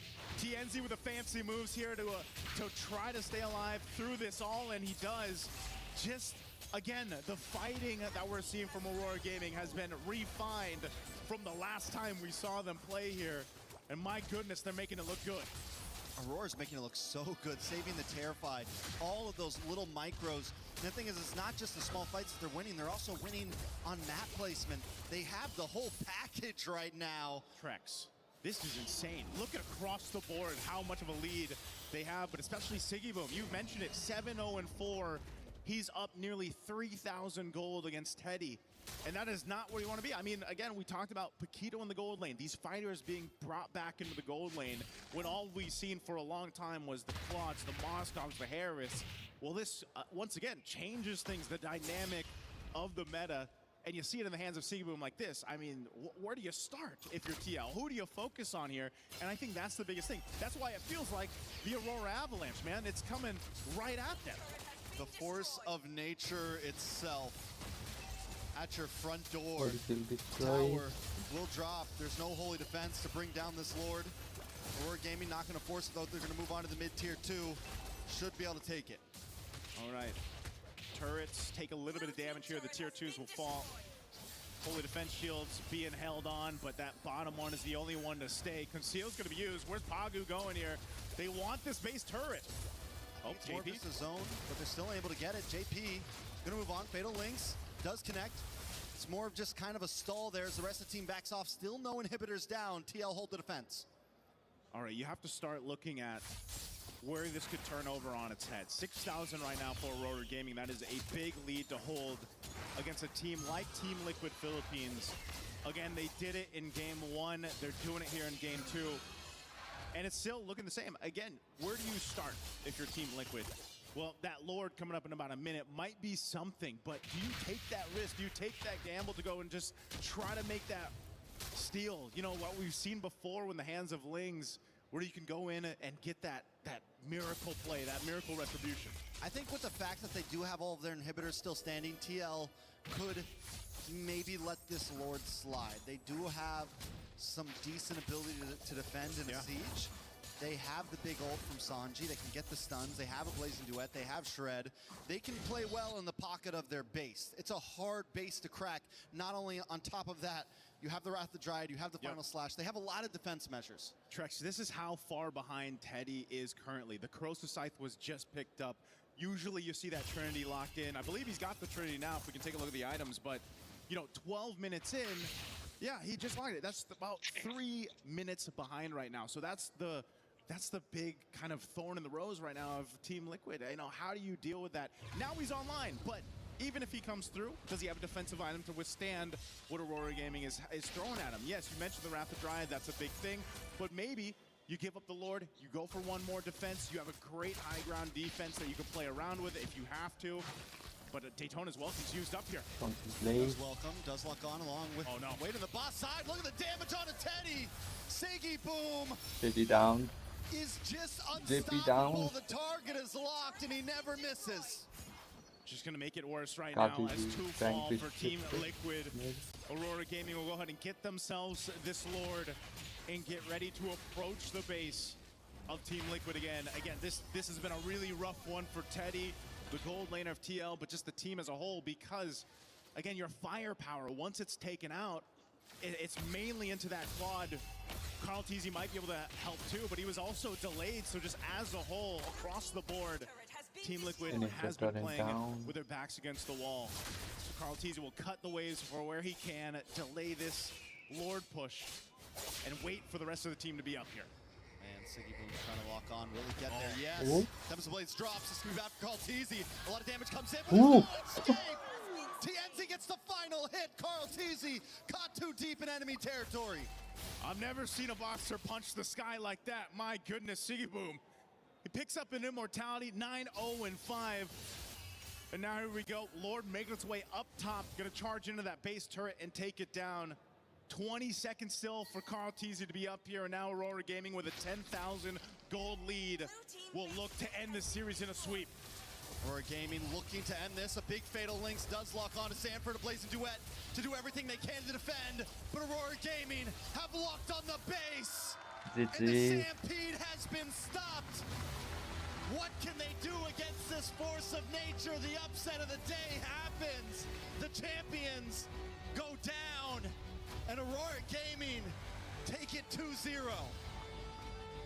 A very tough loss here for Team Liquid and the Cavalry around the world right now seeing this, but I think it's a wake-up call once again for all the teams that are eventually going to be facing up against Aurora Gaming from Turkey here, because, man, what they're doing and what Coach Midnight is doing with this draft, how do you prepare for this? Who would have thought we would have seen this today?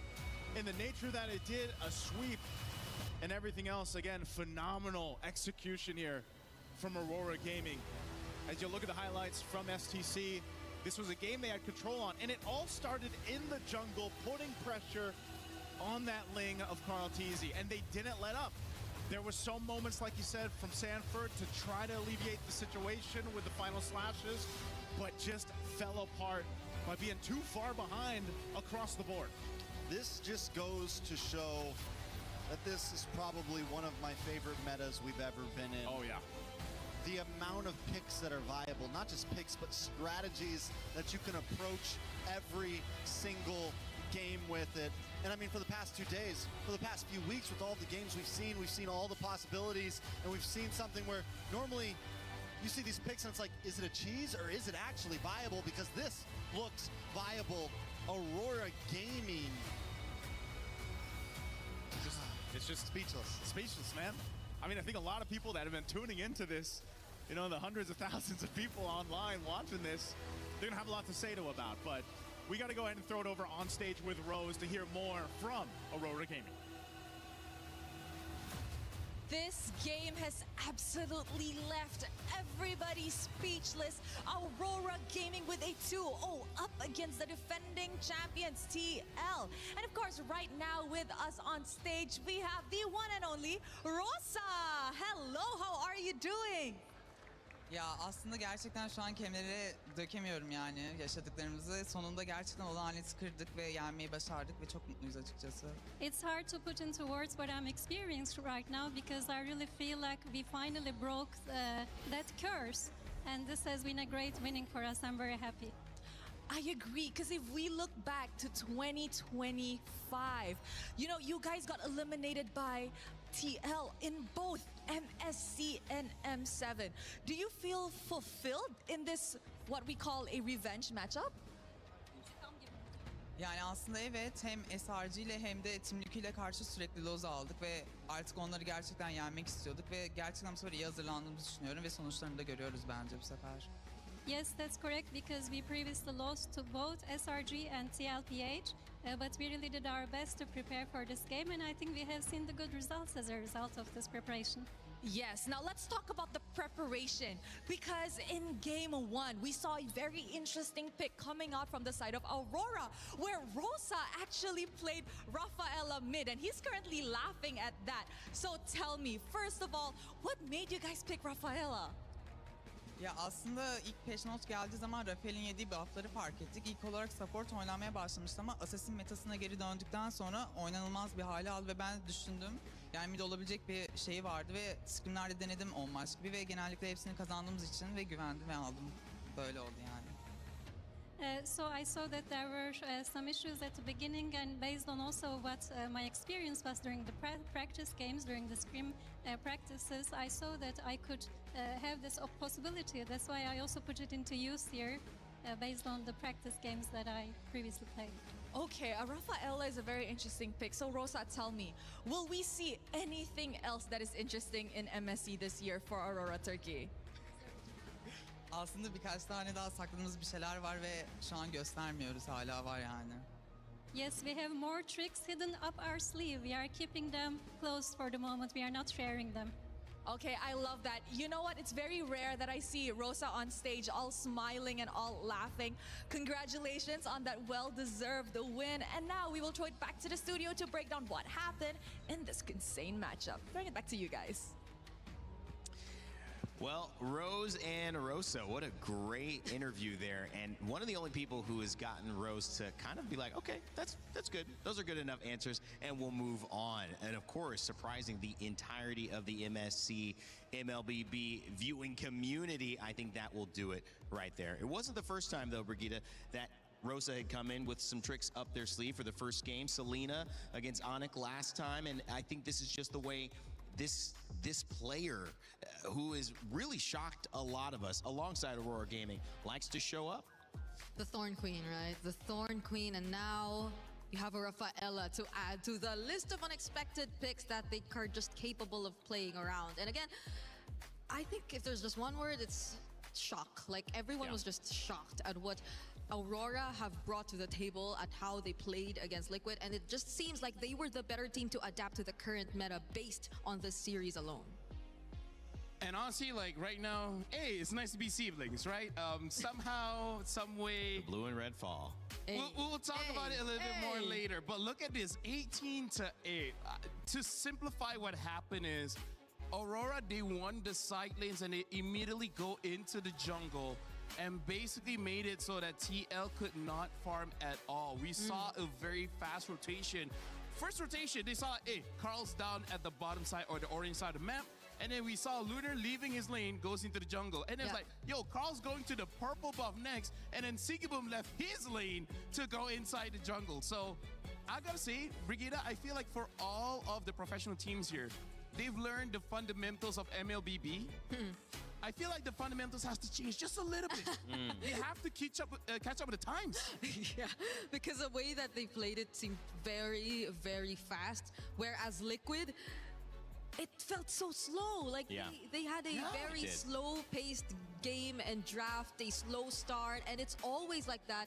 But they're also forced to play that sort of game. Simply because, again, even in game number 1, even in game number 2, they've always picked up very scaling lineups. So it's like they had no other option but to play this slow game. But at the same time, Aurora are just not letting up. They're not allowing them to slow things at all. And they just had 2 fast games against the defending champions. What a statement. What an opener from Aurora. Yeah, it really was an amazing showcase of what Aurora came to do, which is to upset the top dogs. But also, it's clear that Liquid have had people have their eyes on them, and they're going to come prepared. So this next game you'll see them play in the lower side of the bracket, it's going to be go big or go home. Unfortunately, for Liquid fans, you're in that situation. But fortunately, you do have another chance to go back to the drawing board and set yourself up for success. LaFell, let's break down what happened in that game between Aurora Gaming. Yep, you can get your co-star there to help hold that mic for you so we know exactly what they can take with them after a loss that was so shocking. Well, first of all, again, with Aurora, we have to talk about the draft here, where honestly, that draft is pretty interesting. But again, everything makes sense because we got the pick of, I would say these are the Oh my, oh God. These are the strong picks here because they are lane winners going up against the Claude as well as the Arlet. They pick up the Barrage to fight against the Arlet, and they pick up the Paquito because he's a good pick. But also, quite interesting here, where Brigitte was talking about how they wanted to scale up. Well, 1 scaling hero, 2 scaling hero, 3 scaling hero. Ha, ha, ha, ha. Right, so that makes the game just a little bit slower, where when we see the Paquito as well as the Barats just go into the jungle, she can't do much to protect. He can kind of do something to protect, and Arlet kind of help, but not really, because all of his flickers keeps on being used quite early. I mean, eventually we did see it work out as we look at the clips here, right? We're going to be looking at the first clip where this is one of those situations where it looked like Team Liquid is able to do something, because we saw Aurora where Aurora, they tried to engage later on. Unfortunately, it was missed here. We're going to be looking at this one instead. Yeah, so this is where we see why Aurora is good in this one, because I got to say, this looked like a botch engage. It really did, because Purifies was used and etc. And then it looked like nothing could happen. But having TNZ here as well as Sigiboom close to rotate as well, we'll be seeing Sigiboom flanking from behind, making it so that it doesn't matter if the engage is botch. My microphone keeps on getting lower, by the way. see how flexible you are, man. You know. I'm very flexible. We're going to be playing the clip here, but TLDR is that even with this botch engage, the fact that there's such a big difference in power makes it so that it will always work out. Sanford, big props to him. He still tried to make a losing situation.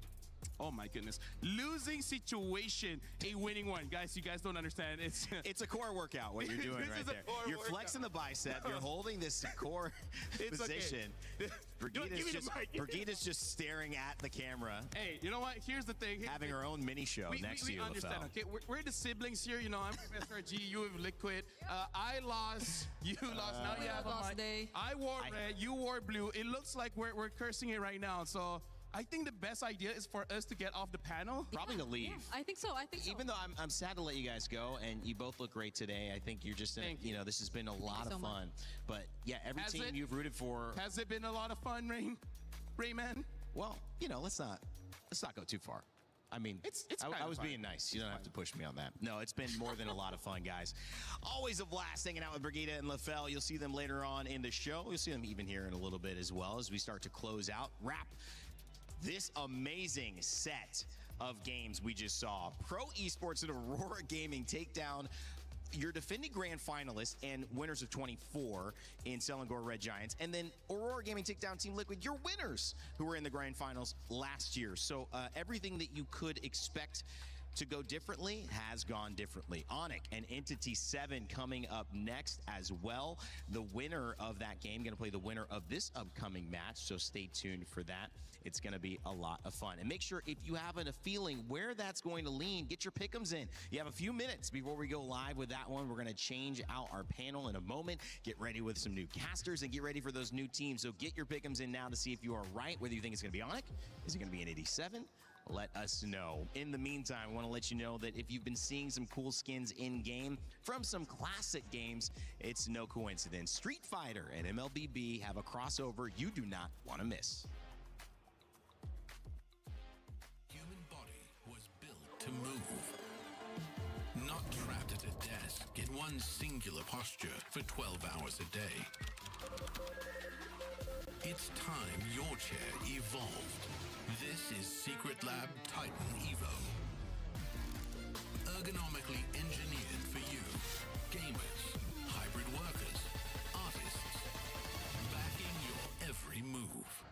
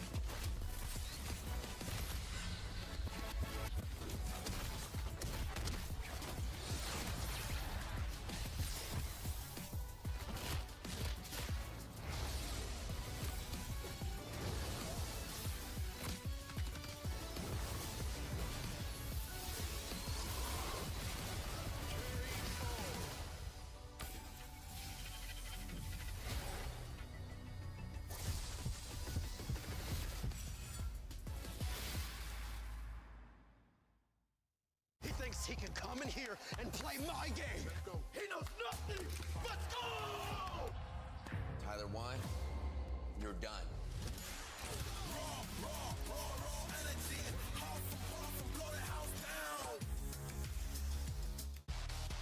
The Mid-Season Cup at EWC makes its third appearance, and for the first time in MLBB history, the prestigious stage arrives in Paris on European soil. Awaiting the 25 teams from 15 regional qualifiers is a monumental $3 million prize pool and crucial club championship points. MSC opens with the group stage, where 15 qualified teams and one team from the wildcard qualifier will be split into 2 groups of 8. Both groups will compete in a double elimination bracket, where 2 wins secure a spot in the knockout stage, while 2 losses send teams home. The top 4 teams from each group will advance to the knockout stage.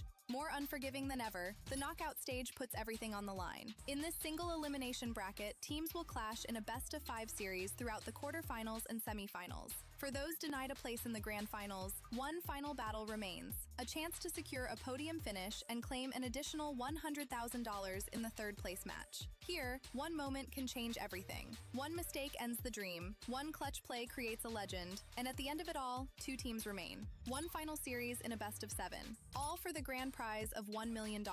One chance to rise above the rest. Who will become legendary? Who will prove unstoppable? 2 champions, 1 game. This is MSC at EWC 2026.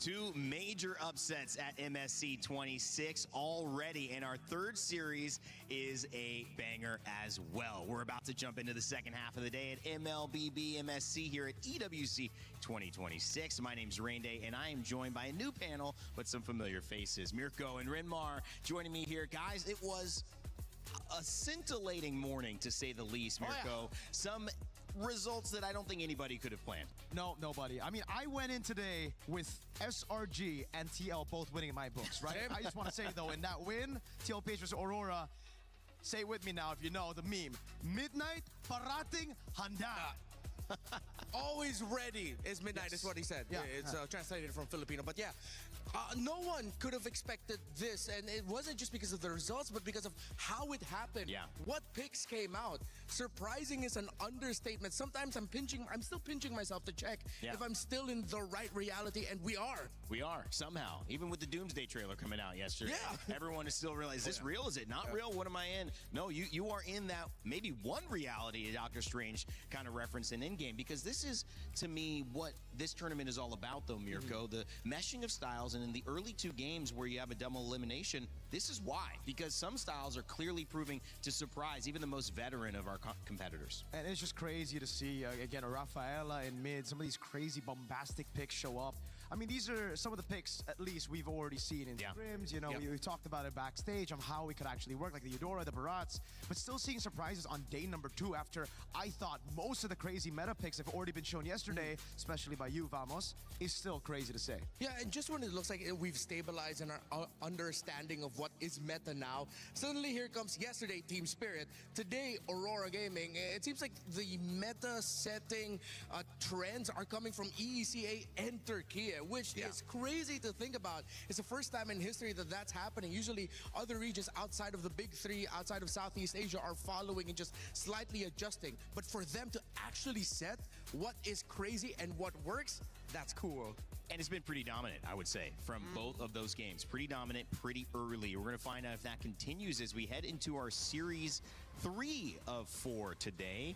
In our Group B, the Group of Death, for those just joining us, is what it's been named. The reason, every single team in this is a champion, except the one you're about to see, Onyx. However, they fell short of MPL Indonesia Championships. They're no stranger to hoisting a trophy at MSC. In 2019 and 2023, they were champions, and they look to add a 3rd title to their name coming up in this tournament.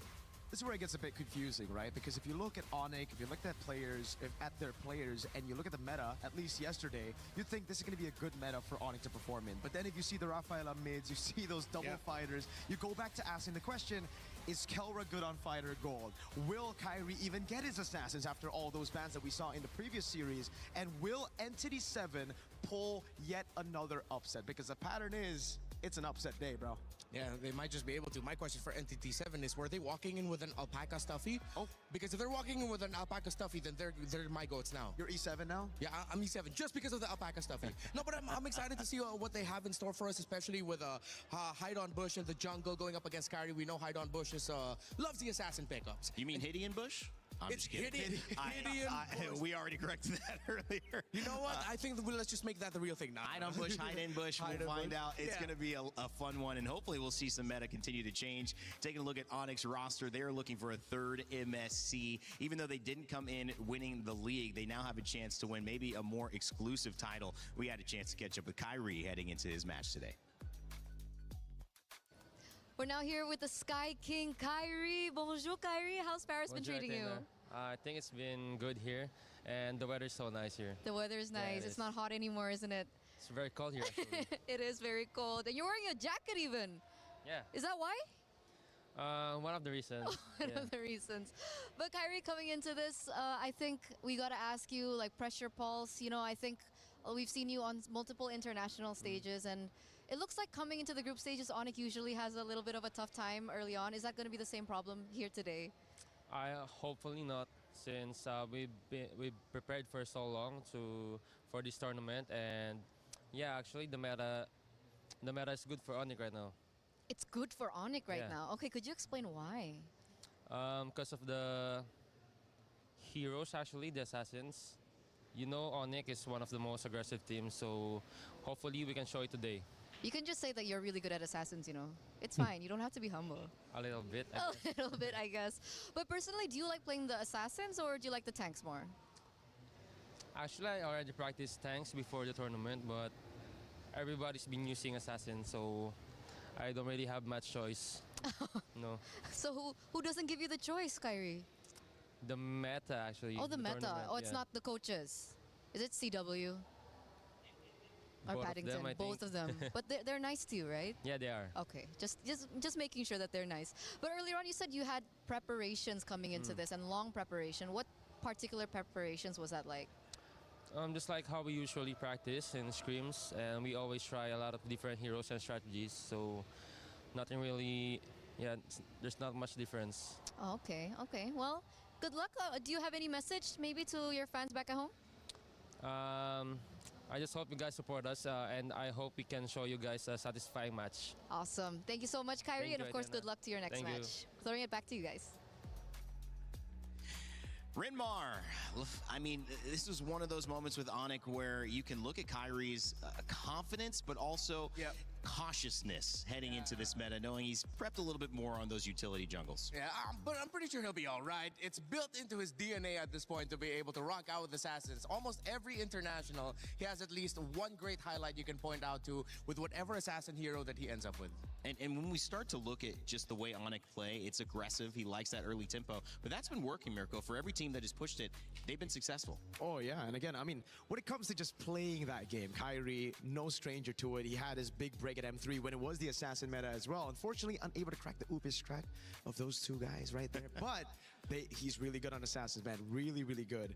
I think that's the only time where we see an Eterna interview with a player who just stays the same. Like, nothing changed from Kyrie. It's still just Kyrie. Yeah, that's true. Yeah, we were trying to see, is he going to blink? He wasn't blinking very often, looking into the camera. He was solid, ready to go. And of course, you're going to need that if you're going to take on the LATAM representative here that they're going up against in Entity 7. Now, this is a region, obviously, getting here has, in some ways, some things to prove, but also this team has been a team that has gotten together and made a lot of an early run to get here to MSC, and we'll see if they can continue it. We actually had a chance to look at the road to what it took to get here for Entity 7 before they now play on the stage in a few minutes.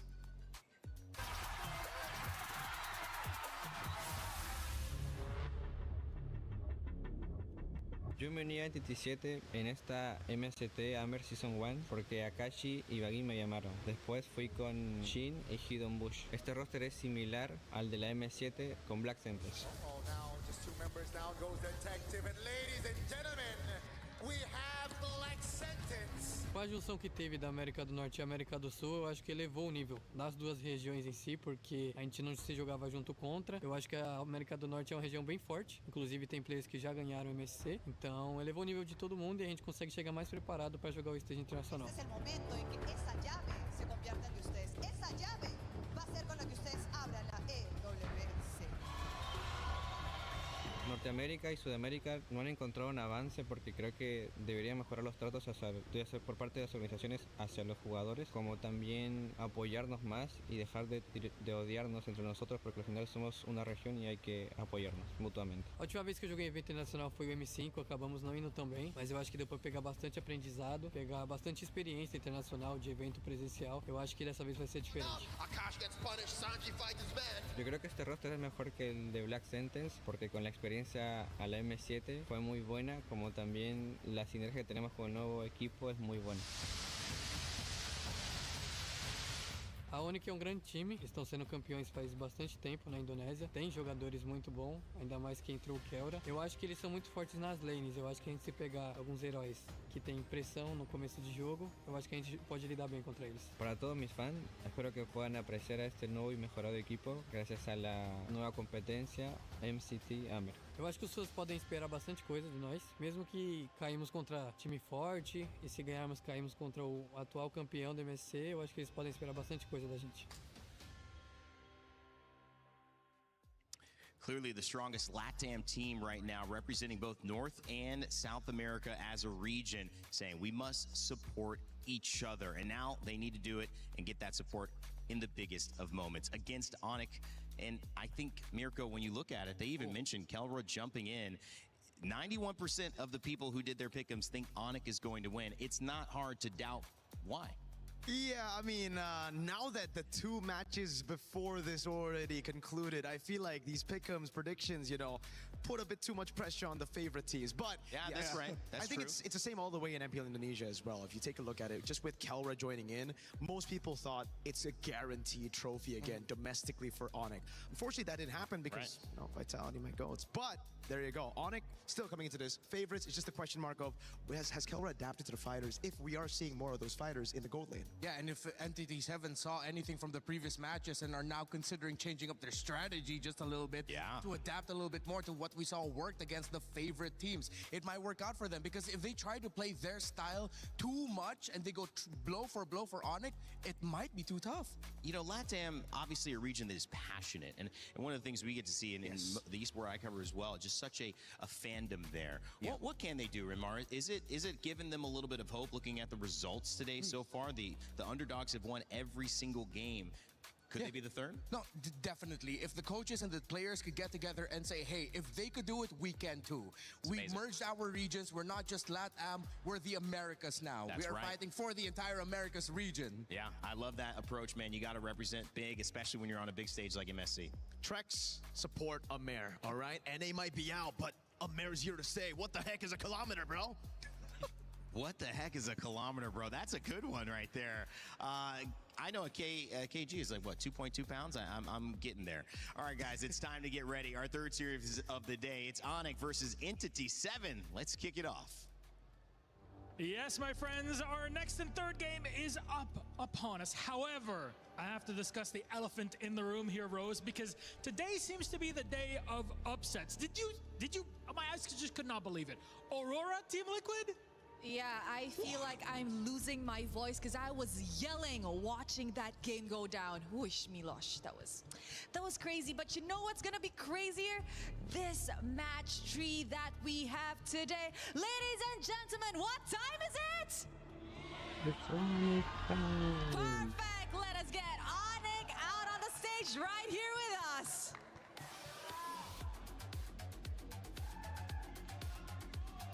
The Sky Kings return to the MSC stage with one goal in mind: reclaim what was once theirs.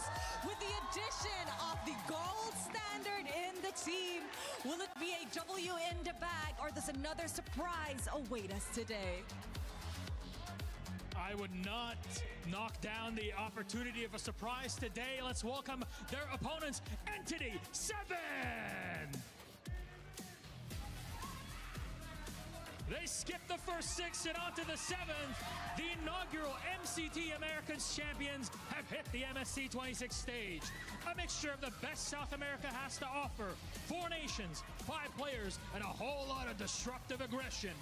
Will the return to the international stage keep the upset trend we've had today? That is the question on everybody's mind. You are right, Milosh. There's only one way to know if today will end in a chaos. Lads, boys, you may place your keys and take your seats. And of course, to our captains, don't forget your little handshake or a fist bump. You know what, Milosh? This game is honestly so exciting because of the amount of upsets and surprises that we've had today. We've had a lot of them. We've had 9-minute games against TL before, but we got more to bring you. Onyx take on Entity 7. Back to the desk. Thank you, Milos Rose. Who won that rock, paper, scissors match and that handshake? Okay, listen. That was the fastest rock, paper, scissors match I've ever seen. There is a positive to take out of that, right? Yeah. The worse you are at social interactions, the better you are in game. Yeah, all right, so I believe they're that. pretty good. I believe that wholeheartedly as well. One of the great things about this setup here is we just get to see the unexpected again and again. We've seen it 2 series in a row. We now have a chance for Entity 7 and Onyx to go toe-to-toe. And of course, if you want to check out 2 champions and 1 game, you can check out the My Champions pick. Pick your dual champions, win 50,000 diamonds. Scan the QR code. We'll have 5 winners with 10,000 diamonds each, so make sure to check it out. Maybe you will end up with the Grand Diamond Prize, available and live until July 27th in just a few days. So make sure to check it out and join up.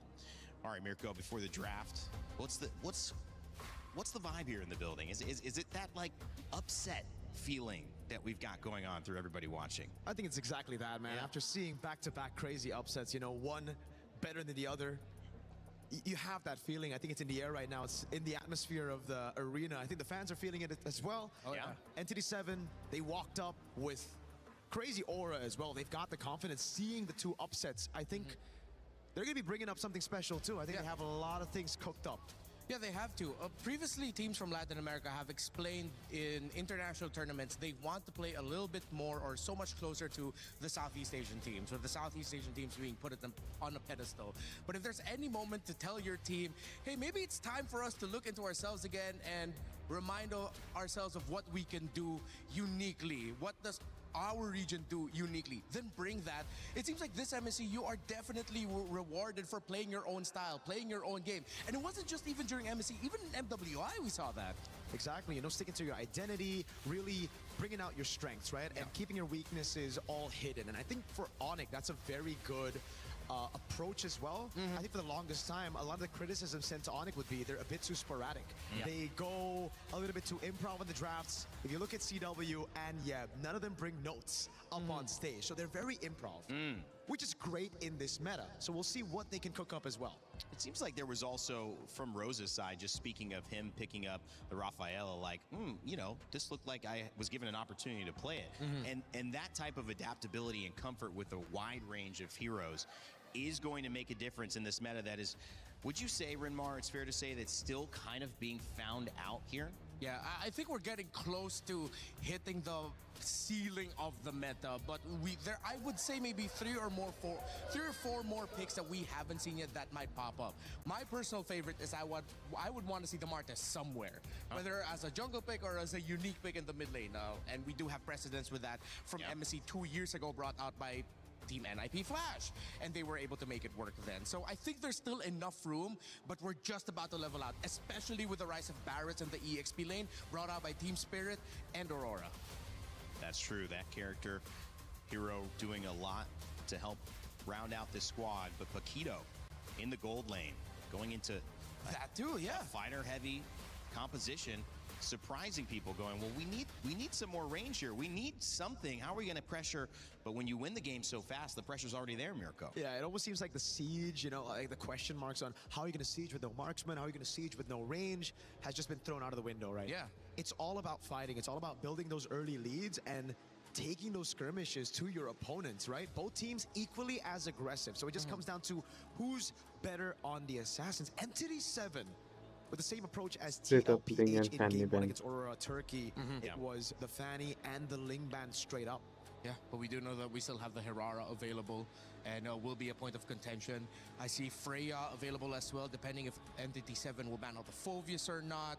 So I think we're still going to go into the similar priorities. They ban out the Claude, so they really look at Kyrie Yeah. and Kelra and said, all right, we're going to take out some of your comforts. I feel like the Claude might have been too much. Yeah, I agree. If they go for the Hirara first pick, though, this leaves Entity 7 with a very good approach. Going my for the bad. Eudora straight Wow, up on that's new. Marcel.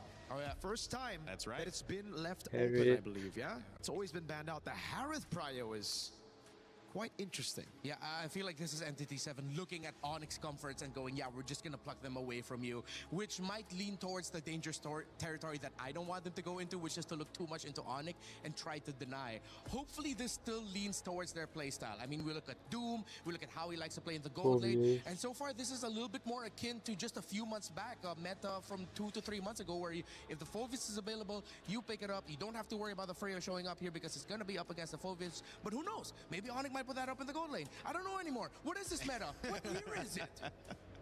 Atlas, Valentina, Esmeralda banned on the side of Onyx.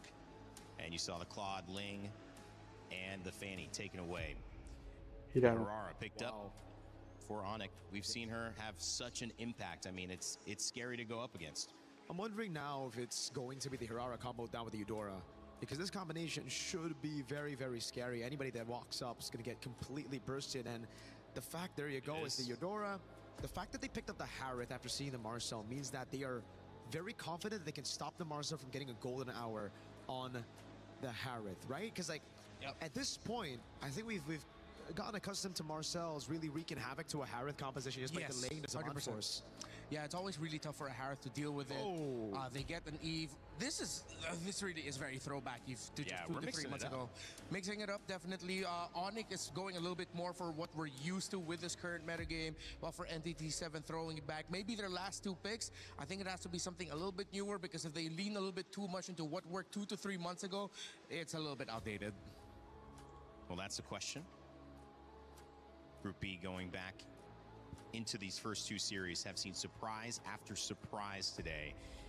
It wouldn't surprise us now if we see something different and interesting. These are the picks that have kind of thrown a wrench into the plans. But you know what they say, the best and the most well-laid plans. I wonder if CW would be... not CW, excuse me. Lutfi, there we go. Lutfi would be up to play his one of his iconic heroes in the Lapu Lapu, who does it really well. Against Harith, up against the Phoveus, you get the dive against the Eve. You get the strong crowd control, the damage. Should be good. There's something better that I think Entity 7 needs to ban out. The Esmeralda is still up against the Harith, against the Phoveus. Oh my. First ban by Onyx. I'm blind, bro. I'm sorry. It's okay. I'm not caffeinated enough. We're not used to seeing it on that side. Yeah, that early on. The Eastern Chin. All right, so what about the Uranus, right? We saw the Uranus earlier find a lot of success in game number 1. Yeah, and they banned it out. So, yeah. Stop it, Entity. But you could tell you're like mirroring that conversation, though. Yeah. It's like, well, what about this? Oh, no, let's take that out. Yeah. So now we're there to go. I still think the Lapu... I think Lapu works if it is a utility jungle that Entity 7 will be picking up. I think the glue is a very good shout as well for XP. Yeah. So if ever that's the case, then maybe Entity 7 would like to hold on to their jungle pick for last. You pick up their roamer at red 4, just so that Onyx would toss a coin whether or not they will be going up against a utility jungle or not. But then with the damage up of an Eva Harith, I think Assassin would be okay because they need a little bit more physical. Too much magic damage and Radiant Armor, Athena Shields, those are your main opponents. There you go. They take out the Nolan too. Yeah, no Assassins available right now. If they want to go Assassin, it has to be one that's unorthodox, something that's very different. And every other Assassin should find... Oh, I'm not a fan of the Suyo pick. Me neither. Seems like it's going to be really tough to make this work, especially with the presence of the Eudora around. The fact that Hirara can save herself from getting comboed by the Suyo. This, again, screams 2 to 3 months ago. So even more reason to pick up the glue now if you're Onyx, right? Yeah. Then you round up the draft with a gold laner. I think the Moskov is a solid option to go for. If they want to play strong side, I'd say... Nah, I think just the Moskov. Yeah. Moskov's just safe. Yeah, Moskov's good. You know you're up against the Eve. You can approach it from all angles. But here we go, Onyx. Baratz is back. He's back up. That's going to be going to the EXP. So Hirara isn't that much of a basic attack hero. So I think, And Granger. That's interesting. I thought they'd go for something with harder basic attack, but I think they're very happy. They just want to get that Granger and the Marcel combo together. I mean, they couldn't have gone so wrong with the pick. It's not a bad pick. Is there something that stops it right now, or do they need to pick that up still on Entity 7's side? Right now, I don't really see anything that can really stop this kind of composition. Yeah. It doesn't look like, I mean, the standard choice would just be the Belleric in Rome. He has been pretty dominant so far, I will say, as a hero today. Won most of his games, although did lose that last one that it was stolen away on the side of Aurora Gaming by Team Liquid. It wouldn't even be too crazy to go Gato Kacha, I'd say, as well, but they go for the chip. Whoa. All right. Adding to the unique hero pool seen so far. I think they added 2 or 3. Yeah, what the heck? All right, we're just seeing surprises. The Granger, I get. You're playing strong side. The chip here is like, it's great, but it will always be dictated by your first ult. If your first ult goes bad, that's GG. Yeah, and also the question is, which one's going to hold the Piercer for Either they Onyx? can put it Usually off you or don't not see two is Piercer the holders problem. together. I think they're just confident enough to just plop Marcel it and onto the Granger Hirara, combo. and then the Granger's just going to be peppering everyone from afar anyway. You have some strong frontliners with very decent damage, so they have a good damage spread. All right, let's see if Entity 7 can play the map here, because team fighting might be difficult. All right, 92% of you think Onyx is going to take this one over Entity 7. Still think so after the draft? We'll find out who was right as we head over to our Getting some casters new to kick picks. off Game 1 of our third We got series of the day. Zip in this match. This third series is going to be real interesting. Looking at the way this draft is going to play out, it feels like there's answers on both sides. The real question and the real test is when they hit the Land of Dawn. First interaction, how are they going to play this out nicely? Because the way that I see it, Chip has already figured out the starting point of the enemy jungler. The same can be said for Onyx side and Entity 7. Like Mirko said, it's that first portal that's going to make the difference. Yeah, the chip is in a... it's just in a weird place right now, I feel like. I almost thought they'd just go with the Belleric. That's not the case, but, you know, whoa, already taking a lot of damage early Chip. on. Oh, the flicker used from Chip died. Sands. First blood already going to Onyx to start things off. Oh man, that was a mistake for sure. Again, they're just forgetting that Eudora, especially with Superconductor, has reduced Fork Lightning cooldowns, especially when it is empowered here by the same marked target. However, same problems are still gonna last. At least Shin didn't lose too much in his lane, but the rest of them, right? Now they have the information. Kyrie is having the time of his life stealing away camps. Yeah, this is something that they can continue to do. Going back on the chip pick, we'll have to see if they can utilize this. The shortcuts, the portals, like you mentioned. Again, you don't see him picked up too often. It's him and usually the Luo Yi that can play that macro level kind of style of gameplay. And Chip, if utilized correctly, can do a whole lot here. But with a Marcel in this setup in the mid lane, that's what they're going to go for anyway. Sans, there's some revenge. Bagwin also able to get a kill now for himself. So, hey, good for Entity 7 to get things going. Really good. And more importantly, this is the fact that Hide Bush understands that, hey, despite not being level 4, it doesn't mean that I can't actually kill you in the lane if I catch you off guard. Especially since Sans very visibly used this flicker in the lane. Now, Kelra kind of out of the fight for now, but he wasn't going to participate in the upcoming turtle anyways. Yeah, this is one of the things, too. The Granger only picked a couple times so far, you know, and this is going to the hands of Kelra. Obviously, very comfortable on this hero, can make it work, but, you know, I think that's the main thing, too. You know, the decision between who gets the Sky Piercer, most likely, as the panel mentioned, Hirara here, you know, you got to protect still Kelra on the Granger. He's got the range to work with, and yeah, I kind of agreed, maybe a little bit stronger of an audio attacker here, where he's got to rely on the Rhapsody shots, but it's all about positioning, and we've seen it before from Kelra. First turtle up though, that's already going to get started down. RWM dropped down, Loot B gone, and now Akashi dies. Both the actually down. Here, so a bit of a trade. Turtle still up, Keyboy. Almost level 4, will have that golden hour available now. They can play around this Sans, going forward with a flicker. There's the damage we were looking for again, as Kyrie picks up a kill for himself. Great coordination from the mid trio here, great showing, and more importantly, they understand that Bagwin, he's about to get level 4, so there's no point risking it, even though Kyrie does have a level lead on to Hide on Bush. at this stage of the game, right, we're thinking about lane advantages, and from top side, we're probably not going to see much go on. It's a sandbag on that side. Kelra, he's got to be really careful. As long as that flicker is down, if he pushes himself too far forward, if Doom gets a Zaman Force directly on top of him, he can kill him in that lane, so he's got to be careful for that. What I want to see from Entity 7 here is just playing around their strengths, which is really, you know, real-world manipulation. We've seen this so much with the Eve pickups. Kyrie sees, he's like, hide on bush, I see you in that bush, I'm going to go for this anyway. A lot of damage coming through. Ollie-ooping it over to Sands as he's able to cap off the kill. Get out of my face, says Kyrie. Once you see the stun be thrown out, he has no way to kind of, you know, close the get out with any iframes at that point. Kelra now getting an early Sky Piercer is great. The question is whether or not he's going to be able to participate in the first fight here. Because so far, Sands has kind of given the layup over to Kyrie. At some point, it's got to go over to Kelra. Yeah, eventually, but the strengths, man, this is why the Adora is so just a top priority pick right now. You're seeing it in action in the early game to be able to set things up in this manner and also kind of supplement a jungler like the Aurora in the hands of Kyrie is something that you can make work so well from the early game all the way to the late game.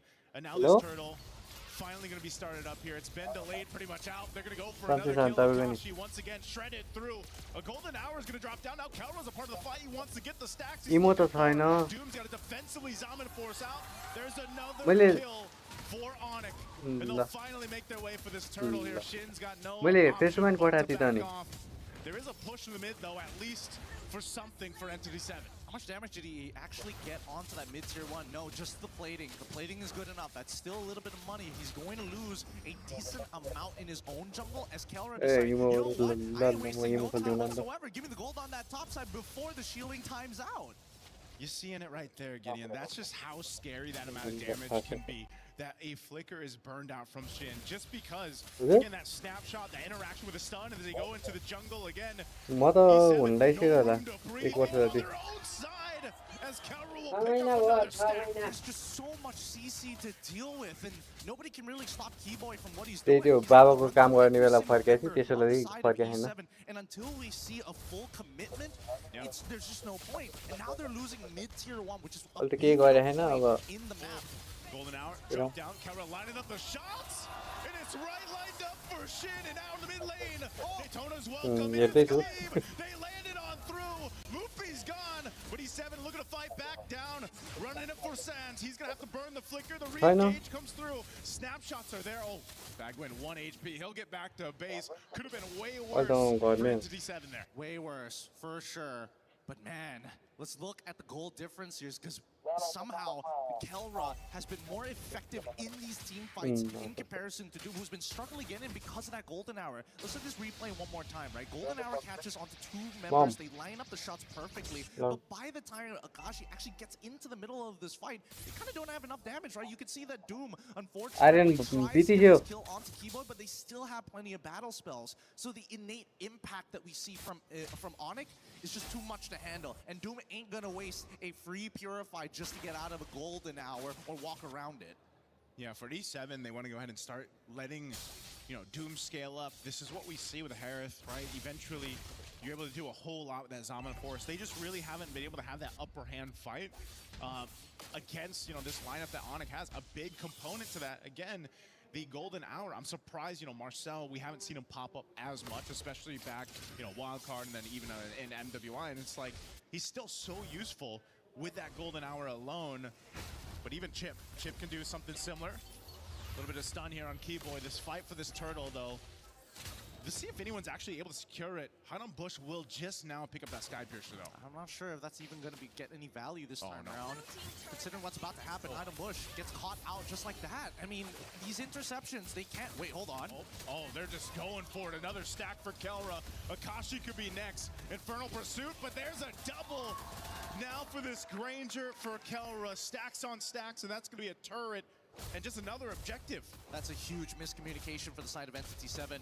Onyx now going to take full advantage of this is Kelra now leading the charge by himself with the rest of his team to say, you know what? We're going to take everything. What are you going to do? Chase us? Doom trying, but he's not going to catch up to Keyboy anytime soon.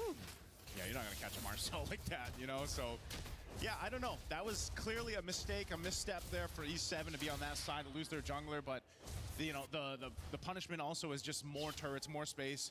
Even in that replay, it just happens so quickly, and then you get collapsed on. And if you line yourselves up like this for E7, you know, you're trying to keep things from getting too worse. It's just, Onyx does such a great job at giving those stacks over to Kelra too. They know that that's a big part of these team fights now. I mean, look at the health bars. They're just dropping as they try to get to the base. They try to get away, but Bagwin's down, and now Akashi gets blown up as well from the shots from Kelra. He didn't want to use his flicker either. Again, I feel like E7, they understand that their battle spells are like so key to their composition, but at the same time, they're not using it to save themselves. Now we have a 13-3 lead, a 5.7k lead at 8 minutes into the game, which is not, I'm not gonna lie, it's pretty devastating, on top of the fact that Kelra is almost max stacks at this stage of the game on his Sky Piercer. Yeah. Keyboy and Sans both just doing an amazing job throughout this game too to set things up. Look at the difference here now in the mid lane. They're actually able to get Ludwig, Keyboy, and Sans. Do they want to fight this? I know they got Kelra there, but still, you don't want to get overzealous and get punished here. You got a 6,000 gold lead if you're Onyx. You want to keep that together for this Lord here in about 30. First items priority. I like how Ludwig is like, no, I'm not going to think about sustain whatsoever. All I'm thinking about is maintaining my stacks, get me a Guardian helmet, and yeah, I'll make something happen. He is a thick boy for a good reason, but also such a huge deterrent for E7. Like, what are they going to do as soon as he starts charging up the Daytona's welcome, right? On the opposite side, I do want to see whether or not E7, specifically Bagwin, he needs to get a backline attack onto Kelra. Yeah, I feel like he's been trying, you know, like he's been trying to find that positioning, but there just hasn't been that opening that they're looking for. And now at this point, it looks like E7's just gonna have to give this Lord over to Onyx, let them do their things. Akashi's gonna give the information. There's quite a few here. They're trying to push up top too, but Lord already secured by Kyrie. Bagwin gone. I mean, this is just not where you want to be, and now Daytona's welcome to keep Akashi in place.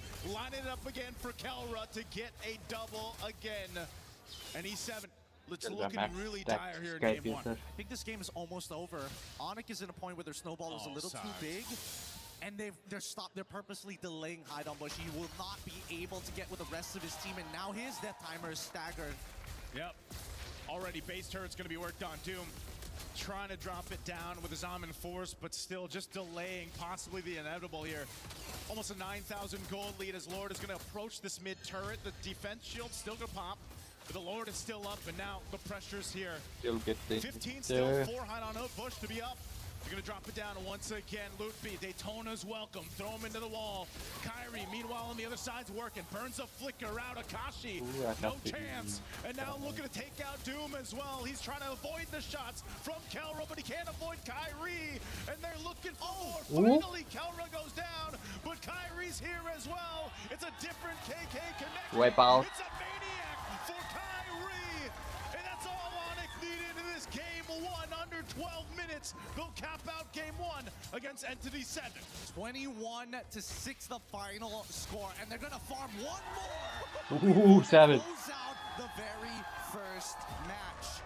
Egos were tested this time around. Entity 7 said, you know what, we're comfortable with this style of composition. But it doesn't matter how comfortable you are, if you're walking into counter picks, there are certain expectations that need to be understood. That real world manipulation was not going to find much value until the golden hour is down. The shortcut, same problem. So the question is, who throws out the ability first?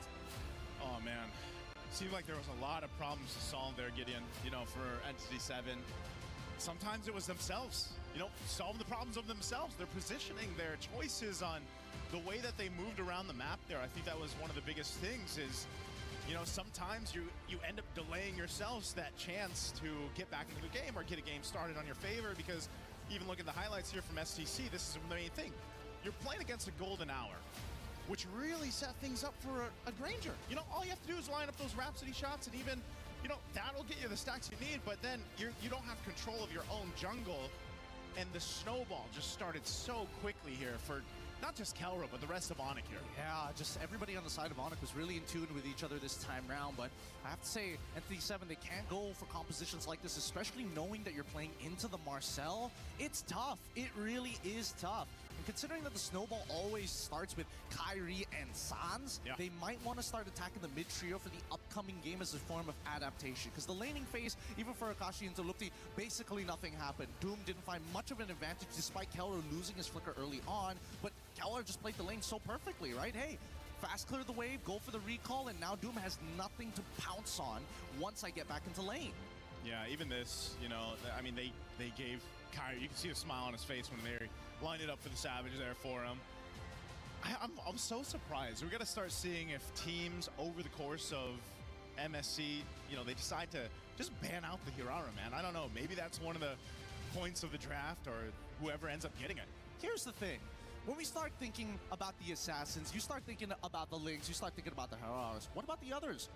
We have yet to see a Lancelot. Obviously, we still have the Harley in play. Hayabusa? Nobody even thought about that as well? I know.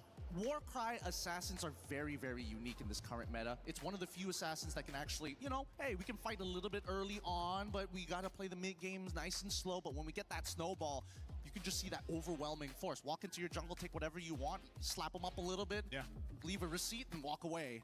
You can walk away. I mean, Entity 7, you got to give it up to them. They tried to, like, go into the jungle of Onyx here, and they tried to put some pressure on Kyrie. They tried to, you know, make something happen with the chip. That's what we expected too, but it kind of backfired on them. And I think it's almost in that case where if you're going to bring out the chip or bring out something else that can put pressure on the opposing jungle, you have to be willing to take that risk. And in this case, look, it ended up snowballing into an 11-23 defeat for E7. You know, that's not where you want to be. Exactly, right? I mean, we don't even need to look at the numbers to know that this was an overwhelming victory. So a lot of it just really comes down to, like, how does this composition work together at the different stages of the game?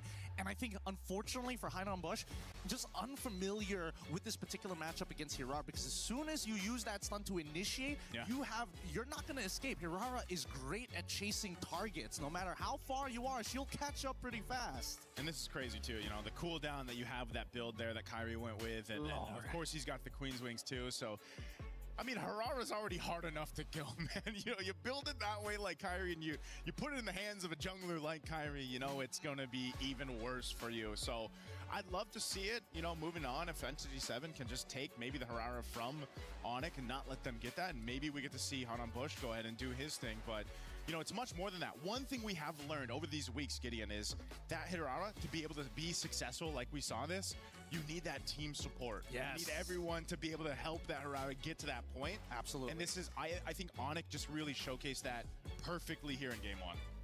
It's so very good that they, again, it's about the micro mechanics on top of just like seeing the bigger picture to everything that's happening here. That's why I was thinking whether or not they were going to get access to some of the favorites for either one of these sides, for either Lupti or even Akash to get. I was thinking Esme, but that was first ban. I was like, all right, whatever. Maybe they're going to get Paquito. Okay, we're not going to get Paquito either. So maybe they might shift into a more damage-oriented style for the side of Entity 7 rather than, you know what, we're going to team fight with team fight.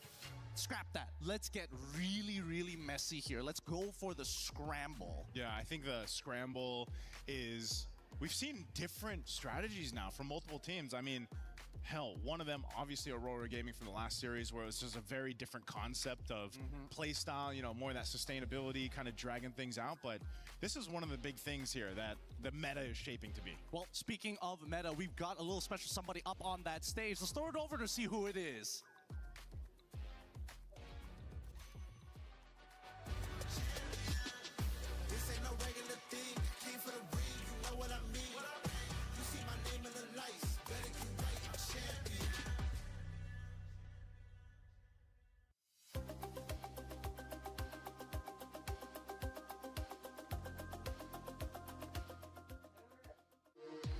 We were there.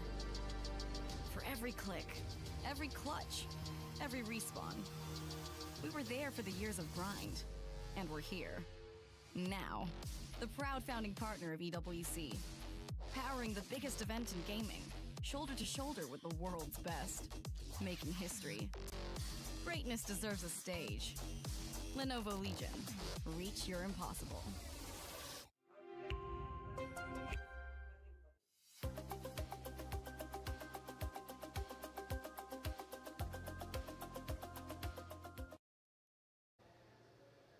Eterna here, and now we are with Hainan Bush from Entity 7. Welcome. Bienvenido.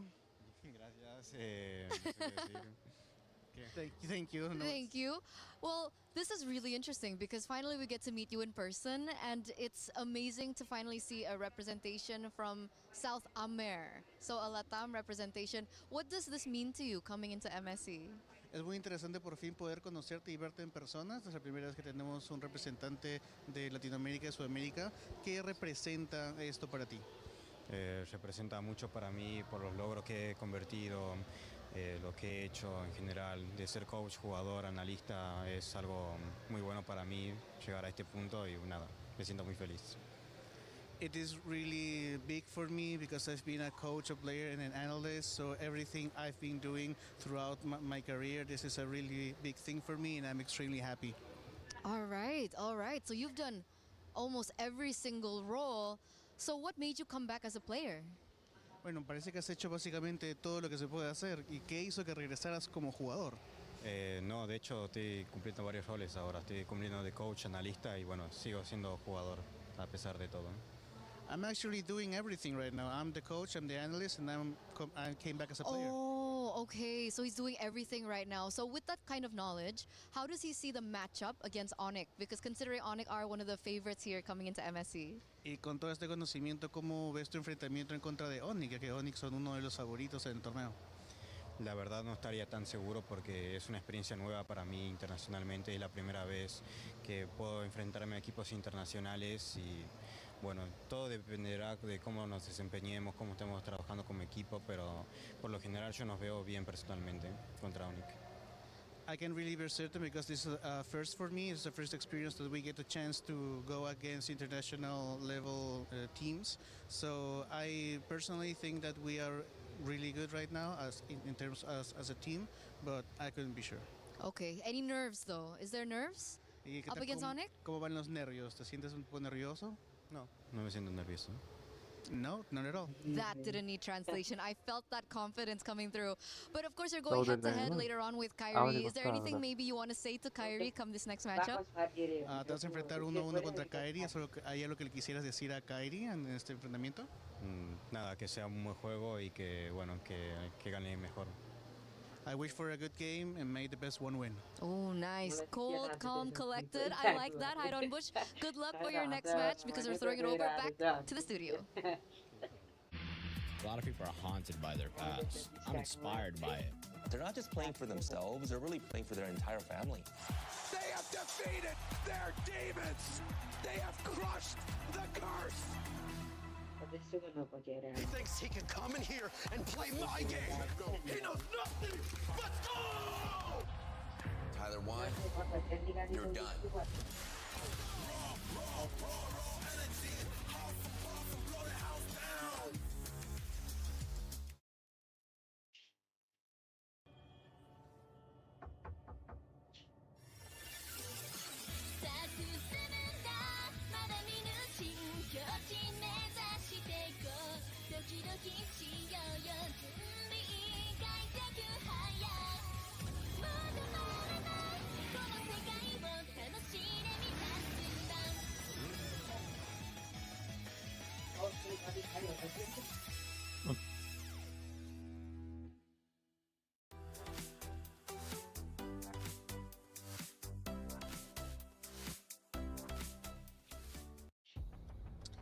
Back on the studio and here on the stage for a draft. Game number 2 between Onyx and Entity 7. It was tough for Entity 7 to say the least, as Onyx stomped right through them, through their Marcel, and of course, that Granger picked up by Kelra. Redmar and Mirko here still talking to you over the draft. Okay, I think we can go back to maybe the first set of bans here for E7. I feel like that Claude ban was way too much.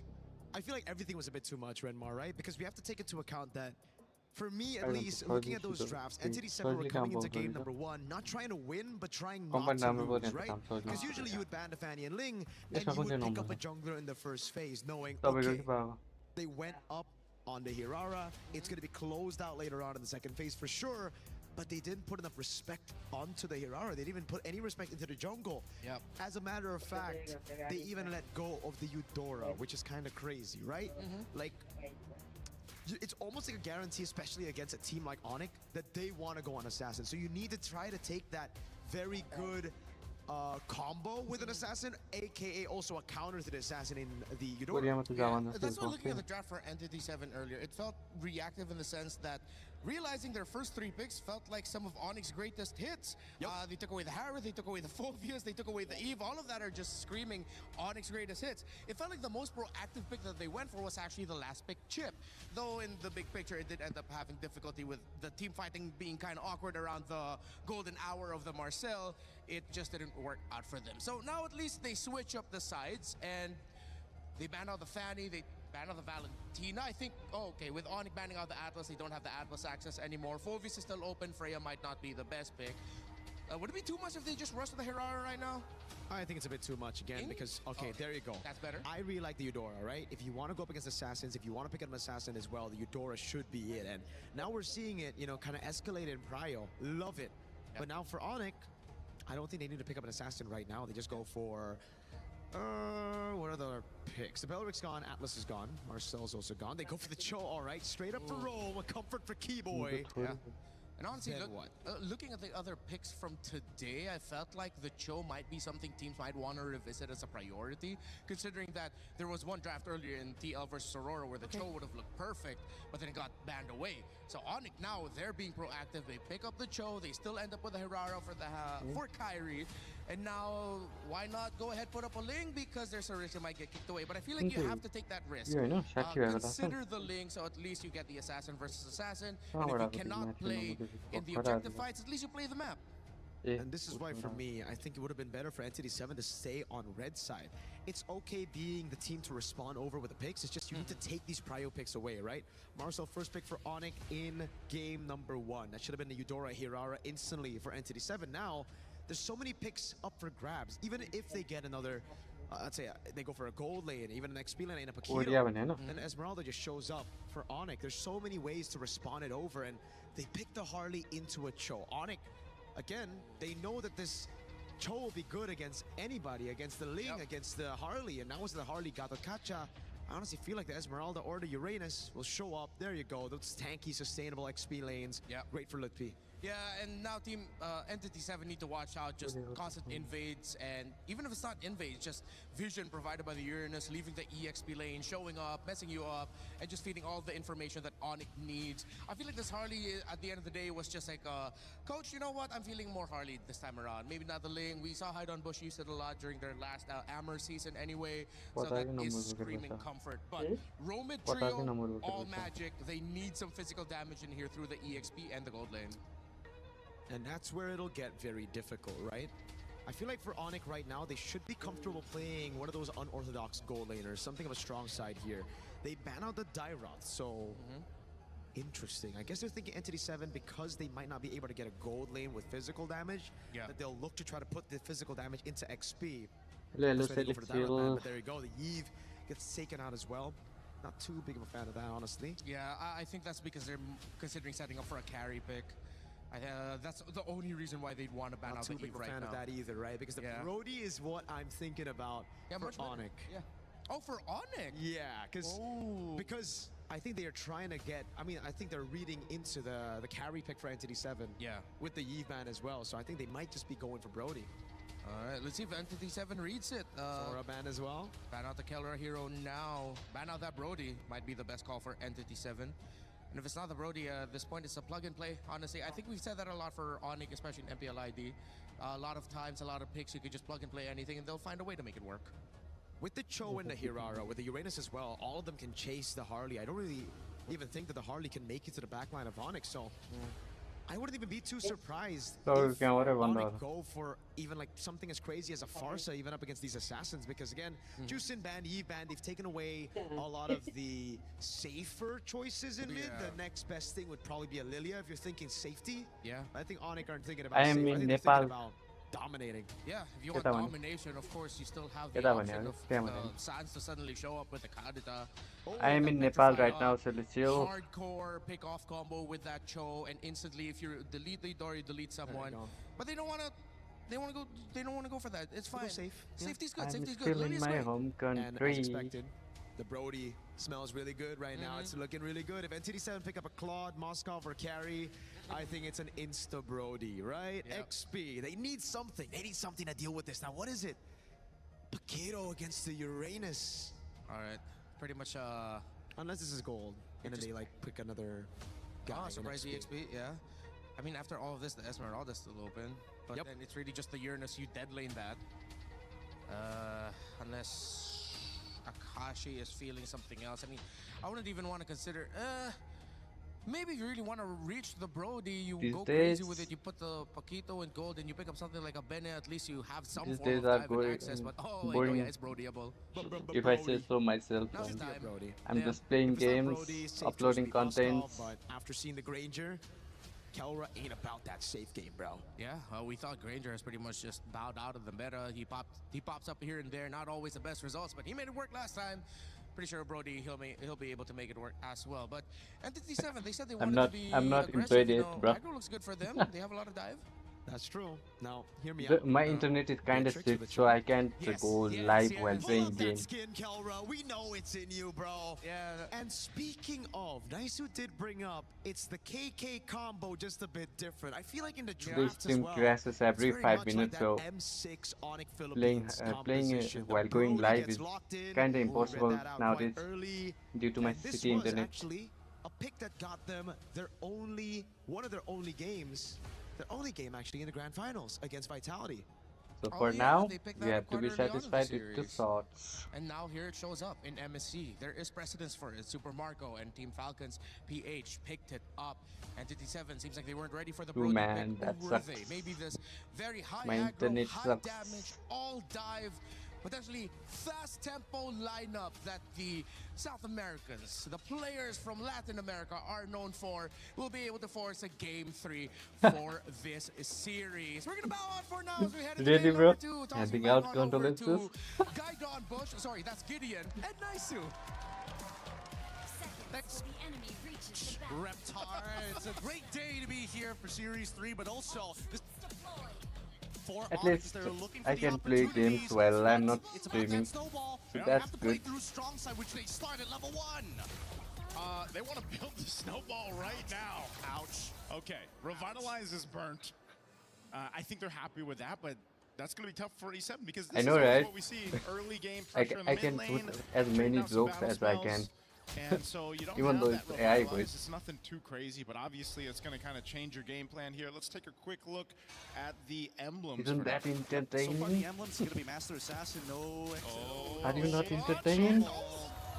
You don't get a chance. You got, it's one of those moments where it's just like, yeah, you already, the level 1 got messed up. Yeah. So you probably shouldn't be the one opening up the bush as well, or maybe using Honestly, the Fork Lightning as a means to open, but the same can be said I don't about think Bagwin, it right? would be You that just, funny using my you're gonna real have to voice. just open up the map somehow, and look at the control, the tempo, You know already. that awkward AI voice Look at the pressure actually hide on Bush. carries the Again, nowhere joke. to go.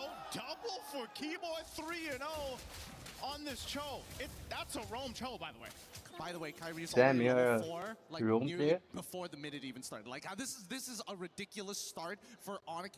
I think usually 1.6 start lead using that less than 2 minutes into this game. 43 And what guy sucks about it is that Peleric. Adam Bush has no camps to actually take, and then he goes up to the It's EXP. doing good Guess what? nowadays. No crab there. I gotta go invade, and Keyboy, he's sniffing it out.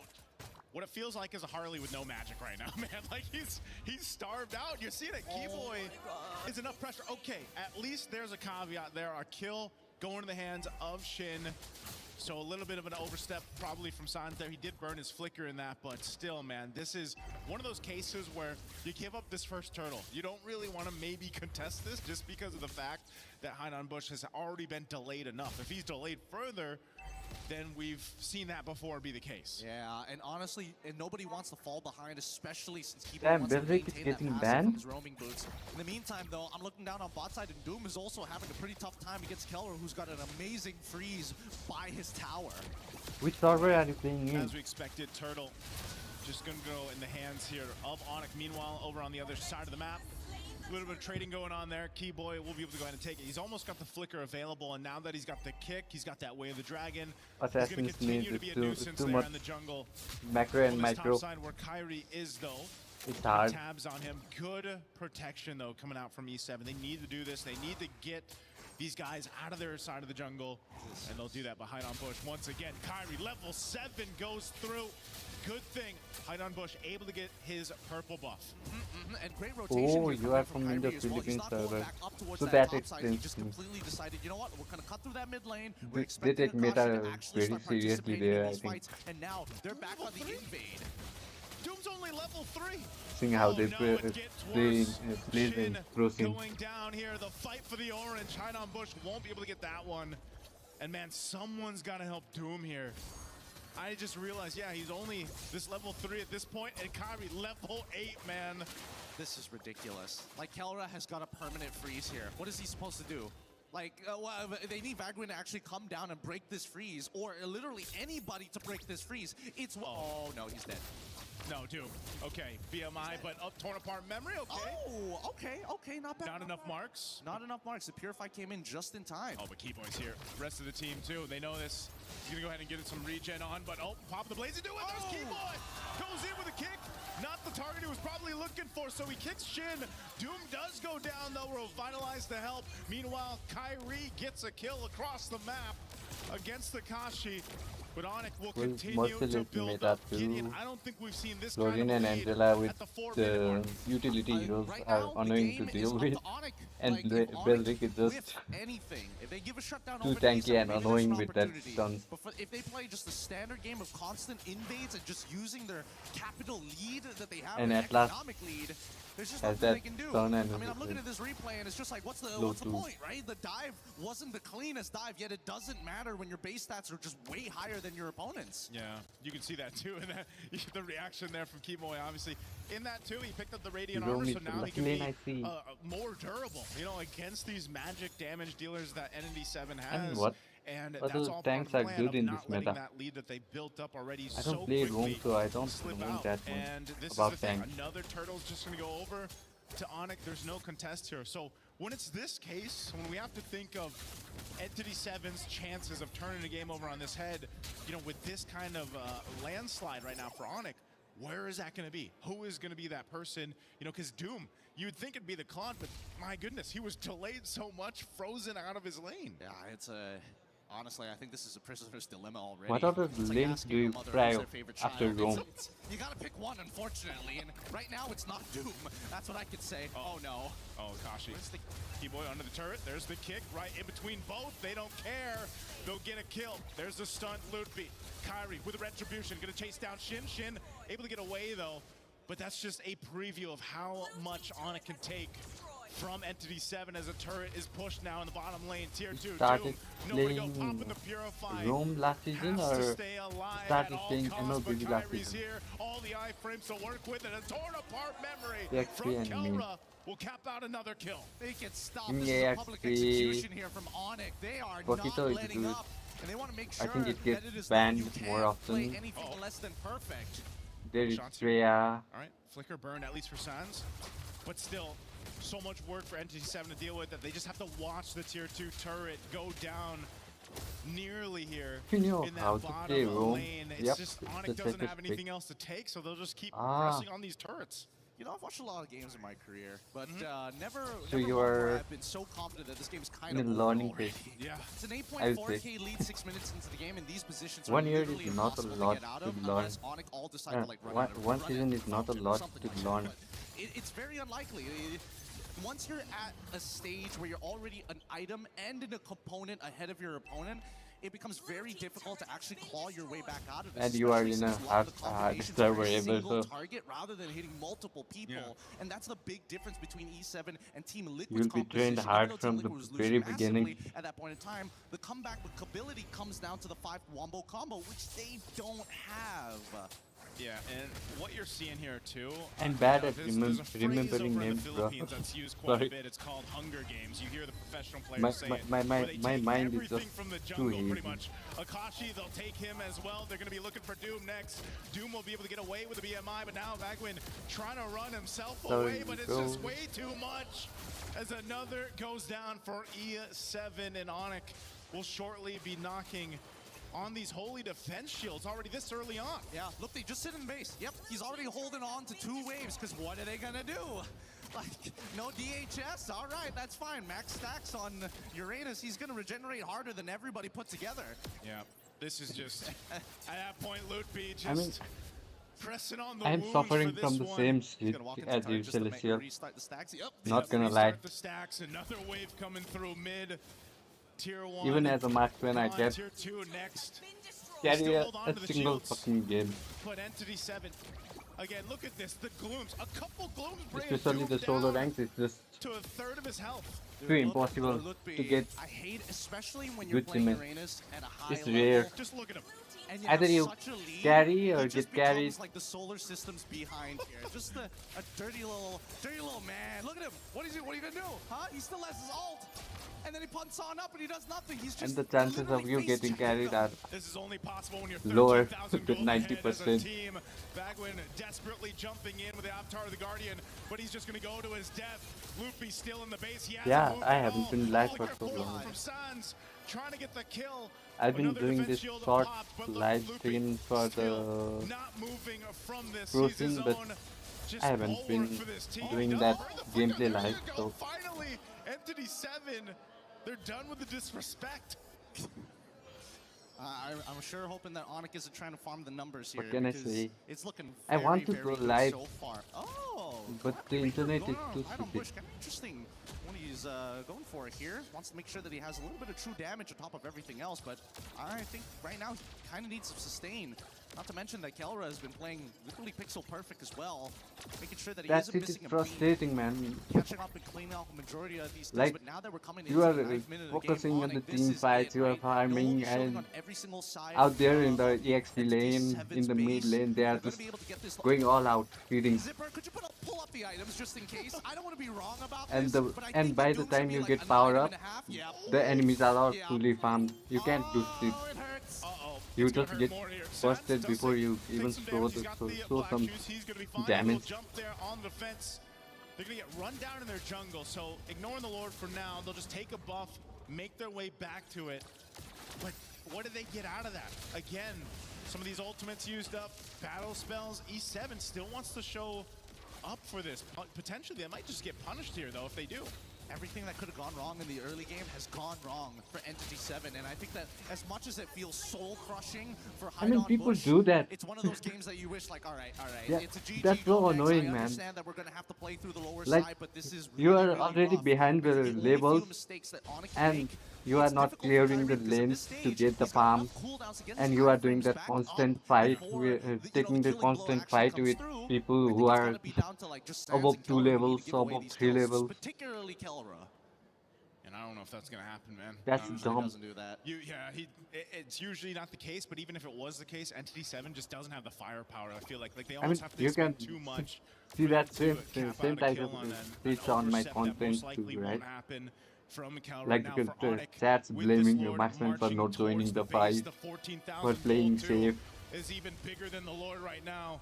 Lutfi up again, leading the charge. There you go again. Just Shin deleted off the map. Damn, here. duel. 2 base turrets Duel down. streak. Onyx looking to cap it out here under the 12-minute mark once again. One more desperate attempt here from E7, but they'll just lock it down and come in. That shit is depressing. Comes in to clean up the series in a sweep against Entity 7.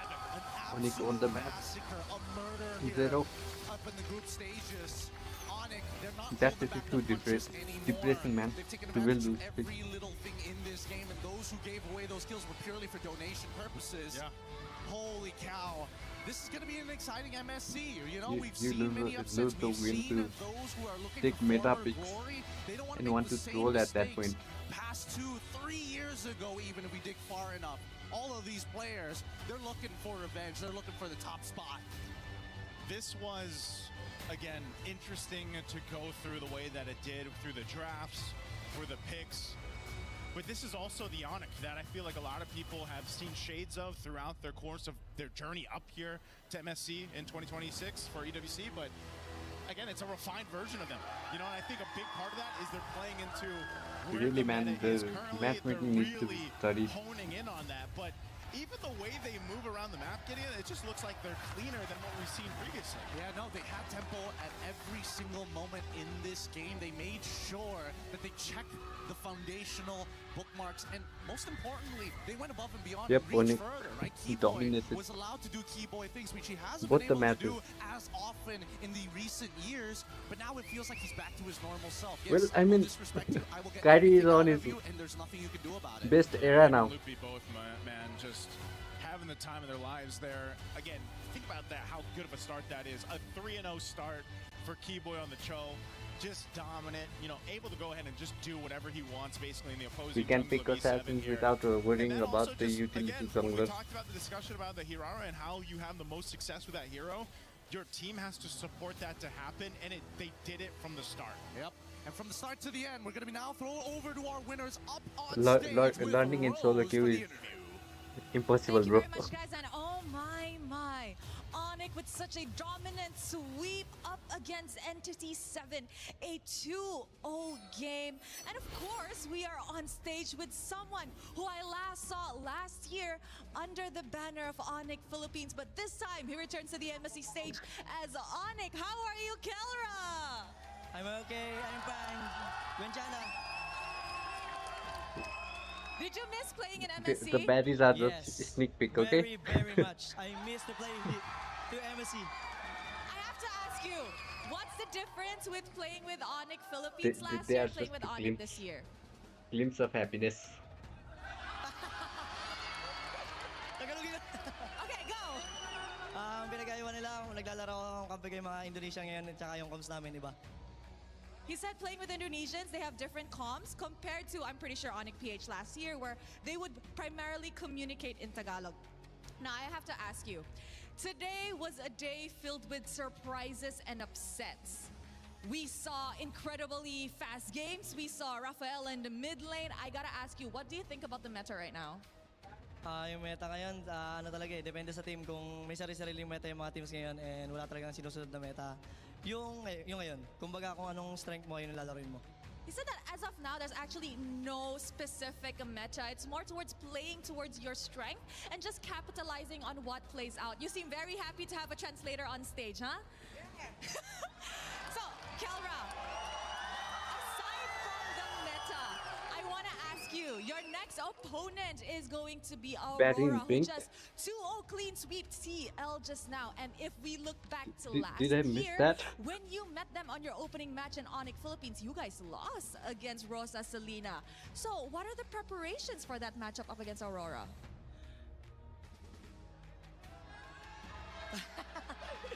Preparation lang namin, siguro mas ayusin namin yung mabumben namin and babawi ako sa Aurora kasi tinalo nila kami last EWC. He said that what he's going to be working on is obviously their map rotations, and he is going to get a revenge match up against Aurora for beating him last EWC. Any words to the fans here in the arena today? Maraming salamat sa mga puntang Pinoy dito. Patuloy na sinusuportahan pa rin kami and sa lahat ng mga pumunta yung nag-report and maraming salamat sa pagsuporta. Kelra said thank you to all the Filipinos who came down to the arena and to give them their support. Continue supporting them, and you know what? I'm pretty sure he hopes to see you guys again. Thank you very much, Kelra. It's Won the amazing match to be back with on stage with you. domination. Yes! He deserves. Thank you. He deserves the rapping From us, we're slot. going back to the studio to break down what happened in this series. Back to you guys. Thank you, Rose. That was amazing. I mean, what a personality, Kelra. And you can hear the screams. A lot of happy fans for whatever Kelra had to say. The Onyx crowd is going live here in Paris, France at EWC 26. And MSC has really started off strong, guys. We saw two upsets.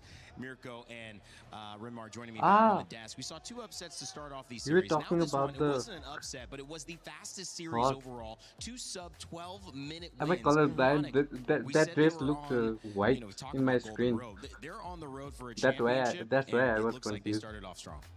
Oh yeah, dude. They just dominated every single aspect of the game, winning matchups in all of those individual lanes and just capitalizing on every single one of them. Again, they set it up in the first phase. It doesn't even look like they're I trying mean, to before hide this it, but match, Brigitte was right here too. I guess it's like it could be an experience, but there you go. I guess, bro. I guess so too. I feel like we needed to see a result like this after the very shocking day, the start of the day that we had. But of course, unfortunately, that it was at the expense of Entity 7, where I'm sure they're very hungry to, have a much better The start match here and with get some better results. I guess it's just Brigitte was unfortunate that they went casting. up against a team that's like one of the most aggressive in the world. And it really felt like they tried to play a similar style, too similar to Onyx, and yeah, they just got beat there. Maybe needed to, we Right? talked about this She's yesterday, Fire beautiful, with Fire, man. maybe needed to slow it down. So hard to do, though, against the caliber of these types of players. Talking about MVPs and Kelra, and obviously things worked out well for them, but Miracle, if you broke it down, they were fast games. What was the key to success for Onyx in this matchup? I think it's just having winning lanes across the board and having the assassins, having someone like Kyrie to force out those bans, force out those I'd say strange picks as well coming in from Entity 7, right? Like all the way from game number 1, it was a Fanny and Ling ban into no Hirara for Entity 7. And in game number 2, they gave the Hirara over again without a Ling response. I feel like right now, teams who don't have the Fanny, don't have the Ling in their arsenal are really going to be at a disadvantage. We see it back-to-back games now. Yeah, for Entity 7, it's just too beautiful for didn't this. even have, I'd say, like the plan. Again, it's the same as what we said for game number 1. It looked like they were coming into this matchup thinking, all right, how do we not lose instead of how do we win? Yeah. And Rimar, you said it was kind of a meta's past. A few months ago, you saw that first draft from Entity. Yeah, even their decision here, the fact that they went with the Gata Kacha and then the Harley as one of their next 2 picks after picking up the Eudora. They picked up the Eudora, they knew the Hirara was coming out. Oni picked up the Cho, then suddenly, I feel like Only they're the scared middle to guy, huh? pick up or even consider the Ling. They ended up doubling down on a Harley. Harley, not a terrible pick, but I feel like they just weren't able to play it with the way that they wanted to, and then at the end of the midnight, the effect of the previous series bleeding on over to this one. Yeah. Also, I feel like they didn't expect the Brody to come out at all. They picked up a Claude. Brody was wide open. Miracle called it. We realized, like, yeah, it's such a good pickup for Onyx. I don't think it even crossed their minds that the Brody would pop up. And you saw how difficult it was for Doom Moving to on to even the last farm match in of lane. the He was straight day. up frozen out the entire game. Yangon Gold Galaxy Gold. standard. So many Onyx fans happy with that one, and they get to go home Versus early or the relax PK at the venue. Sports. There's a lot going on here at EWC 26 here at the Lenovo Legion Gauntlet, though. The action is all MSC, and we're finding a way, I think, to break down what we've seen because we're trying to learn something. And I think on the outside looking in, you can only glean so much. But now, I know, Renmar, you've got a couple of clips for us that you want to break down that maybe give us a bit more insight as to why things worked out so well for Onyx. Yeah, we're going to be looking at the draft here real quick again, just so that we can revisit. You want me to keep going forward? Just so that we Here can goes up and revisit out what here. happened. Yeah, we pointed it out. They picked up the Eudoras first. They gave up the Cho and the Hirara. But then these two, this screams Meta's past. If they wanted something a little bit more They qualified proactive, if they knew for, that they I had think, the yeah. burst with them and that they're They going up qualified against for burst, it wouldn't be EWC. too crazy to consider picking this up. I don't But then they were really thinking, okay, but watch that's an that Esmeralda. much Then why don't you pick up the PUBG Esmeralda Mobile, if you're worried that you wouldn't have an answer but to yeah, the Uranus? I'm And then with the supporting Brody open up Nepal. here, you knew it was coming. We knew it was coming out. Miracle called it. They still ended up picking up the Cloud, and then that just ended up being really difficult for them. I feel like they also leaned in a little bit too hard with taking away some of the best picks that you could go for here.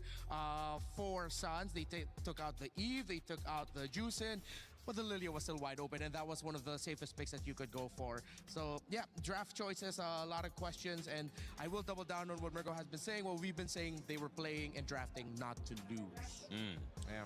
I think for me, it's also just like, if you look at the drafts again now, they didn't really have a plan after banning the Eve, because if they wanted to pick up the Claude, if they knew they were going to pick up the Claude, why I even really ban want the to Eve, right? see Like, look at that again. They banned Nepal out the Juice and the Eve. They in should have banned big out the Juice and the competition, Lilia if the Claude was of actually what they MLBB, were man. already aiming for all the way from first phase. Yeah, all right. So now let's look up how this game started out here for Entity 7. There we go. So it was just really a tale of this start here. They found them over here, and then they continued. With Shin going down, dude, great use of the flicker. Keyboy was aggressive, just the right amount. Vagi knew that he wouldn't have any help here, and this onslaught would continue. Hyden Bush wants to go orange, but then at this point you're thinking, how is a Gatakacha who's about to fall down with a Eudora just coming back supposed to protect with this Cho? Not much. It will just trigger a lot of usages from the abilities. Easy burst. Onyx made that start look so easy. It was simple, really. Once they saw where the Roman mid were, once they got a read of where the jungler was, pretty much there was nothing that they could do, and that was it. It was over from the first minute and a half of the game. Just now Because rising that snowballed in Nepal. into just more aggressive plays by Onyx that Entity 7 had no response for. They couldn't Yeah, even help Nepalese their goal people leader are on anymore because global of how badly they ranking. lost the first minute and a half.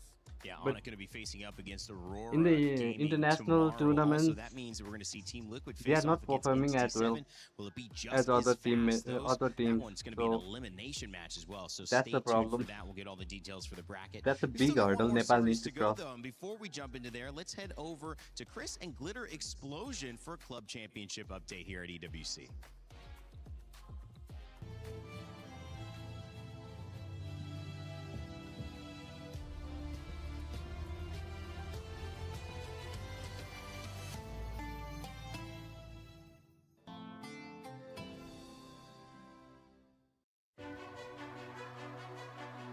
Yep.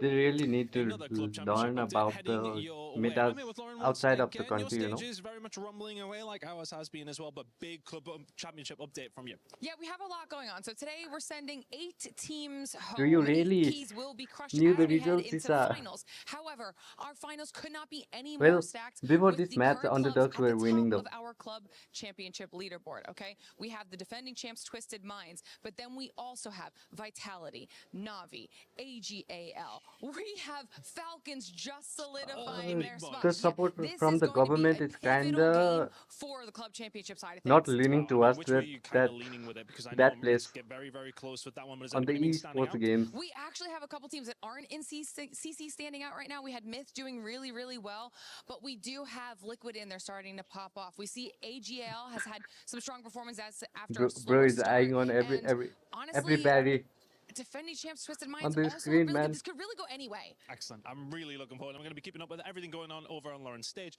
But Is there's a little Liquid championship match update. We'll be tomorrow? keeping up for the rest of the weekend. It's Group A and Group B, right?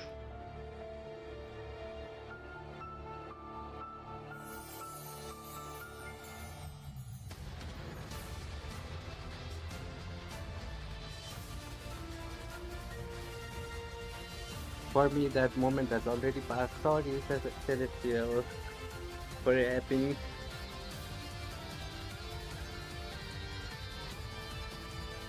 Yeah, Aurora played really well, man.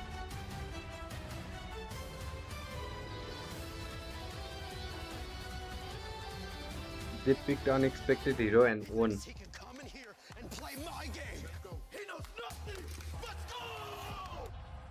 Tyler 1, you're done.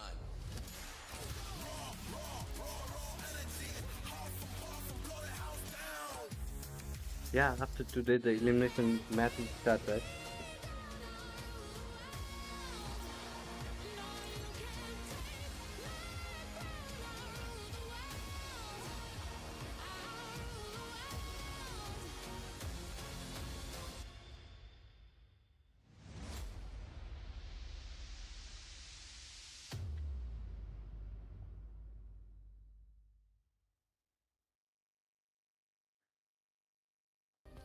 Play is in our DNA.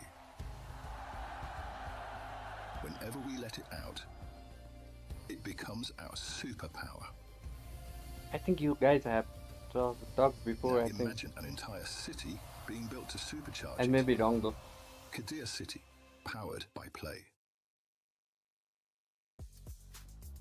The Esports Nation Cup in Riyadh in November. You're going to be able to see 16 games go toe-to-toe for 4 weeks, representing their nations for the first chance to win a title for their club, their nation, and make history. Make sure you are watching the prizing, and not only that, just the glory is going to be on the line in November. It's going to be a lot of fun. Esports Nations Cup coming up. I can't wait for that. Cutting each other the whole match. We've got one more series to go. My name's Randy. I'm joined by Mirko and Rinmar here to talk about Myanmar Yangon Galacticos finally jumping in the conversation. They had to wait all day, see all these wacky results. Oh, yeah. And now we finally get to see them heading up against Armena Giants and GK Mia, Esports. why aren't you joining the fight? Hey, Yangon Galacticos have always been a team on my radar, right? Got the Carmilla, why are you fighting alone? A lot of their tournaments in the past, their qualifiers to international events, and they've always shown Matches in solo rank. glimpses of brilliance here and there. They show tremendous domination, I mean, in their domestic leagues, but then when it comes to internationals, maybe it's because of the lack of the experience for some of their members, but they just don't shine as much as they shine in their domestic league, especially at M7. Very disappointing result. Coming into MSC, though, again, they had a dominant run, but it was with the utility jungle. Han was fantastic on those picks. Now that we're back on Assassins, there's still going to be a big question mark, because I mean, a big part of why they solo were able rank, to dominate was because of their crazy hero it pool just on Blink depends as well. on you. Him pulling off the Assassins Either in you row carry or you is now lose. no longer possible with the Assassins back in the jungle. And my there's gonna boy be a lot of Celestial is demands here banned for a Yangon week. Galacticos to really grow, and we've seen it from even the top teams growing mid-tournament. Now, at least they're operating from the The sense of MLBB we've chat had an system is kind of entire rigged though. day so far, 3 matches, You to be can't able to catch even up of what's new. I say wouldn't little take it words. out of the possibility that they're just gonna improvise at the last second and start It will introducing just hit you with these that new picks. I'm still looking ban. out for Barrett's becoming a big part of the conversation. Meanwhile, for GK, I have the same fear for them. Yes, they had an amazing story in their win in MENA. The fact that they have 2 Mongolian imports, they were able to get a big win in the grand finals against a big organization in Falcons MENA. But then now here they are with not a lot of international experience. How are they going to be able to translate what they did domestically, internationally? And there's a lot of final days. And They are final bad games for you can go, okay, three great, matches. our turn. This feels like one where you're almost like, do we have to play today? I mean, Can better we see than one for more a team week go? though. It isn't really that crazy. Are all the upsets happening? Yangon Galacticos, as we introduce their team up here on your screen, they are a squad from Myanmar. Through the MSL, they want to be here. Top 8 You can't at even say M7. little Can they things in continue MLBB that, chat, their man. journey to EWC? Not like everybody else's, Either but they like hit you with everybody else, that they are here to win. ban Yangon Galacticos, look at or the credit score. We start Young Galacticos on MSL Season 1. After we lose in M7, all of us, including the player and the coaching staff, decided to do better. I think we can win this one because of the mindset we adjust and the maturity of all the members of Young Galacticos. They are expecting to be a champion. If we achieve top 4, it's mean a lot in terms of the pride of Myanmar, because back then on M2, Myanmar is one of the top teams. As now, boarding schools, have they done it? They have done the unthinkable, and now they make history. The first Myanmar team to make it and towards the grand finals of the M2 World Championship. Bringing the Myanmar back on the top 4, it's mean a lot to the people. As a foreigner, what makes me decide to stay on Young Galacticos is because of the dreams of the players. After losing on M7, I think I am accountable for their dreams. I really want to Yeah, show them imagine that esports a week can change ban, life. the ban gets removed. We get to MLBB, another frustrating match. You got and then gets a ban again. Talk about Yangon Galacticos. I mean, with Stitch and Lina no longer being there, still Sanjay and Kai's, I feel like they stepped up to the plate really well for Yangon Galacticos. Boom, I hate the system. When we were talking about the worry for them, I'm worried for them. Like, how are they going to be able to translate what they did Ban me domestically more. here? But at the same time, it's excited when you get young players finally being able to step up internationally for the first time, or at least, growing that experience. They're so hungry to prove themselves that they can show off some amazing highlights. Hopefully, they don't forget about the fundamentals. Yeah, but what a human experience to be in a position at this stage, this young, and also have the opportunity to win. It's not just about the money. It's about the experience of being able to be at such a big stage so early, Mirko. It's invaluable. Whether you win here or not, you take that with you throughout back to your domestic leagues, and then hopefully at AM Series or another MSC. And it's been so long, I think, too long since Myanmar found themselves at the top of the MLBB food chain, right? It was back in M2. You saw that clip earlier, Burmese Ghouls. They were also here in 2024 with with Stitch as well. So, I mean, they've had that experience, and I think those were the 2 members that I was thinking about that could bring the experience to the rest of the team. Unfortunately, in M7, they fell short again. The meta just did not suit them, and unfortunately, we find ourselves in a very similar meta.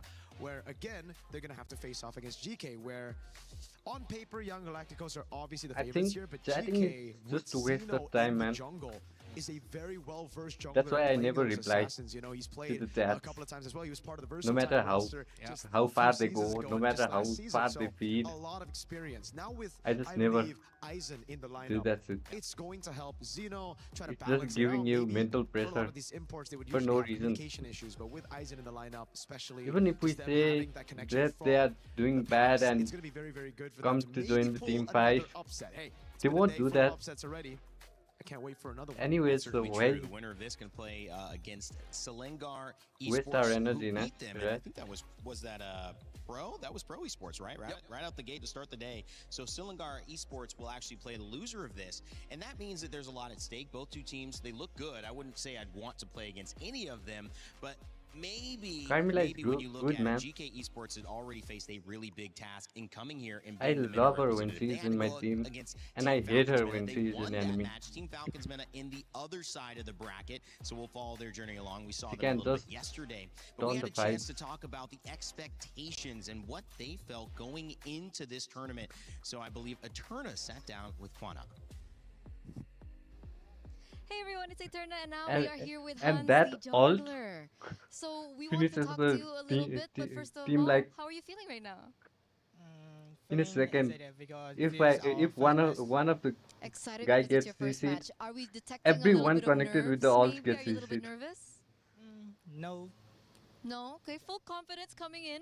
So excitingly so, we are going into a very new meta. You can see that the assassins are so I have prominent. died too many What do you times think with the about the assassins Carmilla on ult, the man. jungle right now? Do you think Ling and Like Hirara are the imagine you strongest are in the ones? back of the team, being a MM Lee is the and stronger one. Yeah. Who do you Carmilla think is the connects, strongest? and your tank is taking all the damage. That damage is The transferring to you. hero. Like, Hero. bruh, Ling is the strongest. what's the point in So saying Ling is staying stronger in the than back? Hirara right now. Is there maybe an assassin that you also think is strong? Can you repeat it? Do you also think that there's another assassin that might be strong as well, other than Ling and Hirara? Other than Lin here is Nolan. Yeah, Nolan. Nolan, okay. We don't see Nolan too often. How do you counter these heroes, Hans? Counter for diving enemy blue burst. I think blue burst is the main hero, main target for them. Yeah. Carmilla is so you need good to be with good aggressive teammates and and the bad buff with as bad well. teammates, Is there man. a certain hero that could counter these assassins? One by one. Just anything that you think? For the hero, and then Lin and Harley can win here. Yeah. Oh, okay. So that's some good insight coming in from Hans. And of course, maybe people out there might be a little unfamiliar with Young on Galacticos. So could you, share your playstyle a little bit? What is your team like? I have no idea. You have no idea. Are they aggressive? Are you guys aggressive? I don't know. Let's one in the match. Yeah. Oh, okay. But you guys are all good, right? Yeah. Happy to be here, excited to play your first game? Yeah. For the first game, we all excited. Because it's our first MSC. Okay, first MSC, but they look confident, a little bit shy in the interview. I'm pretty sure it's because of the No. interview. But do you have maybe a I message don't to have your diamonds fans for back at these home? Street Fighter skins. For the fans, let's watch our match. We will prove our play style and performance. Yeah. All right, awesome. Thank you for supporting us. Yeah. I mean the fighter Thank skin, you for right? supporting us. We're all supporting you. So once again, good luck. And we're Vinny throwing looks over good. back to the panel. Well, as a day full of surprises continues, that was actually not GK Esports. Well, that was the not Quinnock. That was other Hong years from, are Yangon buffed too. Galacticos. But what'd you feel about what he had to say? I think it proves that he's adapted a lot to the meta, right? Again, back in the day, utility jungle, even in Myanmar, in the MSL Super League, it's all about him playing utility. So the fact that he knows all this knowledge on the assassins, I think he's already been practicing a lot of that, which means Blink As a should roam have player, already both of adapted you, to the tanky that's a voice. good thing. To honor I don't however, get where our MVP conversation even was with leading, marksman let's get some thoughts on GK Esports most of the coming time. into this as well, Rinmar. Obviously, you mentioned representing MENA, but in your take, what is the style that they going up against this squad is going to present? Is it going to be Celestial weird? Is it going is to be a same as little you, different? Isa. Is it going to be He unique likes to to play them? How do you roam feel too. they're going to approach handling this meta right now? I think it's going to be chaotic. I mainly based their performance off of what we saw in the grand finals at MPL MENA. Yeah. But considering GK and then how Falcons MENA, the energy that they brought, being in that huge live crowd for the very first time, the largest crowd that they've had for a domestic league, they were everywhere, honestly. It was so chaotic, it was hard to read them. Even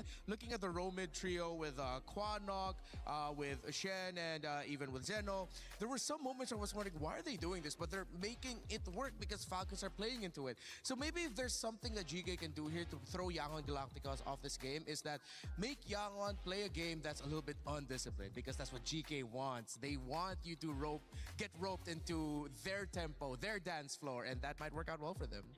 Is it true to think that Yangon Galacticos starts out as maybe a dark horse in this tournament, and maybe teams from Myanmar have done that in the past, but then always end up kind of turning that narrative around and being contenders? For I some think reason, it's always other lanes are weird easier, for bro. these Burmese teams, Starting because the every time game. you expect them to be a When threat, starting every the time you game. expect them to be the dark horse, they underperform like massively. Roam But is one of when the you come into a different tournament and you say, harder "All right, yeah, lanes, I Burmese think, teams are not for gonna be me. too good this tournament," then they make it all the way I to mean, the you grand have finals, to a top join the 4 team finish, and they fight, surprise everybody. So I'd look say at the for enemies, Burmese fans, for everybody around pick the world who want accordingly, Yangon to do well, let's not engage expect too in the much right from time. Yangon Galacticos. The reverse curse, That right? roam You don't is want to say harder. too much. You agree with that, Rimar? Yeah, that's why maybe I'm a little bit more calm with Quiet, what you're I'm calm, expecting you're for relaxed. GK Esports. Yeah, up 77% for Yangon Galactica. So it seems like there are a lot of expectations for them. Have you not learned? Guys, no, predict Yangon's opponents every time, okay? But maybe this works. Maybe this works because every prediction has basically gone the other way today. That's true. This could bode really well You know? for GK Esports, man. The reverse curse. They have could be happening. 9 matches Reverse and psychology. That's right. one that's win. right. You're back at a 360, right where you started. Wait a second. This is why my degree is different. That's I'm more in the liberal arts. Yeah, exactly. Psychology. You got a degree? Oh, wow. Yeah. That's a pretty whole- cool, man. So you got a degree in what? Casting and Yeah, MLBV. content and give streaming? burst of energy. Yapping. Yapping, style. I got a master's at yapping. You got plenty of things, Mirko. People trying to get like you, all right? Rimar, Mirko, thanks for the prelude to this set. It's going to be an amazing series to close out our day. We've got so much action across our three. I know 4 is going to be a bright spectacle There, as well. So there is without further still some ado, hell to come. let's get Here started. takes away electrolytes. You know what? Today we have had surprises, upsets, and we also had an 8.6k gold lead in 6 minutes into the game. Today is a crazy day, Milosh. There's a reason why Onyx are called the Sky Kings, and I think they really did prove it despite the best efforts of Entity 7. There's just teething issues, right? Day 1, you're on the big stage. Fair enough. I'm sure they'll bring it back. I agree, but you know what? Today is so crazy. And of course, to wrap up our day with the last match of day 2, ladies and gentlemen, join me in welcoming Yangon Galacticus. They are looking to establish themselves on the international stages once again. Yangon Galacticus is back and Okay, ready to show I'm that the keeping my mouth Burmese shut when Barry appears, representatives okay? are not here to play. Top 8 finish in M7. There's nothing wrong with aiming higher. Not too shabby. Let's bring them out. Their opponents on the other side. It's GK Esports. Damn, why is that why? From returning veteran to rookie, their new roster shows so much promise. Building chemistry and stability can only be reliably done on the big stage, I tell you that. Can the pressure shape MENA's long-awaited breakthrough on the MLBB stage? You know what, Milosh? This will definitely be a match to watch out for everybody out there. Oh yes, equals in some ways, a lot to prove in others. So please, GK, please, our good friends over at Yangon Galacticos, you may go place your keys, take your seats, and make sure, captains, to shake hands for the loop. All good, gentlemen. Please, let's set this one up. There's a bit of shyness in it here, but there's a technique to the handshake, Rose. We'll be seeing a lot of these as we go. And bam! So nice about it. They're very gentle about it. I love it. There's our matchup, our final one of today in the group stage. Let's send it back to our panel and get things rolling. Thank you so much, Milos and Rose. It's the final series of the day here in day 2 of MLBB. Who do you love? MSC. Are you referring to Yangon EWC Galacticos 2026. or the We'll Geeky? get ready to go into that draft, but it is going to be, for me, a really great end of the day, guys. If we keep being surprised, but we have a competitive set. That's what I want to see as a viewer, as a fan. I think the sets that we got today, even though they surprised us in some ways, when they went the distance, that Last was match what of the gave day, us, guys. Last match of I the think, the day. best look at learning something long term. Because when you get down to those teams, especially now that they Can we meet get the after whole 2 3 winners matches meet, it's going to be a and not very just a clean contested set, sweep? and that's where those metas, I guess, core elements are going to be pushed to their I want limits, some where you interesting might have matches to like go the to, first match. sure, you're banning the Harara well. You're prioritizing how you're dealing with the Ling or using it. Well, what's after that? Like, what's the step after that now both teams are doing that? You only get to see that in a high-level contested match, and I feel like this could be the chance. And I know at the end of the day, it will be, especially if you guys have the chance right now to go into shop to grab your new interactive effect that's available to celebrate Happy Rhino Day. So make sure to check it out in shop, and you can continue chatting about this series, Ramon. Yeah. Well, when we were talking about what comes after that, it seems like based off of the most surprising results, there's 2 Irara names meta, popping up, yep. Uranus and Barretts. And with She's having very much the meta, bro. laners that can play high invade, not She's because they're dominating. fast, but because you just can't do much to them early on if you don't have the right damage profile. And even if you get your power spike post first turtle, you still don't have the right damage profile to deal with the Barretts, to deal with the Uranus. It just pulls so much gravity towards where they are in the map that whichever team has the one of Lord those was picks touched in the seems like wrong they're more places free to do that match. things in the other side of the jungle or in the other side of the river, which means that's more resources, and the other team that's getting pressured by those picks, they're not doing much, which is weird now because when we look at how Zeno and Aizen, how they play together, we want Irara to is see them showing play some great games. explosiveness. Every You don't really time get she's picked. explosiveness with the Uranus and Barretts. It's more of like a The slow, outplays, creeping the realization upon your opponents that they healing can't do spree. anything against you. And that's why I Kyrie think it's got a all about savage with adapting Irara. to, exactly that, right? Where you need to be explosive, and right now it does feel like that explosiveness, you need to find it in the jungle. We had a conversation earlier with Han. He knows exactly, you know, what the meta looks like. He's talking about the Lings, the Fannies, the Harleys, the Hiraras as well, and I think it comes down to that. So we're seeing much more of the enablers go into the XP lane as the jungle takes center stage as the carry, and I think that's why a lot of the teams that we saw get torn apart earlier today, they are more of the teams that rely on the XP to carry a lot as well, right? Yeah. That's why when they had that swap, it was just a big curveball. Now, I think for both these junglers, they have the capability to be the main carry for their team and to be the hyper carry. Because a lot of times, when they lose out in the early game, you'd see the XP lane just completely sacrifice their lane and give it over to the jungle. Dangerous grass picked up for our map. So that will help give a few more hiding spots here for these players. Oh, yeah. As the guns are aimed. You know, you mentioned guns. I hope we do get to see my Beatrix today. I know it's a crazy wish. Okay. It almost came out in the last one, but then the Brody was a better pick. But hopefully one of these two teams would grant me my wish. I mean, I've already seen enough of Kai That's after what MWI, Irara does. and I don't think we're going to see that anymore this time around. But let's see if it's still She going to be in just the talks equation. people Speaking of the equation now, the F 4vs about first ban is SC. Yangon is either setting up She for just a comes then the in, Valentina means they're setting up for either gives the her all, Atlas or the Freya. gets out So it's like gonna be up to nothing the choice happened. now of GK.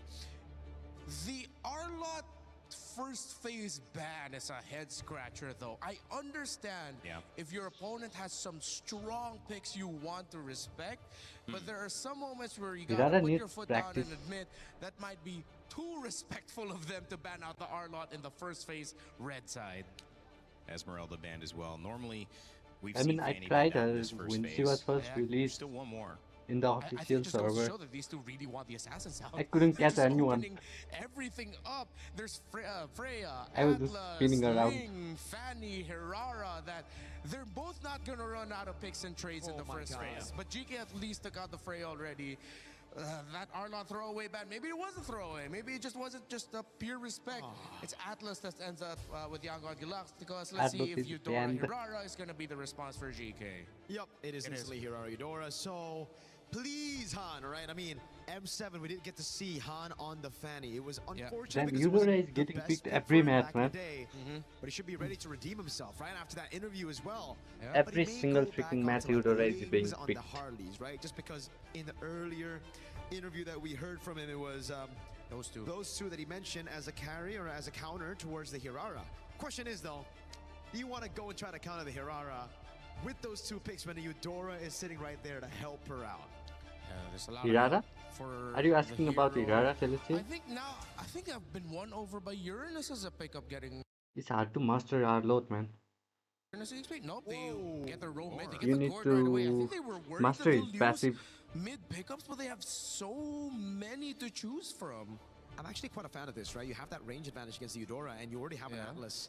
Usually when you see the I Atlas, think it's already to counter kind of a Irara, risk you to need take the some Eudora. instant So CC. GK are playing Like, with that idea. not giving Young her any Galacticos time trying to double down on the spin around, you know. already good pick that they have against the Eudora. Or someone who with can catch extra her off damage. guard. So whenever the Eudora gets caught in the Fatal Links, it's insta-dead, insta-delete. Yeah, so it seems like right now the Atlas and the Gourd together is just going to stop the Roman mid of GK. Nice pick.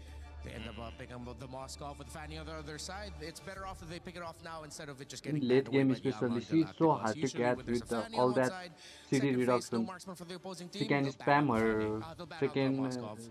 first skill combo Moskov grabbed like by every GK 2 or 3 Esports. seconds, I think. Mana representative. Fanny and Gourd both been banned a lot and either not picked on the Gourd side, banned mostly on the Fanny side. Hey! How do you, Hanabian is just getting how do you bad feel about every this time. 3 so far for both teams? Mirko? I really like Yangon Galacticos' first 3. It's weird because if you look at the prio list, the Hirara and the Eudora have been, Not with top Bakery in that chart, EXP. but Young Galacticos already have an answer. Again, with the Atlas going up against this Eudora, it's going to be a very vulnerable pick. Plus the Fanny in the mid lane. This Eudora and Hirara combination, if they fall early and Yangon get a snowball, it's going to get really, really tough. Because now I'm thinking about roamers and XP laners that can actually deal with this kind of damage, and I can't really come up with a lot of picks. Yeah. Part of it too is that the Hirara is amazing, and we've seen that put to great test today. However, it was either an amazing performance in gold or it was a strong XP performance that enabled the Hirara to be that successful. So if you're saying I don't see a lot of great XP laners against this matchup, maybe Yangon's kind of put GK into a tough spot. Exactly. I think This this is is where what we double meta, down and go back to right? more damage-dealing EXP laners, the Lapus, the Yujongs of the world. Don't Before necessarily this need to season, go for some extra this sustain. was because of meta, how I think. squishy the first 3 picks of GK are. You know that anyone that can dive and easily access the backline will tear right through them. Alongside the Atlas, the Fanny's going to swoop in. So theoretically, just getting an EXP laner with strong He was dive, being strong used damage, against tanky great heroes. crowd control, that should be able to sweep up GK's core, and it'll be up And to in GK gold to lane start too. backing up the stronger front lines to protect their back line. Is that then also kind of playing into if they end up getting a couple picks on a diving EXP laner and the Gourd and the Fanny start to get out of control, does then that whole game plan go to waste? Because then he can't dive and get enough damage on to get the kills, or are you confident that that'll be okay? Oh, it'll be okay. As long as you get that dive right in, then everyone can sweep up for one another. It just overload the damage, overload the aggro, which is what it seems like the method It's not a tempo thing, I guess, is the question. If it doesn't happen early, can it still happen late? Oh yeah, definitely it can. Dairoth is slowly Around this coming back pick, to meta Young too. Galacticos, it really seems like with the Alice and the Cho banned out, they really want to set up for those winning lanes again, right? They need the gold and XP to be in a winning matchup for them to enable the Fanny. The Bellerin gets picked up.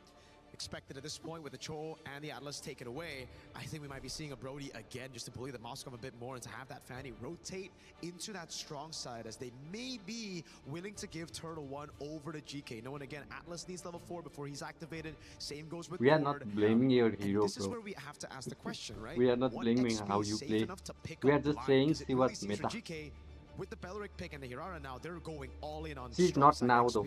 Yeah. And who knows, She's GK pretty might bad now. even end up swapping that Belleric out, but I am leaning more towards the idea, just plop it down in the roam, make it a little bit easier somewhat for your Eudora. You two will struggle, but that's fine. Oh, they still decide to play safe and get the Dairoth quad, is slowly so climbing the they ranks have now. they have another We might option not for see him main in the damage if ever pro the scene, Gourd and the Fanny but don't in work ranked, out, he's but that plays climbing. a little bit more later in the game. And there it is. They pick up the Barats. It's not exactly the Lapu or the Yuzhong, but as we've seen it can pretty much do the same thing. Yeah. Not as mobile, but it is still equally annoying, especially since GK, their damage for the Barats comes a little bit later. So When GK first now.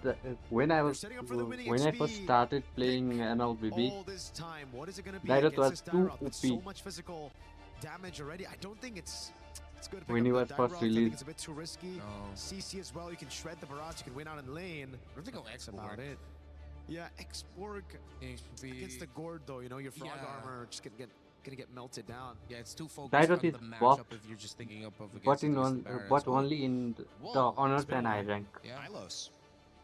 Is that gonna go EXP or Rome? It has to go EXP, right? I think it is XP, but you know, we've seen both Belleric and Hylos Yep, he was my in XP. Dairot was my It first hero looks like too. it's gonna be high-low. Yep. Same. Oh, let's see the swap. Let's see the First swap. or maybe no. So No. Belleric XP Dairot for was my Aizen. second. I used to so spam there Leslie they back then they too. still do end up committing the possibility of the Belleric going EXP and then high loss in Rome. Interesting choices. I don't know. I just like the damage a little bit more from Yangon. Agreed.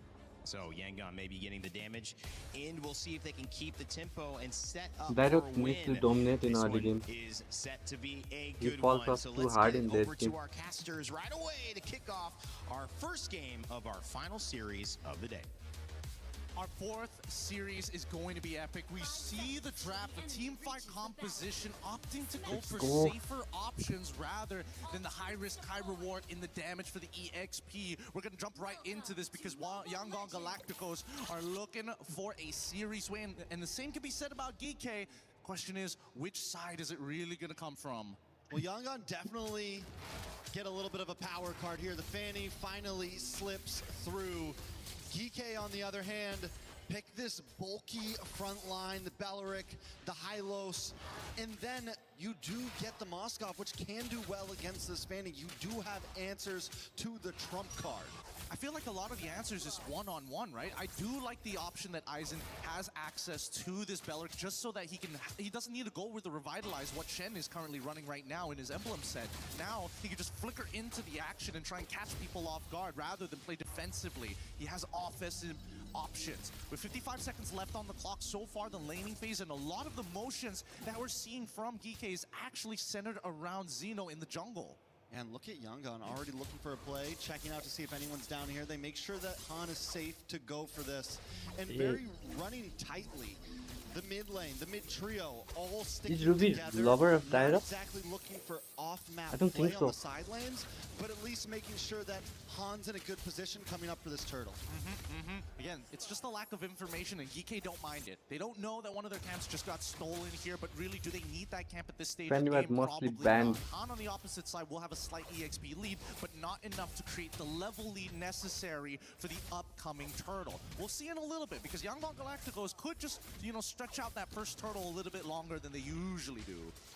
Looks like they are going to go for it instead. Han comes in, gets some nice damage on a Shen. What? Deletes him. Look at that damage. Deletes him.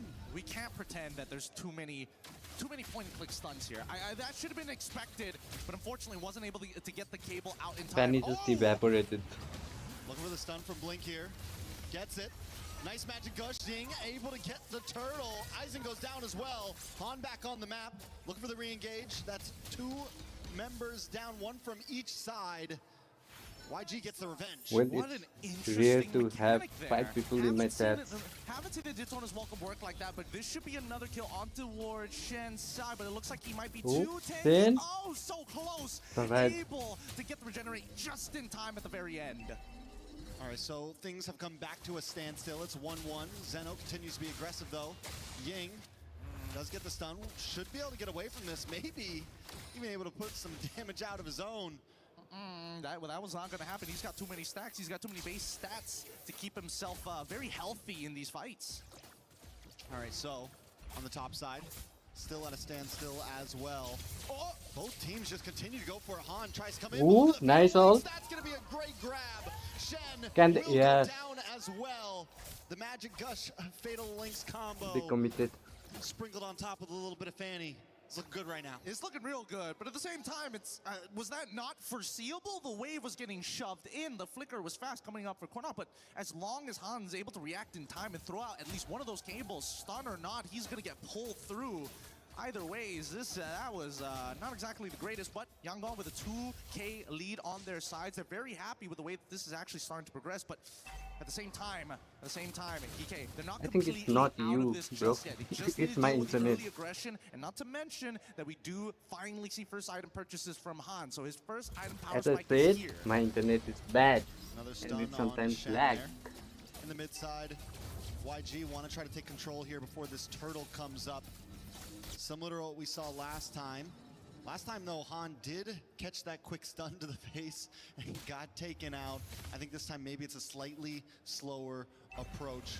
Both junglers going for their purple buffs. Geeke will be here first. Heptases is going to be really, really important, especially on the squishier targets. Han ideally wants to find his priority, and Blink is going to open up the map first, Shen. targeting towards Shen's side, allowing Ying to start fighting for this space. Again, the two frontliners for the Simon Yangon, they don't mind dying here, as long as they can maintain the I'm stacks using the onto Ying. Wi-Fi. He is going to be one thick boy, but Han ain't wasting time And as my well. Wi-Fi They're is making sure bad. that he is still having some kind of camp, something to farm on the map, so he's not just stagnant. Han has hit level 8 It's before the freaking Zeno. reason I And will can't continue to stream. farm. YG with no reason to rush this turtle right now. They've got a small lead. They can take their time, create space across the map up on the top side. Oh, Zeno. Yaga. Might look, oh my Ooh, lord, Han comes in, panic able to get the anticipated. kill. Blazing Duet defensively, Zeno? now responsibly back to Zeno. Zeno just trying to get away. Han doesn't have any more energy to go for the fight. Zeno looks for the re-engage because Zeno he's is walking trapped. into Blink. May not be able to get away from this one. They're going to try to close in. Zeno still dancing, finally goes down. Han's going to fall as well because Quanak comes in the nick of time. Great timing, great timing. Jungler The fact for is, Zeno jungler. understood one thing. Hey, I'm gonna be dead no matter what.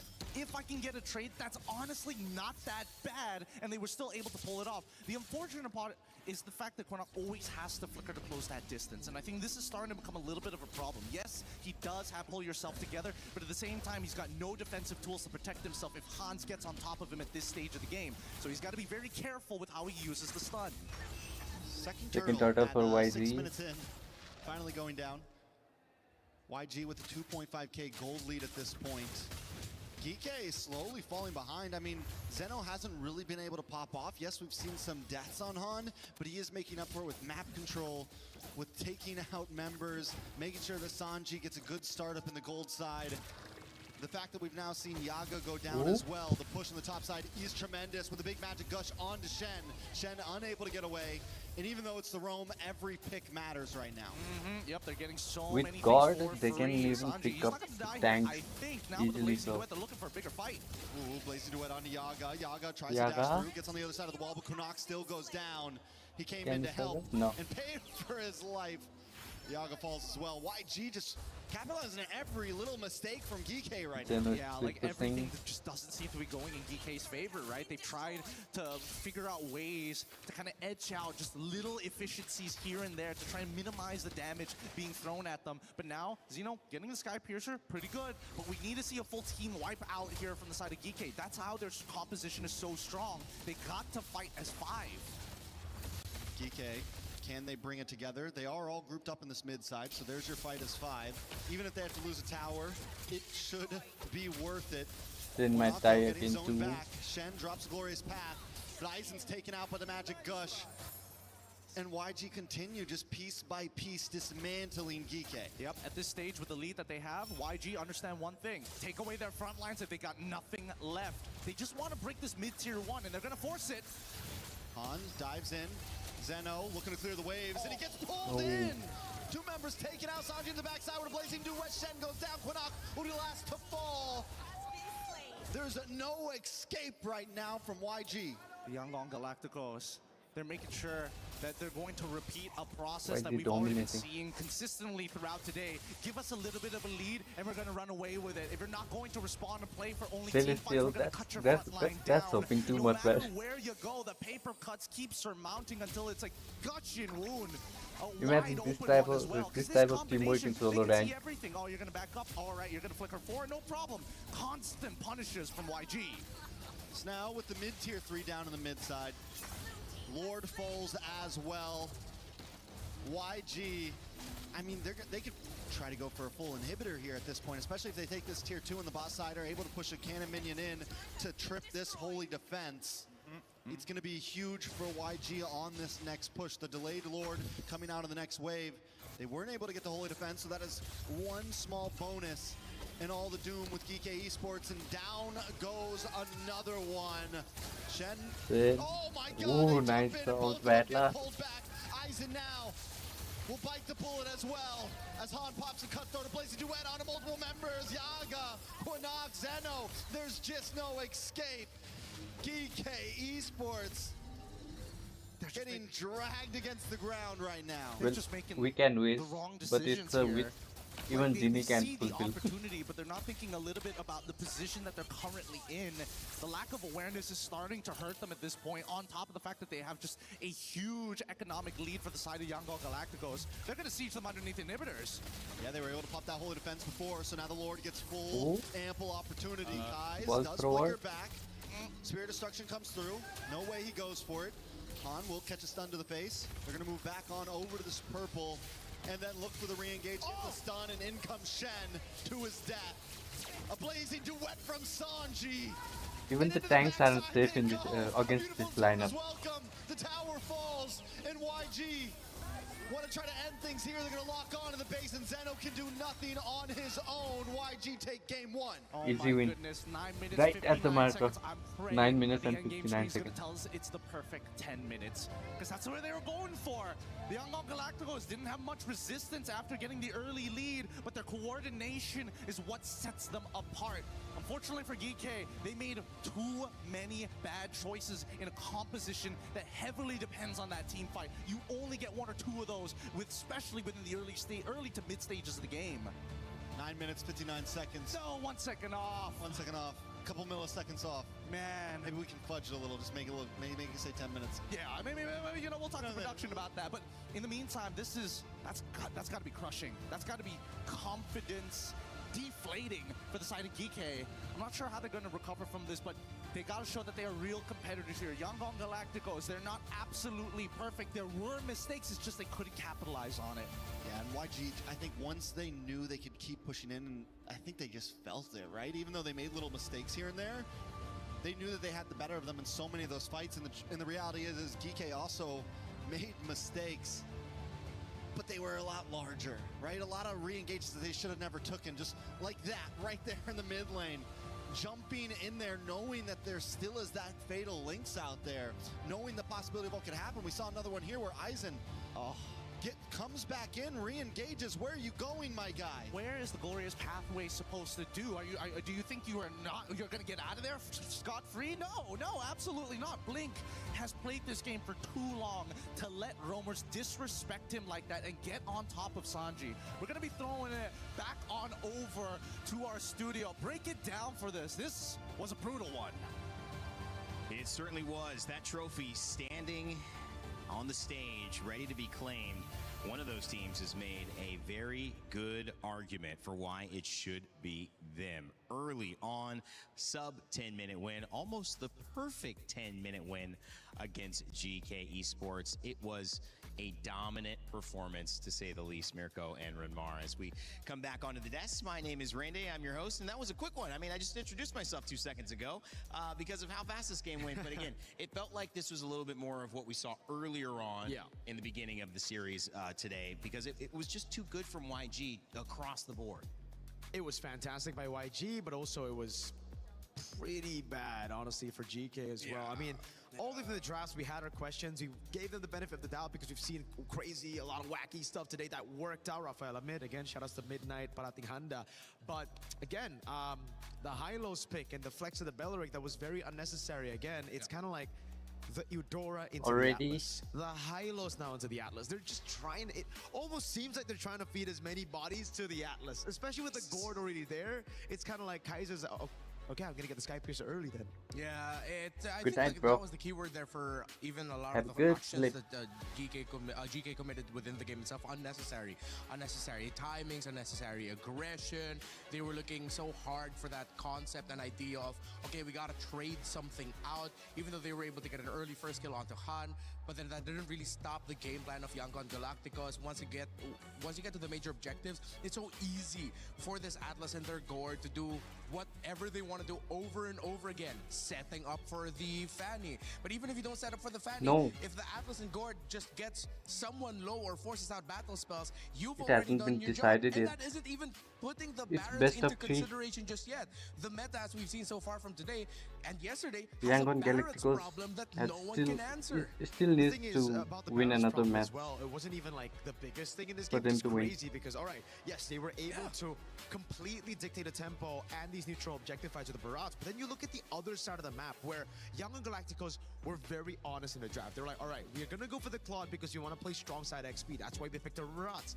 But the fact that the Claude won so hard in lane that it ultimately became 2 strong sides with no bully matchup. Again, in that matchup, it should actually be the Moscow who has a little bit more of a say. That's where the Hirara should go to, and that's why Xeno tried a lot of times to rotate up top. But in the end, it was Moskov getting solo under turret, already using said Spear it Misery. was that already gave midnight, Han right? such an easy time to pick and choose where Are he you wants sure? to go. He You goes got top, what? free neutral objective. He goes top, free kill. And on top of the free kill, it was kind of like a You buy might one, wake get up one, tired because Xeno tomorrow. was trying his best to kind of like recover for the team by rotating top and trying to get a kill. Yeah, unfortunately, you can also just sum it down to, it seems like Yaga got diffed really hard in lane by Sanji. Sanji, of course, with the experience that he had coming in from Falcon Esports and then now being able to play here for Yangon Galacticos. Really, you saw the difference in experience and comfort playing around the gold lane, where I know Yaga has it in him, but Sanji just looked so much better in game number 1. Talk about Han too. I mean, the Fanny has been banned 10:42. most of the time, and you let it go. Han is known for that. If the next And match is all short, of a sudden it's like, well, that's why it should have been banned. 7-2 on that game, but also pressure, comfort. There's so many reasons why you may want to mix it up. What do you take This as might have GK letting it through, in and also the- just like this draft, how it's set up so well in 11, for an 15. early start for YG? For me, it's like, I guess we see early on why they actually let it go, right? Because they got the Eudora and the Hirara, the Urara combination, and it did Waking pretty up well at locking 5 out the Fanny, but a.m. just sounds as rough, Redmar man. said, as the caster said, there was no capitalization. There was I no can't wake up conversion early. on top of that because of these losing lanes. The Barat's doing a very good job in XP to hold around that first neutral objective that stopped that conversion, and also the winning lane up top. So I see why they let the Fanny go. You understand it? Yeah. Yeah, it didn't work out. Yeah, and they even had the high loss with it, which over in the long run, though, the high loss realized, oh, I can't do much against this Atlas and Gord. I keep getting poked from afar. All this crowd control is forcing out my Revitalize way too early just when I want to use it. Oh, man, I've already used it. They brought me down so low. This was a really tough game also for Shen. Yeah, that might be, is that a learning lesson? Possibly. We'll find out, because that was picked, obviously, with the Atlas exposed as a first pick. So that was a final pick for GK Esports. Coming into this conversation around what we can do heading into this matchup, they knew it was going to be a tough game. Yangon Galacticos Esports were certainly ahead in terms of your pick. Well, let's Lamenting see on what they those had to say coming unemployed into it, because days. we had a chance with Eterna to talk with GK Esports Quanok before the game. Don't know. I don't mind. We are now here with the mid laner of course, GK Esports. Welcome, Kwanok. Thank you, welcome. How has Paris been treating you? I mean, truth is truth, It's right? actually like awesome. Awesome. Yeah. What's your favorite thing about Paris so far? I think buildings. I like the building style here. Okay, so this is your first time in Yeah. Paris? Yeah. Okay, but it's not your first time on the international scene. No, it's like my third time. But it looks like you're coming in with a new roster. Yeah. Well, my roster is fully changed. I have a new roamer, jungler, AXP, and gold laner. So, yeah, 4 new teammates. How has that been for you so far? It was hard actually to change the full roster with me, but finally we managed to win the MPL main again, and it passed, you know. Congratulations, by the way. Thank you. So how would you describe your new Not gonna playstyle lie, with your bro. new teammates? I Actually, our started playstyle YouTube is, more just to aggressive, and avoid we that also- 9 to 5. We always prefer to team fight, you know. Okay, so aggressive, team fight heavy. Yeah. We've been seeing that a lot, I mean, you know, my coming time into in MSC, Japan and I was was rough. wondering about what's going on with hated the mid that laner right lifestyle. now. I think we saw Rafaela earlier on. Eudora has been very popular, and Vexana. So first off, what do you think about the Eudora pick that's been so popular? About Eudora, I think it's an S+ tier now. It's pick or ban, you know. It's so good against tanky junglers, so good against assassin junglers. It has continuous damage and burst damage, and can protect. It doesn't need much protect, you know. So I think it's a great pick now. Amazing pick for Eudora. What about the Vexana? Vixana is more like situational. You can't pick Vixana every game. You Too only much pick it for similarities. disengage or like counter team fight. You can't pick. I mean, it's not like flexible as much as Eudora. Yep. Okay, so we can Japan is expect more very Eudora, but workaholic maybe less country. from Vexana. Yeah, of course. What's your They, specialty? they drive you like slaves. My Every special chance they Yeah. get. Loi, but it's actually not meta now. Do you think we can see your Louis today? Possible scenario, yeah. You can. Okay, because you're up against Yangon Galacticos, and they're also known to be very aggressive. Is there any special preparation that you have up against them? I think it's gonna be in the draft phase. We're like gonna ban some of their aggressive picks. Ooh, okay. So Yeah. we'll keep an eye out for the drafts. Once again, thank you so much. Congratulations. Wait, you. congratulations for being here. And congratulations. Good luck. That's Thank what I you meant, very guys. much. Good luck too. That sucks, man. Really. Yes. Back to you guys. Honestly. Eterna, congratulations to you. Congratulations. For being so good at your job. Good luck as well. I gave a very nice Wait, this shit lagging. compliment. I felt Eterna's been doing amazing with those interviews. That was a funny one and a funny way to end one, but also that's just what happens when you put yourself in a lot of interviews. I think she's won probably 99% of them. I think maybe Quanok won that one, guys. I think we deserve a graphic for the future broadcast of like Eterna's win-loss record in interviews. Yeah, she'd be in grand finals basically. I For think, sure. Yeah, if that was the case. Just remember, the worse you are at social interactions, she's a god at Mobile Legends. That's true. Oh, So good at man. games. No. We can't get on her like that. This was though a very fun kind of start for obviously if you were on the side of our winning team. But when it comes to GK and Quanok talking about just the meta, you could see that he has a very not simple, but like kind of common understanding, which everyone coming into this is. The Eudora is valuable. Yes. Playing It around is that though beautiful. was not Yeah. enough. And so Japan that is leads to the question, beautiful. guys, what do you do at this But the point work when the culture stuff is that's clearly cursed. valuable, that's commonly known to work, isn't quite working? It's a great place to visit on a You really holiday. have to look back at then what you're doing But within the the worst game place itself. to Like, work. how come you're failing with these picks that you yourself think of as S+? Your timing, when you're throwing out your abilities in certain little skirmishes, how you're even trading out abilities within the laning phase. Damn, in his Why the key high is off. loss popped up? Okay, maybe I'm not gonna dog at the high loss too much, but You have to. You do. Yeah. If you don't, I will. It's a big talking point. I know it is. They were talking about You feel it. aggression. They were talking about aggressiveness. Yes, theoretically, High Loss is one of those heroes that could work out for constant potential. They in drive you phase, like but then slaves. now you pick up the High Loss For with the real. Eudora because you see the Fanny. It becomes more of a defensive pick. You don't really get to play their game, and I think that was. I That think lifestyle something is cursed. GK also got to feel in the previous game is that they didn't get to play their style. They were reacting a lot, and if ever there's a pick that they shouldn't let through, maybe you let the R-Lot through and then you ban the Fanny because they said they wanted to ban some of the best picks for Yangon you wanna Galacticos. go I to know work, we agreed that it looks like they other had the places are idea to better. go up against the Fanny, but You can just clearly earn it's enough not and just about the visit picks there anymore. sometimes. The Fanny for Han is really good. Maybe it's one of those picks that you just have to ban straight up. This is one of those You conversations. have to learn that their is- language, you have to feels learn like, their it happens in 30 culture. seconds because you need so much time it's to hard, man. consider well, what exactly went wrong. There's so many ways to point the finger Better when to you go lose to that places quickly. There you go. And you immediately you can see the Atlas band, you see the Fanny band. This is what we're used to. just not It get was strange in tired game one that didn't happen. from the but we daily also lifestyle. see Freya band as well. I mean, this is much more, I think, Mirko, close to what you would like to see from GK. Yeah, I think this is a standard approach to drafts, especially, in the current meta. You ban out the Fanny, ban out the Atlas as well. Now it opens up for that Eudora. We did hear from Quanok, it's first pick or ban. I think that should be the choice as well for GK. A lot of the other May you assassins get open Eudora success Link, in so what you are I was hoping planning, Eudora Celestial. first, and then let Yangon Galacticos decide what other assassin they want to go for. Now, question is, will the Phobius also be banned out, or will YG try to punish GK with that Phobius? Yeah, There you no go. Focus up. They take out the Belleric instead.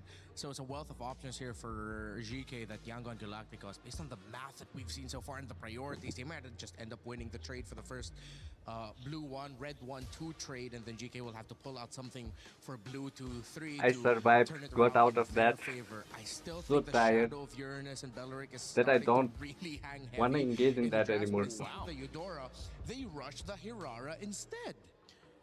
So you'd think they're going to lose the Eudora here. Yes. Yeah, it should be And Eudora that's- +1. What does that tell you, Mirko? I mean, it tells me that GK or confident in their Hirara, I guess. I mean, they picked up Hirara both games, right? Xeno in the previous game as well. I'm guessing they think they'll have an answer for the Eudora anyway. Something that can open up. Maybe a Cho early on as well could be the choice, but it could be taken by Yangon Galacticos, man. They were the ones to ban out the Cho earlier after banning out after picking up the Atlas rather. So Eudora Cho, just guaranteeing mid prio, and then you pick up the Ling on red 3 will be a solid choice. But they go for the Ling Eudora instead to save for, I think, the Phoveus red 3. Yeah. I've heard Could be. good things about Philippines. GK, just pull a page out of the book of everyone else. Just pick up something like a Cho, and then you pick up a Barrett's. Ooh, I like that. Right? Cho I heard that it's a good place more priority in the center of to the map. enjoy You rotate holiday. fast because your Barrett's are slower. Barrett's can safeguard that side of the map. But no, of course, for Esmeralda. Yeah. I want to visit there someday. That's true. But you If are a life big Barrett's fan. gives a Talk to me a chance, little that more is. while we wait for this pick, unless it really shocks us. Talk to me a little bit more for those just coming in and watching. Why you like Barrett's showing up more and more as we get into these days? Yeah, because of the picks that we've seen for this metagame, there's not a lot that can actually give it problems early on. Well, although in the previous series we saw Lutpi go down twice early on with the Barretts, but it had to get so much resources from their opponents Yep, I wanna just so try that they can once. take the Barretts down. Which is why I feel like You it's know, so good, because with all those just resources gone, roam around, with a visit lot the of damage Philippines, dealers in the roam around the metagame right beaches. now, with the Barretts down, you still can clap back and Nepal counter is a against the landlocked opponents that took country. it. We And don't JK have are beaches honest here. with it. They show up the Esmeralda and the Paquito already, so they know that they're going to be packing the EXP gold, favorable side lanes. You get the Paquito at gold, you get the Esmeralda at EXP. Isn't that where they kind of had their biggest struggle, though? I mean, in gold and EXP, and I mean, Mirko was kind of waxing poetic on this. They just lost so hard in that, even if they had better matchups on mid and jungle, it wasn't able to take advantage of it. Yeah, that's why it feels like this is a confidence pick and confidence draft overall. love But Yangon right away, answering with the Ruby, that is such a good pick. Because GK were so honest with it, Yangon Galacticos pick up a pick that punishes that honesty. Yeah, I was literally about to say, you know, the Ruby we did see earlier as well was a fantastic choice by Pro Esports to bully or to punish a full melee composition at the start of the game. And GK, they did exactly that. The Paquito, the Esmeralda, the Hirara, all very honestly laid out for YG to counter. So they go straight up for that. They're going to have a crazy combo as well.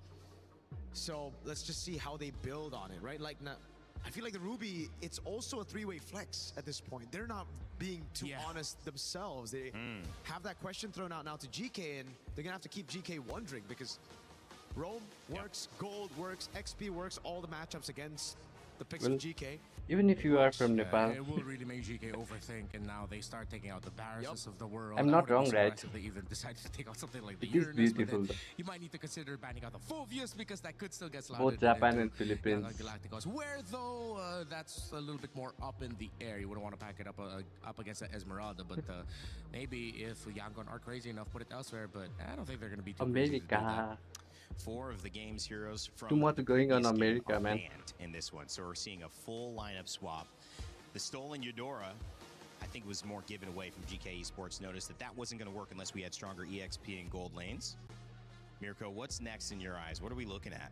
I'm thinking the Cho right now for YG again, just guaranteeing mid-prio so that they can help the Ling get the buffs, because even though GK have the Ruby that can actually, you know, beat out the Paquito and Esmeralda in these team fights, one thing that GK have basically confirmed is prio on both lanes. They can just Damn, cut is the my waves stream and getting then have the choppy? Hirara rotate over with these two guys over into the jungle to take away from Han. So YG, either they got to start winning these lanes, you know, by picking up these lane bullies, which are already banned out, again, the Barats and the Uranus, or they went out mid-prio and cover Ling, cover Han straight up.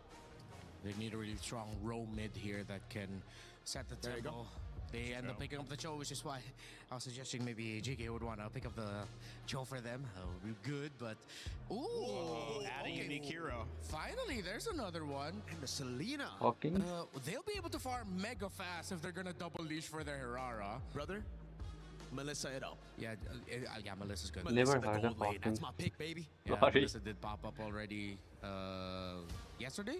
And I think for wildcards, if I'm not mistaken, we saw it once in MWI. It was Vamos yesterday. Vamos yesterday, That right? goat. Yeah. Only the Jawhead will be able to go through, but then you won't even be able to toss her. You're just gonna pop the damage with the Unstoppable Force, but you'll be knocked out of her dome immediately if you try to get the toss up on the Melissa. Please, Melissa, please.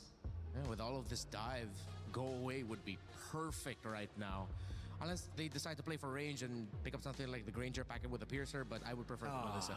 They get the Clint again. Oh, this is such a tough click game though. Yeah, that's a pretty risky choice. Yeah, We have seen it's Clint like you're again. choosing to say, I like this, please make it more difficult for me. I want to show off how good I am. Well, maybe they are that good. You should have Will known, Jaw hit. Mirko. Saying Melissa, they were going to do something new else. too. Once you said it, it was not happening. You know how you do. You know how it works. You said it yourself. That's true. You know what? My bad, YG. Maybe I revealed their cards before that. They went for a different thing. Clint Esmeralda to is pretty follow safe. through to finish out this Quick lineup. here. It is almost an entirely new lineup from GK Esports, trying to even the series against see if they can YG. pull out Can the they Clint do this it and game. send us to a game 3? We'll find out. We've got Gideon and Trex on the cast. Thanks so much. Already here at match point for the Yangon Galacticos, and we've got quite a wild opportunity to see Selena and Jawhead within the same composition. We've seen many victims in ranked games getting absolutely demolished, but how quick they're able to kind of speed up. Wow, we're getting an ultra leash here. Like, like Xeno didn't need more help. We need this purple buff. That is it. There will We be no want to see some invades. good We will secure chunks it, by and we'll do Selena. something after. But for sure, it's happening. Good It's engagement crazy. by It's a Clint. wild style of composition because for GK, Make if it 1-1, you things know. start to go downhill, if they don't develop a lead, if the Yangon Go for Galacticos the are third the game. ones who actually maintain at least a 2K lead, I think this game is sort of done for unless they can put some damage onto Sanji. But in the meantime, I like the fact that GK, they don't want to slow down. They're just going to play for that information and really work with the mid trio to get things moving across the map. If Selena dominates Really early, interesting pathing. I almost our kind of worry storms about will the be Zeno.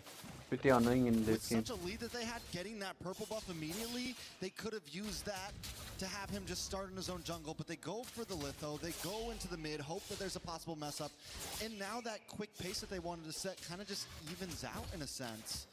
Then they don't mind that, right? They don't mind that. They're looking for lane punishes. I don't see them trying to contest for the very first turtle of this game, but I think, honestly, they need to put as much punishment onto Sanji as possible, right? Because as much as Yaga wants to one-shot him, it's hard to trade against somebody, especially at level 2, who can recoil backwards and also lock you down to get free damage on the trade. So, Yaga, unless there is a commitment to an all-in to force Sanji to flicker away, most of the time, you just have to kind of sit in that bush, just wait for your time, get a quick push, and then move away. All right, Ying getting a little starved away. He's got to try to make his way in to get that card. Is able to get it, so everything back to normal on the bot side. Oh my god, they got a permanent freeze on top side.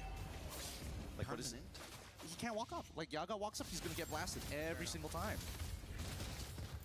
But, I mean, he can close the distance pretty quickly, and we are at least seeing him. But down to the turtle. Blink. Taking a little bit of damage by everybody. Whoa. I'm offended. Pulling them all in. Tempest of Blades connects onto none. But Damn. still finds a kill onto Shen. Now Aizen forced to run away. YG. Why did he destroy them, man? On the first turtle. And that's exactly what you want to see, right? I would have imagined that they didn't want to do it, but Ying makes all the difference here. Flickering forward and catching all 4 of the members from the side of GK. Very That nice flicker also of him to do smooth so, because with this lead, they're from going to Ruby. push it even further. And that's the thing about Yangon Galacticos' composition, right? It is a little risky here and there, but it doesn't mean that GK missing out that first turtle is the end of the world. The real question is whether or not, they get the I'm not blast live. down. And luckily for Aizen, he's able to tank the damage. No. Oh. That's a passive, right? Yeah. It shows I'm live though. Hopefully, I mean, it's already 5-0. I don't know how much longer it could go if it continues to look like that. It could be another very quick game if things follow. I think it's the delay in the scene. stream. Shen on the bottom side just trying to defend the tower at this point as YG continues to advance forward. Look at Blink just constantly keeping tabs in their jungle, constantly pushing in. The thing is with a lineup like a Jawhead and a Selena, that's what they should be doing, right? Yeah. They should be the ones pushing in. Good amount of damage on a Ying there, but it's not going to be enough to take him down. Chen gonna fully commit. Completely misses. Ying. 4 versus 4 versus 1, still not enough. What a surprise! Why are people trying to dive people like Ruby? There is just no point. 4 versus especially 1 was if you don't still land that not first enough. arrow, if you don't get the guaranteed CC. And now the punish. A nice kick from Blink on a Zeno. Han moves in, Tempest of Blades, just try to close the distance. Ooh, Han will get stunned up. Unable to get the kill on a Zeno, but wait, he dashes back and forward, back to safety. GK still unable to get a single kill on the board. Unreal, unreal. He's still able to have the time, and honestly, just really good movement so far. Yaga, he can get this kill onto Blink, but is he willing to die for this? Is he willing to flicker? And he is! Ooh. Worth it, value, I would say, at this point. Just get what you can. Is Sanji gonna walk up? No, they're not gonna contest this. Yeah, they're already using the unstoppable force on towards onside, making sure that he's kind of deep. A nice throwback from Shen there. I'm offended. They still can't kill that Ruby, man. They still can't. Quinnock may just be next. Sanji able to get off the headshot. 3 members down on the side of GK. Just when I was about to say, okay, they're getting some pace back. They get a turtle, they get a kill. This happens. Every single time. And the worst part is that this has occurred. This is not like a new thing for the Yangon Galacticos. They did this in game number 1 as well. And they were also able to get the mid-tier 1, which is the most important structure on this map for the first 8 minutes of the game. Now, with this the will be a short game too, guys. They get to walk into the jungle for free. Like it's, hey, tourism pass for everybody. Everybody's got a Malaysian passport. And, I mean, and the fact that that's the first one that gets taken before any side lanes go down is even more of a statement here by YG. And with the composition that they have, with all of these strong frontliners like the Ruby, with Blink being able to dash through, having that just makes their composition work even more. Now they take out the tier 3 on the top side, and even more movement around where this next and last turtle's gonna come up. Ruby straight up leaving her lane and dominating another lane. Doesn't have enough damage for this. He's 3 levels down, not to mention that at least for this Ling, An is having the time of his life, uncontested. And for the majority of the abilities coming up for the side of GK, the burst damage is very target locked, so he just has to hold up his Bladed Tempest and dodge it. Yaga can at least try to get a tower for himself, but it doesn't mean much at this point. They have, I mean, at this point you got to regroup. It's a 3,000 gold lead. There is still plays that could be made, but they definitely need to stick together a bit more. We said it last game. Once they started falling behind, Not bye-bye. you have a composition that They will go to the lower brackets. Everyone needs to kind of They can still work come together, back get those combos if off. they play it They right. don't have any big range with the marksman. They sacrifice that for the fighter off lanes. Turtle is up now. What can they do about it? Initially, I thought maybe playing for the strong side in this Paquito, because he can hard shove this way, but now it's kind of 50-50, and here we go. Turtle contestation. Shen, look for the engage, gets the ejector. Unable to get the throw onto any, though. Turtle does go down, and so does Aizen. Ying now going to move on. A beautiful flicker in from Yaga. Yaga able to get some nice shots off, but won't be able to get away from here. YG just collecting heads one by one.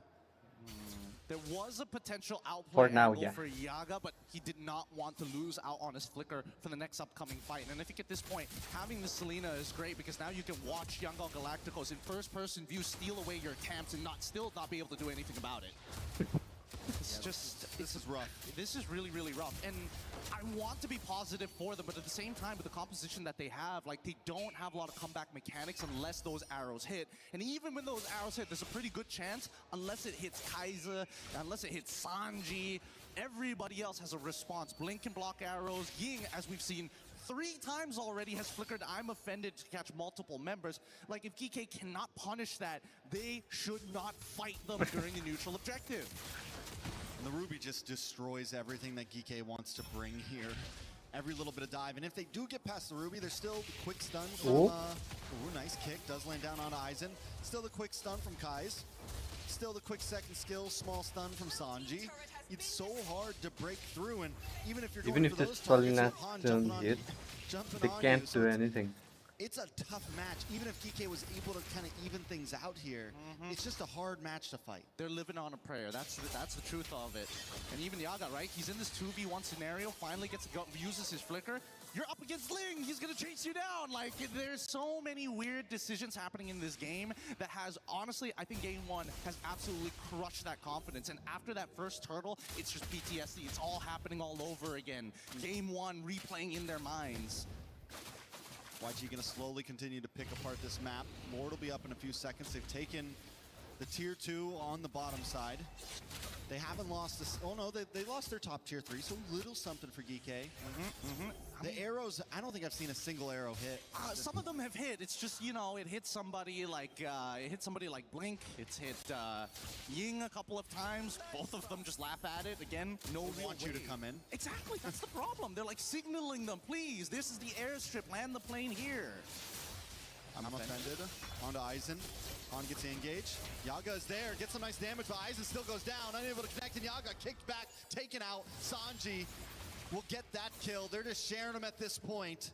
YG just dominating. Unable to do anything in the face of this team right now. I think I figured it out. I think that Geek haven't realized it's not the fact that they have this huge economic lead on the side of Yangon Galacticos. It's the fact that they're walking up as if there's people behind them, and Yangon is like, wait, we already have full vision. We know you're by yourself. And this keeps on happening. Geek is trying to fake them out with their positioning, trying to fake them out as if like, yes, I'm a legitimate threat. The truth is, it's already been exposed. The satellite sees everything. So what do Geek do? I mean, I guess we pointed out they just continue to not do it. A little bit of a 1v1, the anime fight. Han wins once again. Shen, I mean, even Shen unable to really engage. Goes for Blink this time. Doesn't get the toss. A lot of damage on a Blink with Sanji's just free hitting from the backside, and I'm offended with the flicker. More damage lands on Aizen. Sanji getting aggressive, dashing in. Shen just trying to zone them away, just trying to defend the base. A Lord is coming soon, though, and YG's not done yet. At this point, it's not just living on a prayer, it's putting lipstick on a pear, and now they're looking for a little bit more time. And died. Finally, Yaga connects. No one was there to help him out. Ying wasn't there to slow him down, and Geek Esports getting another kill on the board. Shen with the toss. Oh my God. But everyone walks in. Nobody able to help out at all. Blink getting low. Sanji able to find Shen. Blink does finally drop. Yaga is finally picking up some kills on the board.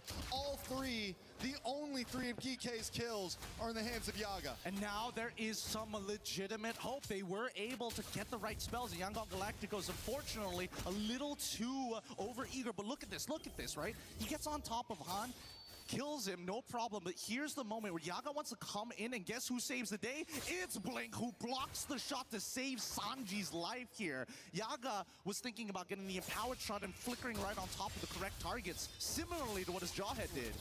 Oh my lord, Han is moving and grooving right now. They're maintaining that distance, but since you brought up the question, I will answer. They're going to need somebody to bait the spells. The only problem is I don't think that the Yangon Galacticos, when the Unstoppable Force comes out of Shen, they're just going to wait until it's done, right? Oh, Aizen down, Han able to get the kill. Wait, is it melting? Oh, beautiful flicker! Calling the dash preemptively, but Yaga to the backside. He flickers through, he wants Sanji, he's able to get Quinok. Sanji goes down as Wipe well, out. and Yaga's picking him up. But Kai's finally gets the shutdown, and it's a full team wipe Wipe for out. YG. Pretty good idea, but they could not collapse at the exact same time. There's just too many delays with the help of Ying, covering so much space. He's 3-0-16. This Ruby pick has absolutely demolished their comp as they start knocking on the front Even door. if they have coordination, that Ruby is a big hurdle I don't think for there's them much to DK can do. do what The they minions want. crashing through. YG does decide to back off. They're not going to force it. But the jungle's gone. There's no bust for the side of Geek, and Lord is up. Does Geek go for this? Honestly, they've been going for it nonstop, so I wouldn't put it past them to try to take this fight. I honestly think they should do it again, right? Force this fight underneath by the Lord. They need to, Geek are the ones who have to walk on over, and if Yangon don't do this fast, that top wave is going to build up to force the decision for them. Dashes through, big kick on Quinok. Quinok goes down. Tempest of Blades falls onto Aizen. It's on the top side. Yaga gets pulled back in with the I'm offended. Pakito died. Kais gets the kill. The rest of Geek running for the hill. Yeah. I mean, they are Now not they're going for the even enemy. They don't trying even to need get the at this Lord point. now. They know what they need to do, and Sanji is just too strong. He can single-handedly do the siege. It's a 4v5 right now, or a 3v5 right now. Aizen goes down. It died. YG gonna move on to Shen here. Last minion drops. They do have to back off. They're unable to connect to the base. I don't know how long they can do this for because it's coming to a point where we're getting to the 42K mark. Once we get to the 42K mark, we're expecting that Xeno alongside, well, in this case, Yaga, would have hit their core items. I know for a fact that Yaga has his item, Xeno at the same time, but the rest of them, they just don't have enough stats, especially for Aizen, literally 2 items. But I mean, in the end, right, Aizen, I think the big problem for Geeke, where's the major damage? You have some physical damage. Quinnock was never able to come online, and even then, towards late game, the Selena is always going to start to fall off a bit, you know? And it wasn't able to get that value you would get out of it in the early to mid. And at this point, without a marksman, without any kind of range, and with just physical damage as your major damage dealers, even once the core items come in, where does Geeke go with that? The physicality of their damage isn't the problem. It's the fact that this Ruby has literally blocked them at every single angle. Like, Yaga wants to close the distance, but he can't because he's melee. So at this stage, it really is just whether or not Ying can get moved out of position. Ying pulls Zeno back in. Zeno goes down. Aizen about to get hit by the Tempest of Blades as Han dashes under the tower, get the kill. Lord connects onto the base, a big kick onto Yaga, and that should be it. YG with one last empowered wave will move on to the base. They want to make things fast. They want to make things quick. YG take game number 2 and win the series. Oh, the outclass here. The Young Galacticos take the game 2-0. They had an incredible answer to the draft so far. And honestly, I think that was the problem. Those first 3 picks was just too honest and no punishing ban on this Ruby. There were just too many problems to think of and they fell for it. I think this is one of those, go back to the pre-preparation room, relook at the priority list for your heroes, Ruby for the was too types good of in this map. compositions you want to develop. Very well done by YG. Definitely some things that need to be looked at from Geeke Esports. They will have another chance to fight, but YG will move on to the next round up in this upper bracket and are that much closer to securing playoffs. Yeah, man, that very first turtle could have been played so differently, so very differently. But Ying catching so many people there put that first nail in the coffin. And then when the invades come through, that's when it gets harder and harder to play. Like, it's not like Geeke Geeke didn't played it even super got a terrible. chance They to had a fight really back, good man. idea of what was necessary. However, they It was didn't one-sided check those boxes. domination. You can't skip any of the steps with this style of composition. It must be step 1, 2, and 3, not 1, 4, and then back to 2. Yeah, it was definitely, I think, draft is the key issue. In game 1, we saw some mess-ups in terms of gameplay. But by game 2, a lot of things just started to fall apart across the map. We've seen it before happen, right? We've seen teams clean themselves up. But at this point, it is major that they do this. This wasn't just a loss. This was a bad loss. Yeah, it's definitely going to hurt the confidence for sure. Luckily, we know that our competitors here at MSC have the strongest mentals possible. It really just comes down to realigning what the research tells you and pre-preparing for so many of these games. But that's the true nature of competition. And with competition, of course, there must be victors who we have up on stage for the interview. You know who it is. Of course, our victors from the Galacticos, and it's Blink joining us here with, of course, our Burmese translator with us. Coco, thank you very much for joining us. Gentlemen, question first, Blink. Now, you're one of the most experienced roamers in Myanmar specifically, but it's your first time playing at MSC. How has that experience been so far for you here at EWC? အဲ့တော့ပထမဆုံးဂုဏ်ပြုပါတယ် MSC အနေနဲ့ဒါပထမဆုံးဝင်လာတဲ့အတွေ့အကြုံရှိတဲ့မြန်မာပြည် game ပြိုင်ပွဲဝင်တယောက်အနေနဲ့ဘလို့အတွေ့အကြုံခံစားရပါလဲ ကျွန်တော်တို့ကတော့ MSC ကတော့ပထမဆုံးသွားတဲ့ဟာပေါ့နော်ကျွန်တော်ပြိုင်ပွဲတွေကတော့ကျွန်တော်သွားဖို့ရပေါ့အခုကျွန်တော်တို့နိုင်သွားတဲ့အတွက်လည်းအရင်ပြောပါတယ်ဒါပေမဲ့ကျွန်တော်တို့နိုင်တာအခုခဏပဲပြောတာပေါ့နော်နောက်ပွဲအတွက်ကျွန်တော်တို့အကောင်းဆုံးပြင်ဆင်လာခဲ့ပါမယ် I'm so happy to be here for the first time and we are going to prepare for the next match and this is the first time for me but we are going to go forward. Of course, you played at M7 most recently, huge internationally, but I want to talk to you when it comes to metagame because Barats and Ruby, we've been seeing them more and more here. Do you think that the meta is developing more towards them here at MSC? အဲ့ဒီတော့ဒီ MSC မှာဒီလိုပြန်ပွဲအနေနဲ့ရွေးချယ်ခံရတာဟာတကယ်ကိုယ့်ရဲ့အတွေ့အကြုံအနေနဲ့ဘလို့ရှိပါလဲဗျ အခုလိုသွားတဲ့ကျွန်တော်လည်းဂုဏ်ယူပါတယ်ဒါပေမဲ့ကျွန်တော်ကိုယ်တိုင်လည်းတောင်းဝန်ရှိရလည်းခံစားရပါတယ်အဲ့အတွက်လည်းကျွန်တော်တို့အများကြီးစူးစမ်းသွားပါမယ်ဗျ I was so I proud think of he's gone, myself, Isa. and I felt like He's I not have adding more the electrolytes responsibility to your for water. this match. And why is that the case? Do you feel that it's just the pressure on being in the international stage that puts that on you, or is it the whole team is kind of working together throughout it for a victory? ဒါဟာဘာဖြစ်လို့ပါလဲနိုင်ငံတကာပြိုင်ပွဲဖြစ်လာလို့လားနောက်ပြိုင်အဖွဲ့တစ်ခုလုံးကကိုယ့်ပေါ်မှာတာဝန်ရှိနေတယ်လို့ခံစားရပါလား ဒီပွဲမှာမဟုတ်ပါဘူး One last set ကျွန်တော် before တို့ you ပွဲ go. ဆိုလဲဘယ်ပွဲဖြစ်နေဖြစ်နေကျွန်တော်တို့ကတော့တာဝန်ရှိရလို့ခံစားရပါတယ်အဲ့အတွက်ကျွန်တော်လည်းအကောင်းဆုံးစူးစမ်းနေပါတယ်ဗျ Not only for this match and all the match that we have experienced in the past, and I was so much responsibility for this. So we're trying our best. And you absolutely will do, because not just in this match, but in our upcoming game, I mean, you guys are playing against Pro Esports. Did you expect them in the upper side of the bracket, or was it more SRG that you were waiting for? အဲ့ဒီတော့ဒီလာမဲ့ဒီ Pro Esports မှာပေါ့နော်ဒီ SRG နဲ့ပတ်သက်ပြီးတော့ဘလို့မျှော်လင့်ချက်တွေရှိပါလဲ သူတို့လည်းတကယ်ကောင်းတဲ့အသင်းဖြစ်တဲ့အတွက်ကြောင့်ကျွန်တော်တို့လည်းအများကြီးပြင်ဆင်လာမယ်ပေါ့နော်ဒါပေမဲ့ကျွန်တော်တို့အသင်းကိုတော့ရှော့တာတော့မလုပ်ပါနဲ့ကျွန်တော်လည်းအကောင်းဆုံးစူးစမ်းလာခဲ့ပါမယ် Of course, they are one of the best team. So, but for us also, don't think that we can be easy. So we will come with the best. That's a lot of strength to look forward to. Very much looking forward to that game between yourselves and Pro Esports. Thank you very much, Blink, for joining us on the interview. For you and the entire team, congratulations to Yangon Galacticos. They start off with a huge victory over GK. Back to the panel to wrap it all up. Don't think we can be beat. We are coming with our best, and that is a great sentiment to close out the day and close out a win here for Yangon Galacticos. They take the W 2-0 over GK Esports as we look to wrap this up. I'm Rain Day. Welcome back here to the panel as we look to close out an amazing day of upsets. Mirko and of course Renmar joining me. Mirko, I mean, you have actually a little bit of analysis for that game before we kind of head into end of day closing, but you know, it's just a clear one-sided win for YG. They don't understand it anyway. Man, especially if you see that game, right? In game number 2 especially, it comes down to GK trying to all in onto one win condition, but it was completely taken out. So I need your help now, Renmar. All right. So let's start first with just the composition. I'm going to go through the map here, and we're going to look at the composition, and we're going to see no marksman. We're going to even see a double down on the early game with the Jawhead and the Selena. So usually when you see these two fighters, hold on.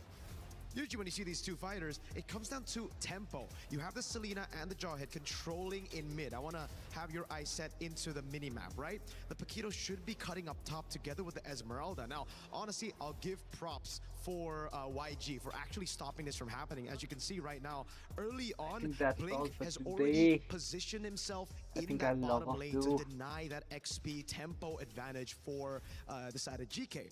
But if we play this clip again, Thank you still for all watching, right guys. for GK. They get the tempo Bye-bye. onto mid. They See you rotate tomorrow. onto the first neutral objective. Obviously, Blink was late as he was trying to delay or trying to deny that cut in the bottom lane. He tried to delay the turtle. It didn't work out in the end. And this is where you see a big problem. I think the casters pointed this out constantly. It's just bad decisions on top of bad decisions. Bye. Notice how the Paquito, again, up top, if you look at the minimap, does not rotate, does not cut, does not get in this tempo and utilize the tempo advantage up top. And if we look all the way back at the emblems, it is also, in my opinion, a bit of a bad decision.